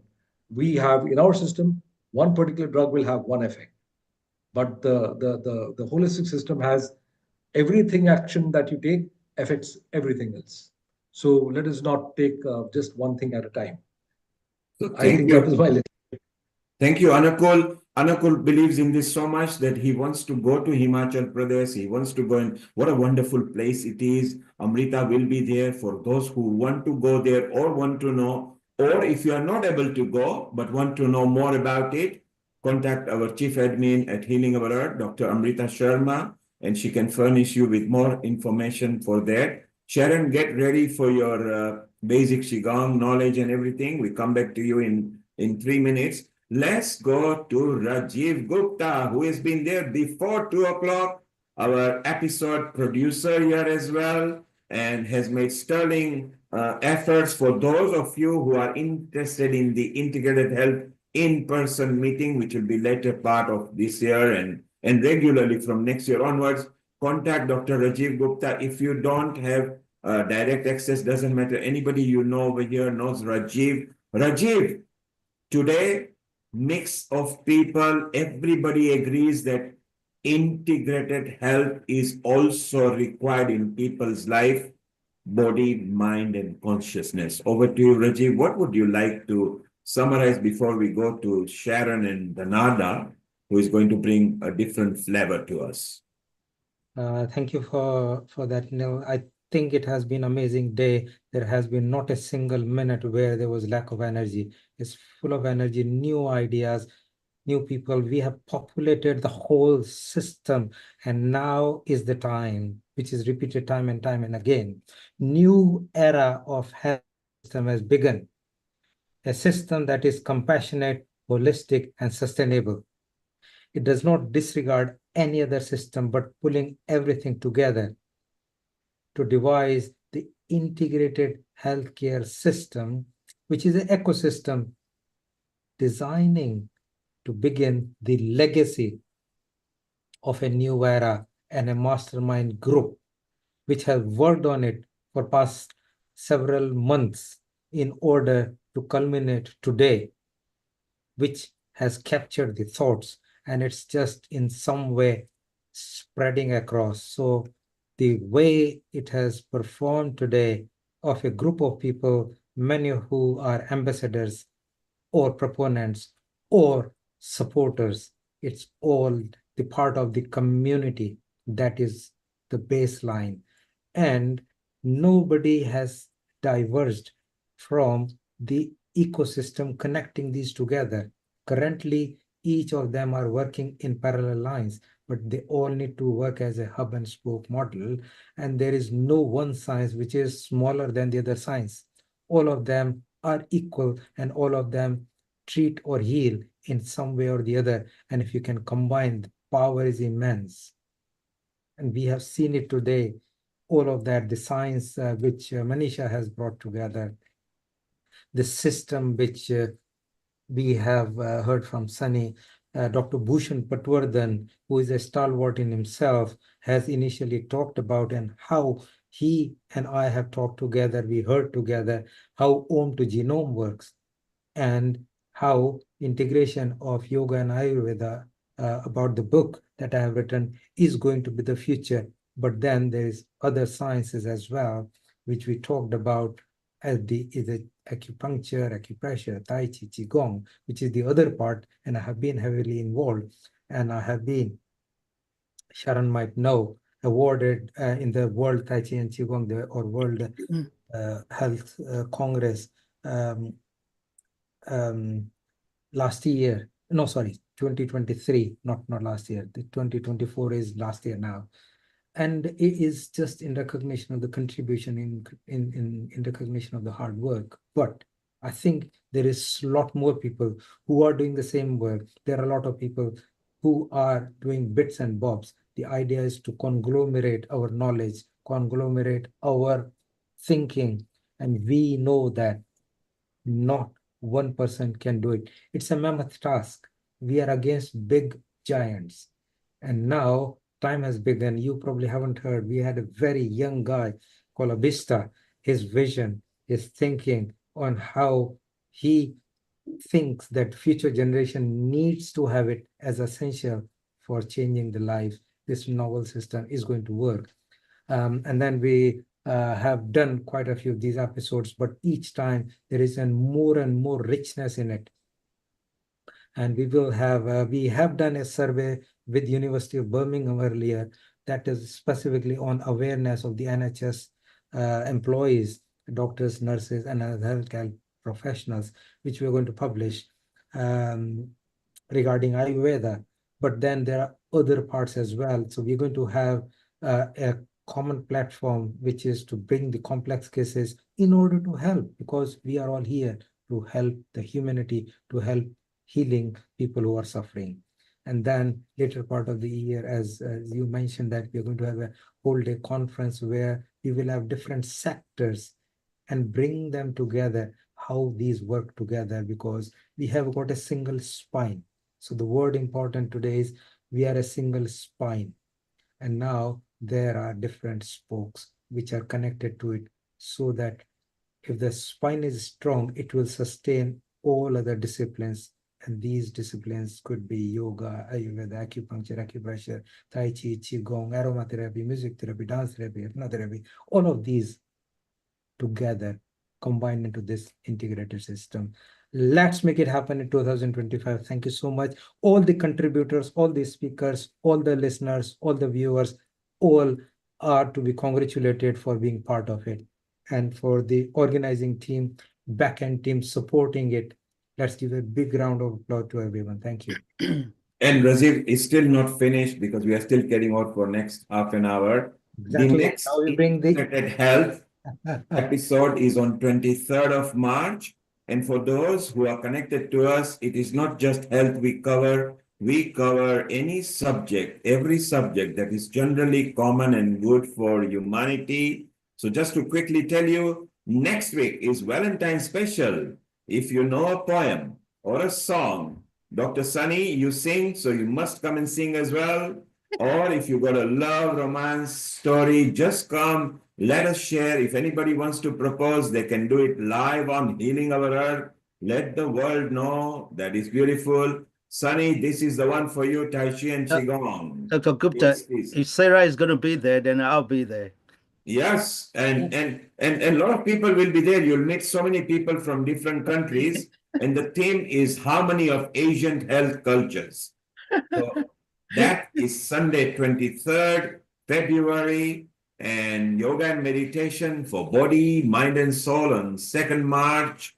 Every week we bring different theme. International Women's Day, we have a Glow Forum, a huge section in Healing Our Earth. So this is for International Women's Day, and then the World Kidney Day, so on and so forth. So if you want to know more, visit the website, which is very simple, healingourEarth.com. Go to the future sessions or a past session. You can see all the episodes. Each recording is kept there. And for next week on Valentine time, if you want to spread the message of love, romance, unity, peace, harmony, just pop in, and it's open for all at Healing Our Earth. No race, no caste, no creed, no gender bias, just open for everybody. And now let's welcome our Sharon, our senior host from United States. Sharon had a wonderful trip very recently with South Saxon, so she's going to tell us about that.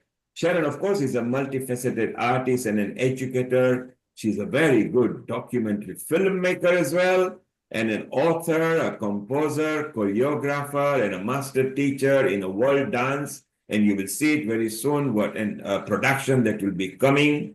And, you know, she loves music, traditional body technologies, and somatic science too.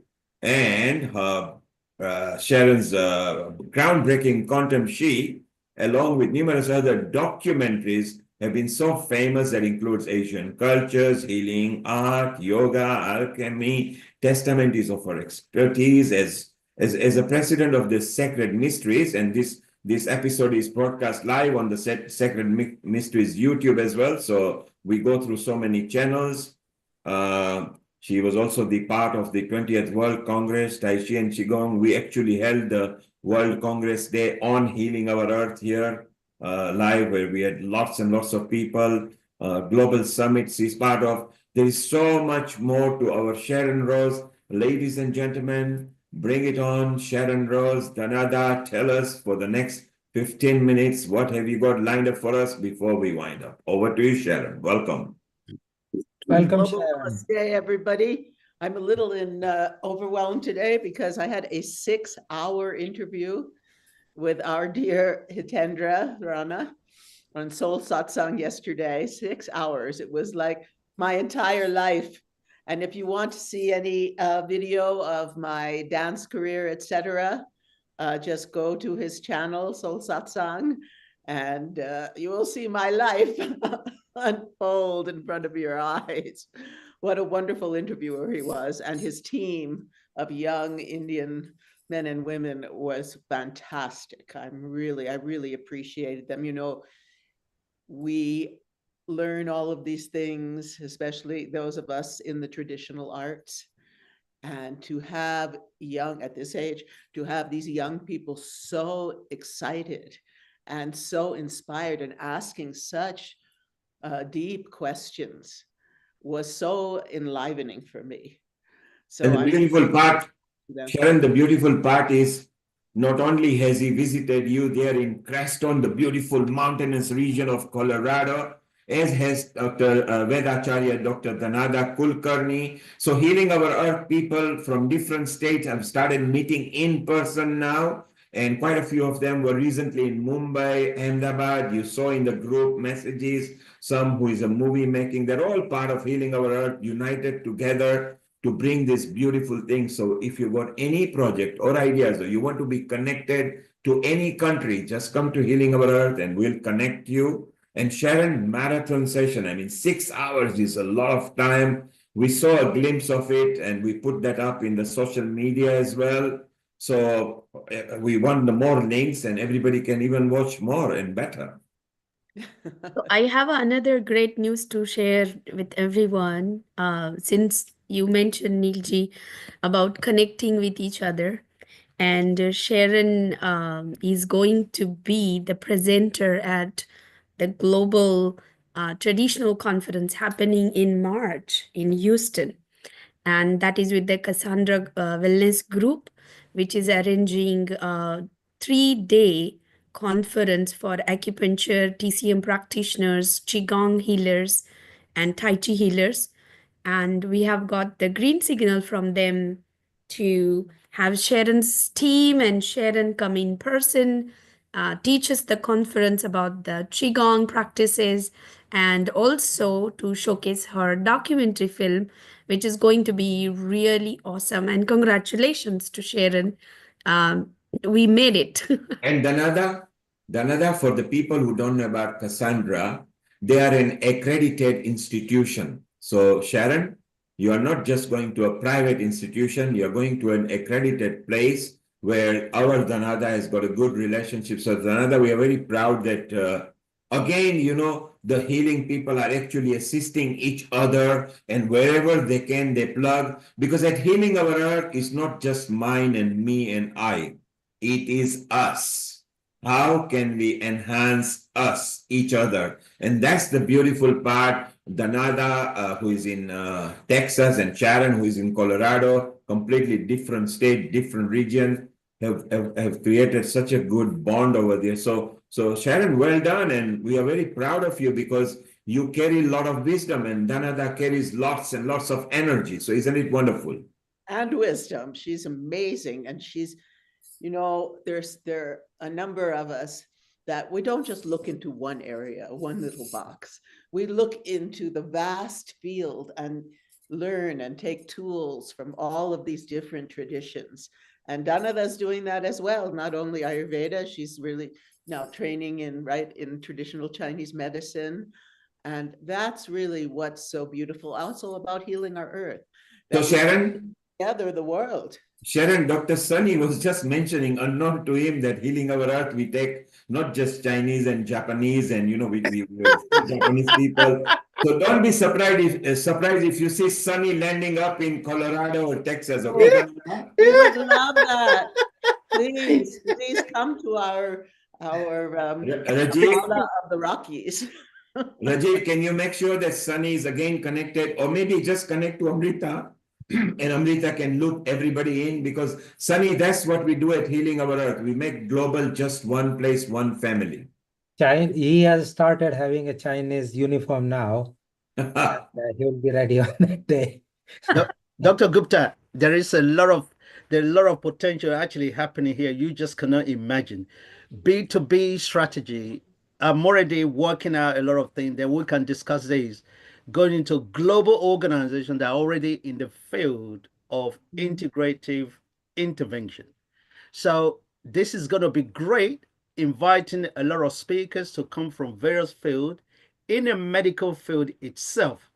Within the system, if they're able to support and append what we're doing, then we're on the road of, big thing here. So big, you just cannot imagine. Absolutely. And Sunny, what is that line of the verse of "We are on the road singing"? Go on, let's listen to the one verse of it. Yep. Next Go for it. time, the next one we're going to be doing, I will invite one of the medical doctors who work with the Bath University on integrative intervention. So you can imagine. And that was one of the product I just mentioned, seeing the interventional part of this particular product. It's not doing marketing or anything. No, something that has helped millions of clients around the globe dealing with cell biology. That's what it's all about. And these are the doctors who are part of the research group. And I will get hold of him. He can come and do a presentation. He will become a member. And the organization itself, they will even subscribe to be a member because we can be part of their research group in the process. Isn't that incredible? Amazing. It's amazing. So let's get him, as we talked last time. And the University of Bath is actually there, kind of doing something similar. So let's just join hands. Yes, absolutely. International organization doing this, and a lot of resources got into it. Let's just kind of bring them together and have the membership drive, as you are one of the important person doing that drive. So incredible. So it's beautiful. So let's connect each other. Amrita, if you can make sure that everybody's looped together, please kindly create a private groups, and then we can all meet up later, because this is not just integration of integrated health, it's an integration of mind, body, and soul as well. So it's so beautiful. Let's move on, Sharon. And there are a couple of questions here. Rajiv, there is one question for you. They loved when you summarized. So they want a tip from you that how do you control your mind over matter? I don't know what they are referring to. And this comes from South Africa. And it's Ruxana from South Africa saying that from what you were summarizing, how do you control mind over matter? I suppose he's talking about signals coming from brains, which is part of a mind anyway. And how can we make mind stronger than the physical condition that you are experiencing? One tip, Rajiv. correct. So I have spent a lot of time into, it's called neuro-linguistic programming. So you can program your mind, and that actually controls all the body part. As you know, that people do 80%, 90%, 95% of the things without being aware of it. And this is the instrument that controls it all. So if you ask the right questions, you get the right answers. And there's a whole system. I'm a practitioner and master practitioner of NLP, the neuro-linguistic programming. And Tony Robbins is the master coach. And I've worked with him and his chief crew. So in simple way, one thing, a tip for people who are interested to learn, maybe we can talk in a little bit more detail, is that whatever you want to do, write on a piece of paper. So it's out from here to here, but more importantly, what you feed your mind in. So before sleeping, write what you want to achieve the next 24 hours, next day. And then read it next morning when you wake up. Just one single small tip. If you do it consistently for a period of a month, at least 21 days, I suggest 1 month, because no matter how good we are, we will probably have 1 or 2 slips. If you do it consistently, come and tell me how much change it has done. Your life will Can be. I add as well for a second for this? Yes, Danada, just before you do, Ruxana, I hope you got that. Start putting it on the paper, do it for a month or so and see if it helps you. And we now go to Danada in USA, who might give alternative tip. Danada, your tip for Ruxana, please. So I just want to echo what Dr. Rajiv said. He comes from a background where practical and evidence-based noting is what studies he is doing. But I come from a spiritual and a lot ancient background. And in Bhagavad Gita, Arjun asks same question to Krishna. You are asking to win the mind, but it is such a hard that it is almost like you catching the wind in the hand. How can I achieve the control over my mind? And the same what Dr. Rajiv said, doing it constantly. So the next shloka, the verse Shri Krishna says, Abhyasena tu kaunteya. So you have to do abhyas. Abhyas is a definitely a thing that you need to do, is to manifest every day what you look for, what you want for. Not only so, there are types of manifestation.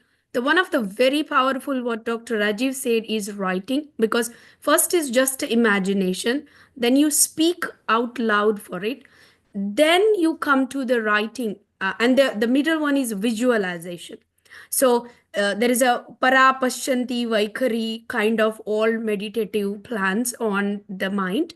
But the last one, what he said, is very effective, because you are not only visualizing, but you are also writing. And that writing makes your every cell as a biogeome in your body to facilitate that idea, that how you want to do that. It's not called just the control of the mind, it's also called facilitating or opening the new doors for the mind. Thank you so much.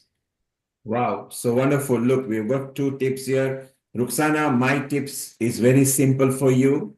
If you want your mind to be functioning, then remove any vengeance, anger, revenge, and hurt.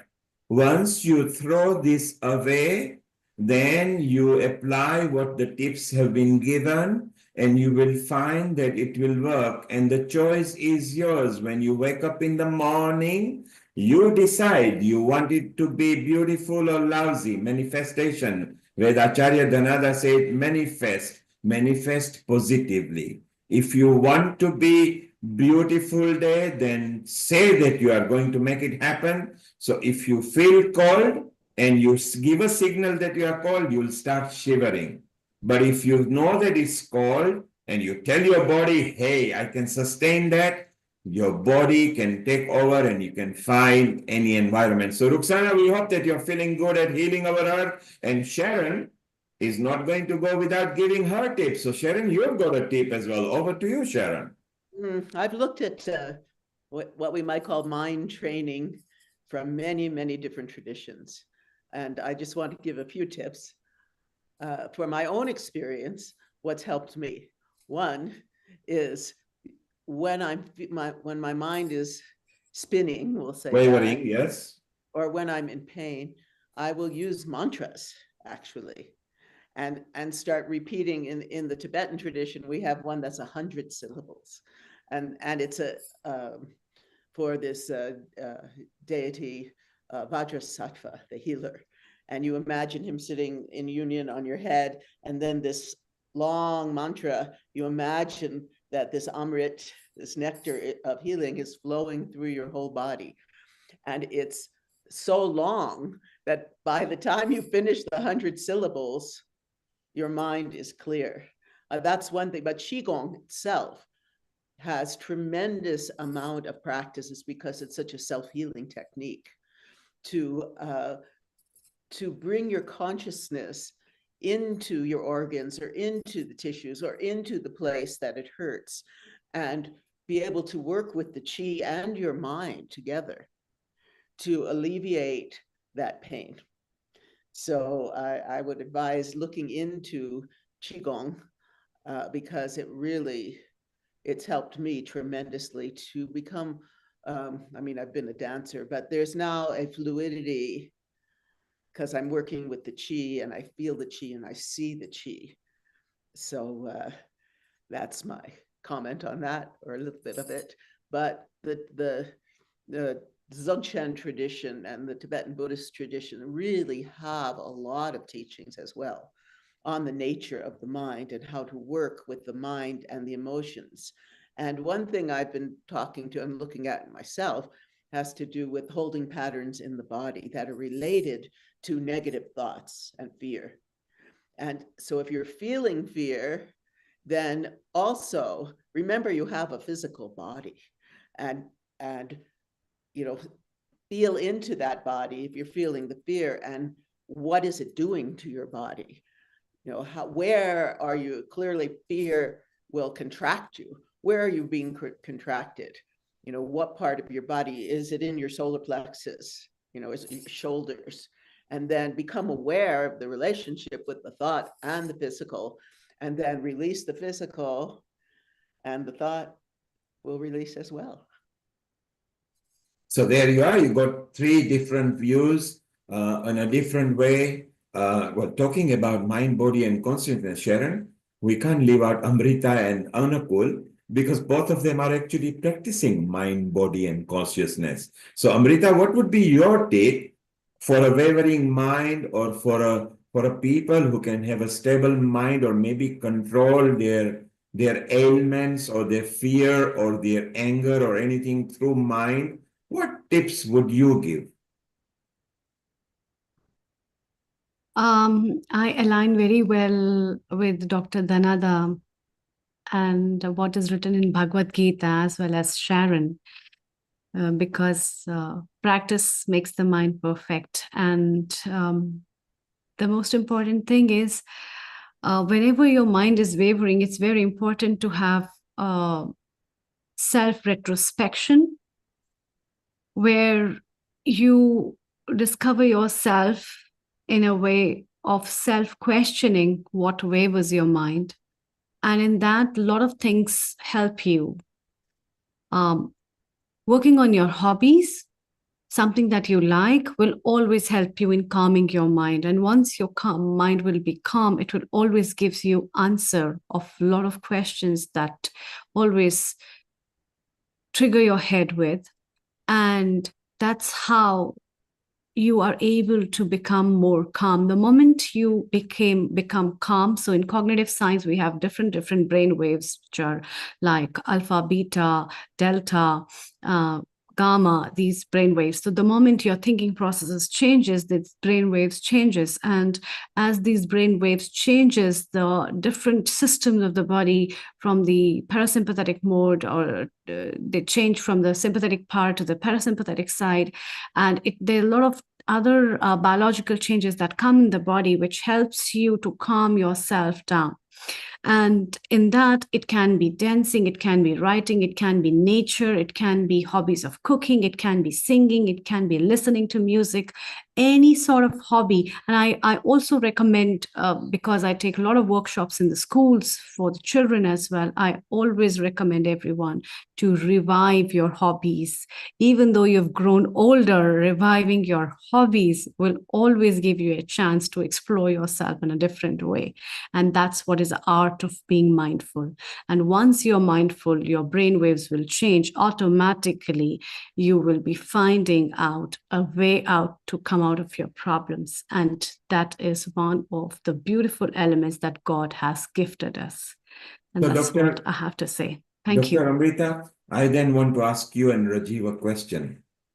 If your mind or your body is not hydrated, you are dehydrated, and you are not aware, will anything then work? Shouldn't one be also careful in the state of the body before the mind is taken care of? Yes, definitely. There are many conditions of the body's nutrition and hydration, which brings about brain fog, brain confusions. There can be a lot of hormonal states. There can be dehydrative states. There can be electrolyte imbalance, maybe sodium imbalance, or there can be a lot of other situations. I think Dr. Anukul also aligns with me, and Dr. Rajiv also aligns with me, and Dr. Dhanada as well, where these kind of states are the common states where people have these kind of confusions, as well as deliriums and many other situations. And so keeping yourself hydrated, having an optimized diet, your gut microbiome makes a big difference to your mental state as well. So that can never be forgotten. When Krishna and Arjun were there, we don't know the exact date, but 3,000 to 5,000 years back, there was no science of water composition. There was no, the advanced technology that we got was never there. So do we agree? Do we all agree that if before we take any spiritual holistic approach? Biologically, body has to be stable enough to take spirituality and holistic methods? So there are two things here I would want to mention, that our mind or brain needs two things, which is same hierarchy, and we talked about it, Nilkumar, previously. Number one, oxygen. Number two, water. That's what body needs. And then number three is food or glucose. So it is the same hierarchy. If you're oxygen deprived, you see sometimes, when you has stress, your oxygen consumption is high, and therefore your the decision-making power, executive function is poor. On the other way, taking deep breath, anulom vilom, simple thing, Bhastrika, is so powerful because it increase the oxygen supply to the brain, and your mind suddenly start working better. It is proven in medical science that with these practices, there is a significant improvement in the decision-making capacity, in the executive function of the brain, and also functional MRI changes and the vascular supply, because you have got that. And the second part, as you mentioned, is the water, because dehydrated brain can't function well, because water is the second necessity. A well-hydrated brain has got thinner blood, which can be supplied to the cells in a much better way, and it can convey the functions, and therefore that actually gives a better way of connecting the neurons together. The signaling is much better if it is hydrated, because in the cells, the communication channel is fluid, and the electricity flows through the water, through the neurons, because all the brain is the wiring of the brain is electric. So all thought process is connected through the neurons, and that generates the electricity, and that conveyed through all body. So if that dehydration happens, this whole function become poor. So just to reiterate the point that you need good oxygenation, you need good water, and you need some glucose for brain to function well. And this is the same hierarchy: oxygen, number two, water, number three, glucose. Thank you. Well done, Dr. Rajiv Gupta. So that is correct. And you can't live, generally, a body cannot survive without oxygen for more than 3 minutes in general, but certainly not more than 10 minutes anyway. And if you go beyond 30 minutes, you are clinically dead, you are gone. However, you can last without water for 3 days. But you will be dehydrated, and once you are dehydrated, you cannot function. So put your state of mind in a happiness by having clear, clean oxygen. So sadhus and sannyasis were up there in the mountains because the oxygen was the best.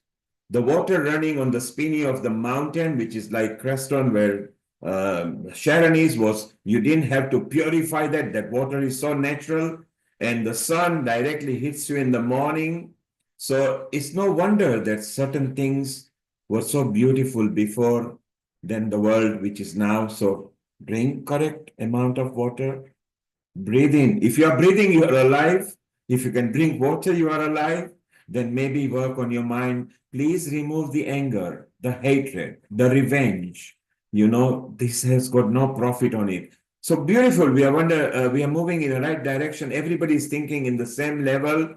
Thank you, Janada, Amrita, Sharon, Rajiv. Wonderful stuff. Maybe Sharon, it's a time where over the next 7-8 minutes, if you can just go for a qigong, calmness and coolness, let's listen to that and maybe bring some peace in people's mind. And then we'll have last 1 minute from everybody, and then Amrita can sing maybe one bhajan or a kirtan. I think it's nearly midnight in your country, Amrita.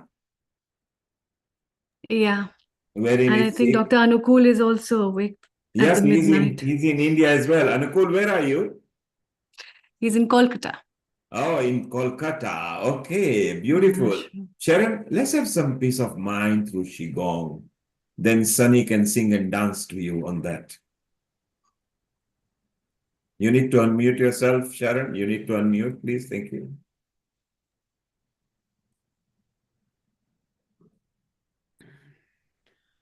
So let's begin by taking a deep breath in.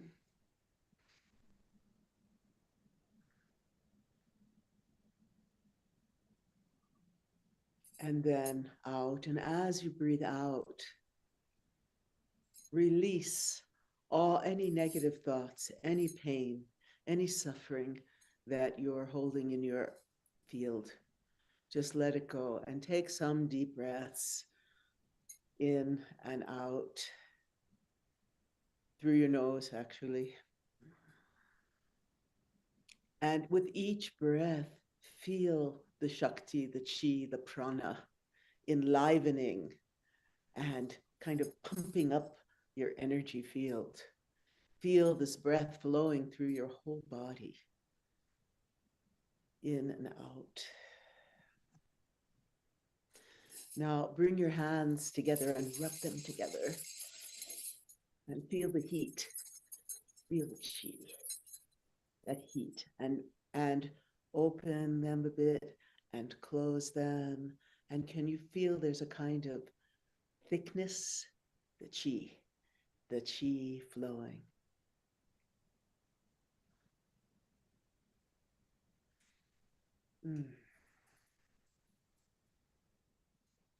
And then bring them to your knees and focus on your feet.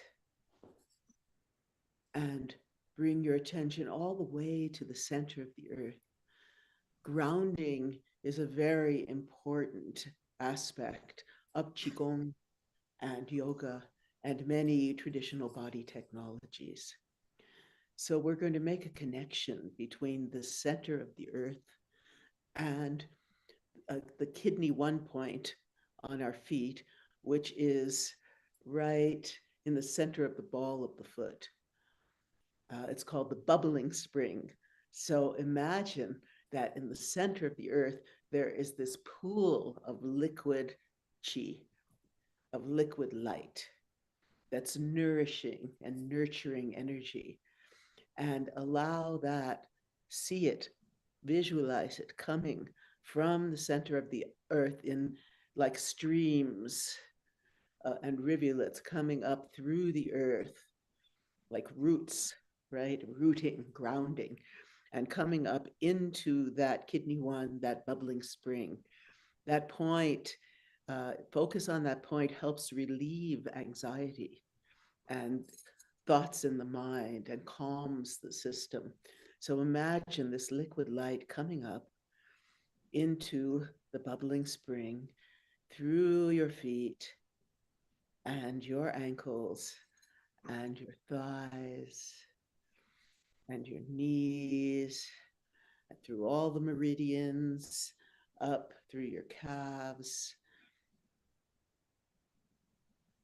into your pelvis, into your spine, coming up the central meridian, the Sushumna, bringing this liquid light of Mother Earth, this healing light. And we often see it as a golden light in the Taoist tradition.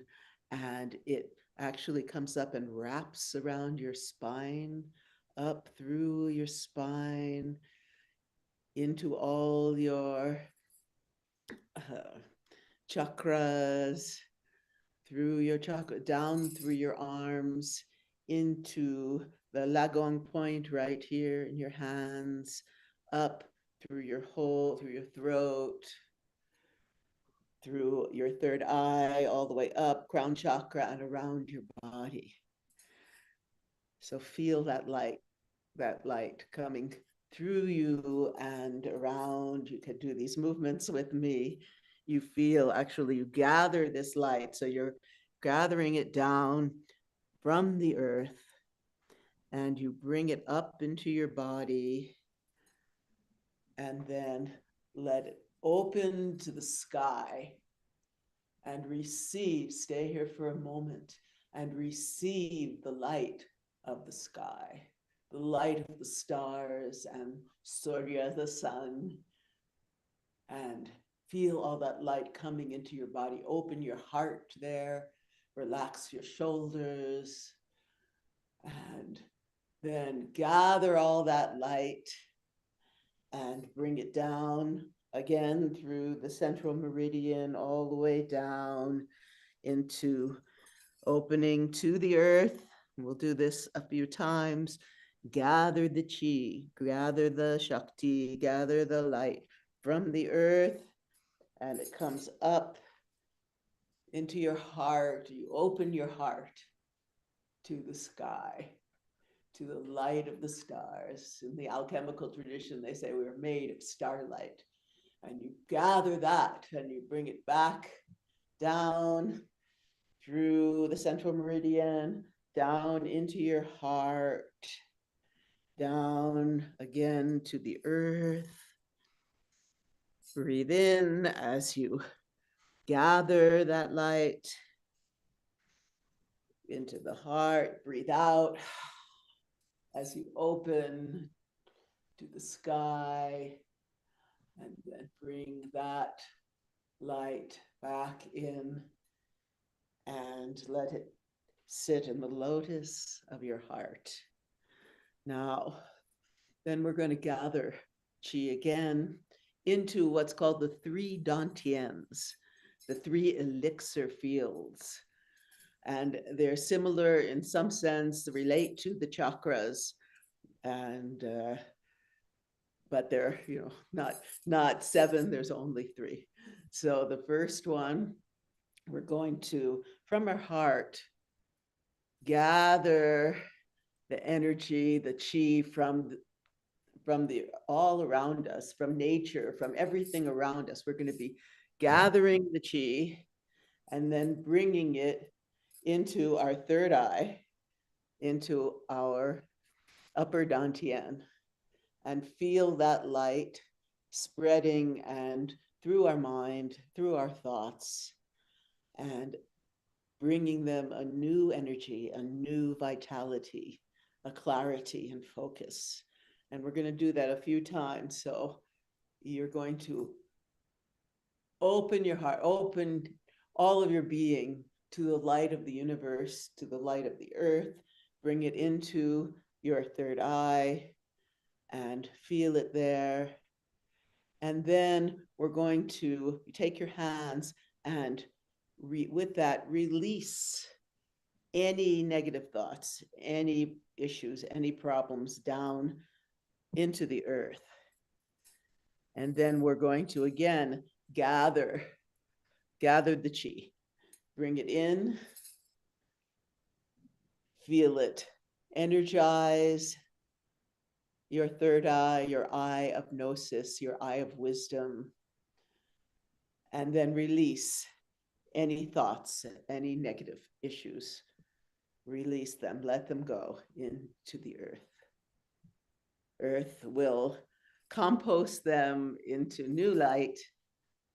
And then we're going to take that, gather that same chi, that same revitalizing energy, and bring it in to the middle dantian, into your heart.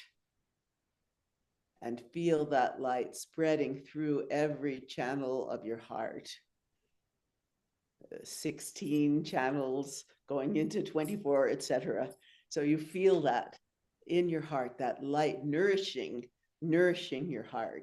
And then you take that, and again, you're going to now release any suffering, any heartache into the earth. You're just going to let it go, let it go. So we'll do that a few times. You're gathering this revitalizing, just nourishing and nurturing chi into your heart, the light of the mother, as though imagine that the great mother is holding you in her arms and nourishing you and nurturing you like all the wonderful mothers of this earth. So we'll do that once more. We'll take open and gather the chi into your heart. Breathe that nectar into your heart, and then release any negativity, any pain, any suffering down into the earth.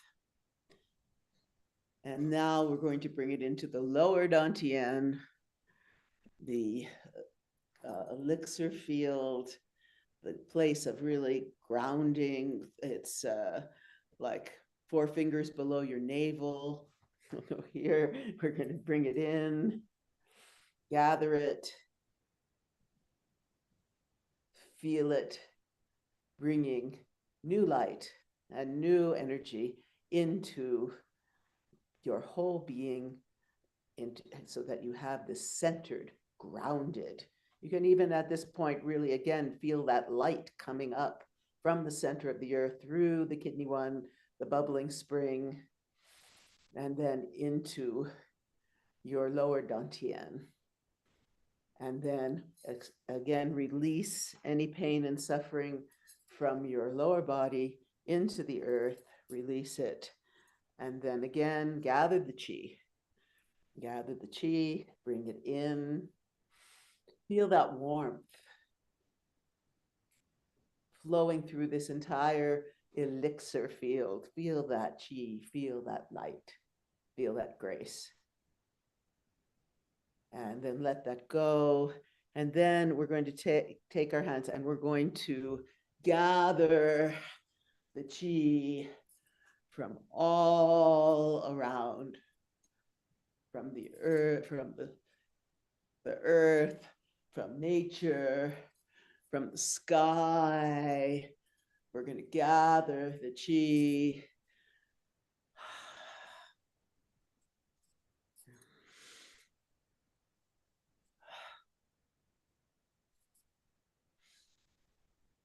Then let it flow through our whole body and feel it enliven not only the physical, but our full energy body. Bring it in. And then we're going to bring our hands down and gather the chi from the earth all the way. Feel as though you're creating a protective shield around your body. And once again, bring that energy through and down through your whole being.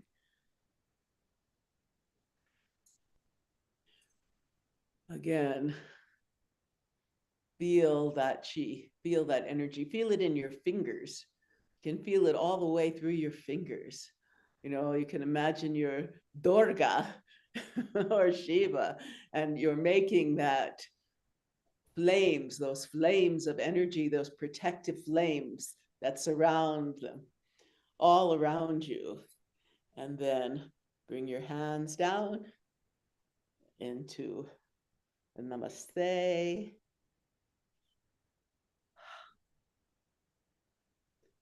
And close your eyes and feel that light, those flames of energy, those flames of Shakti, those protective field all around you.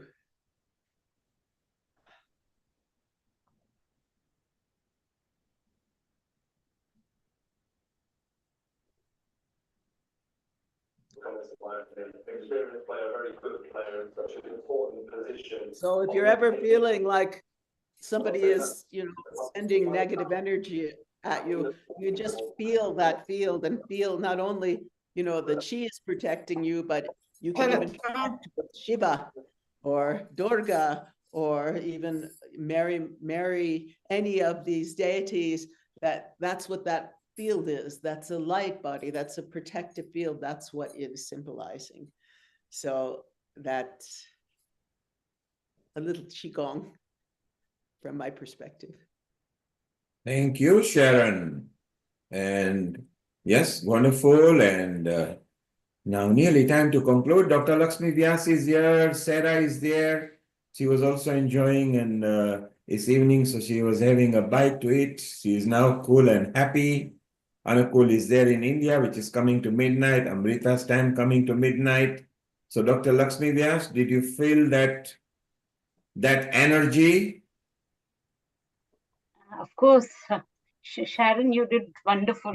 I mean, it was a very long session, and you perceived and you explained it very well. and your movements were also very good. And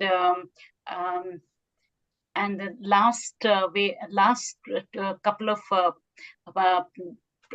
phrases that you did was really, really very, very peaceful and very, very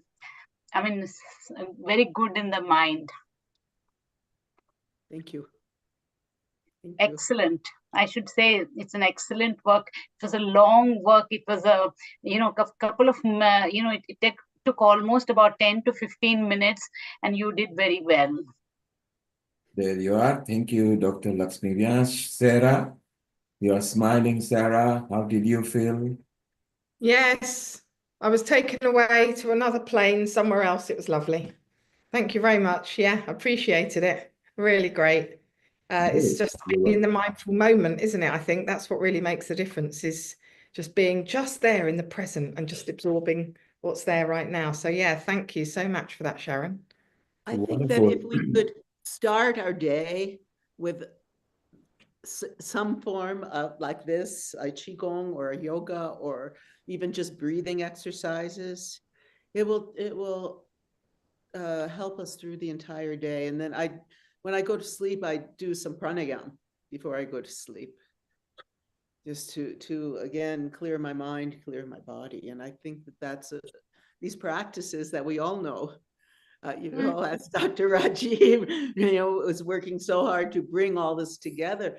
Think of how, if we could teach this just to even to children in the schools, like my dear friend, our dear friend, Bill Douglas wants to do, these practices, how it could transform all of us and bring us greater health and happiness. Just simple things that we know from the traditional science.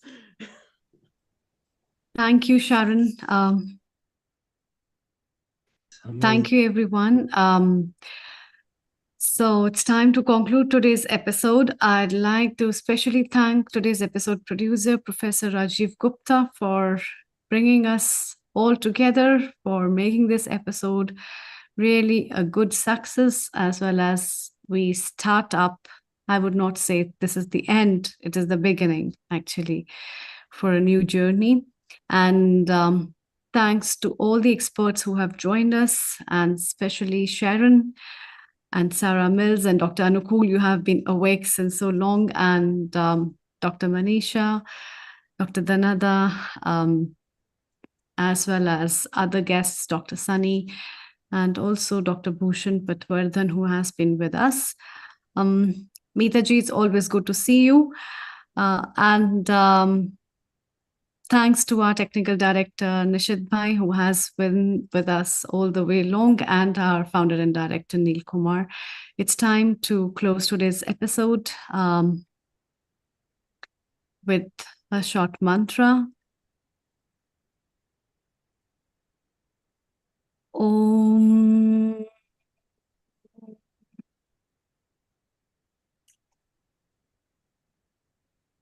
Om Bhur Swaha Tatsaviturvarenyam Bhargo Devasya Dhimahi Dhiyo Yo Na Prachodaya. Om Bhur Swaha Tatsaviturvarenyam Bhargo Devasya Dhimahi Dhiyo Yo Na Prachodaya. Om Bhur Swaha Tatsaviturvarenyam Bhargo Devasya Dhimahi Dhiyo Yo Na Prachodaya. Om Shanti.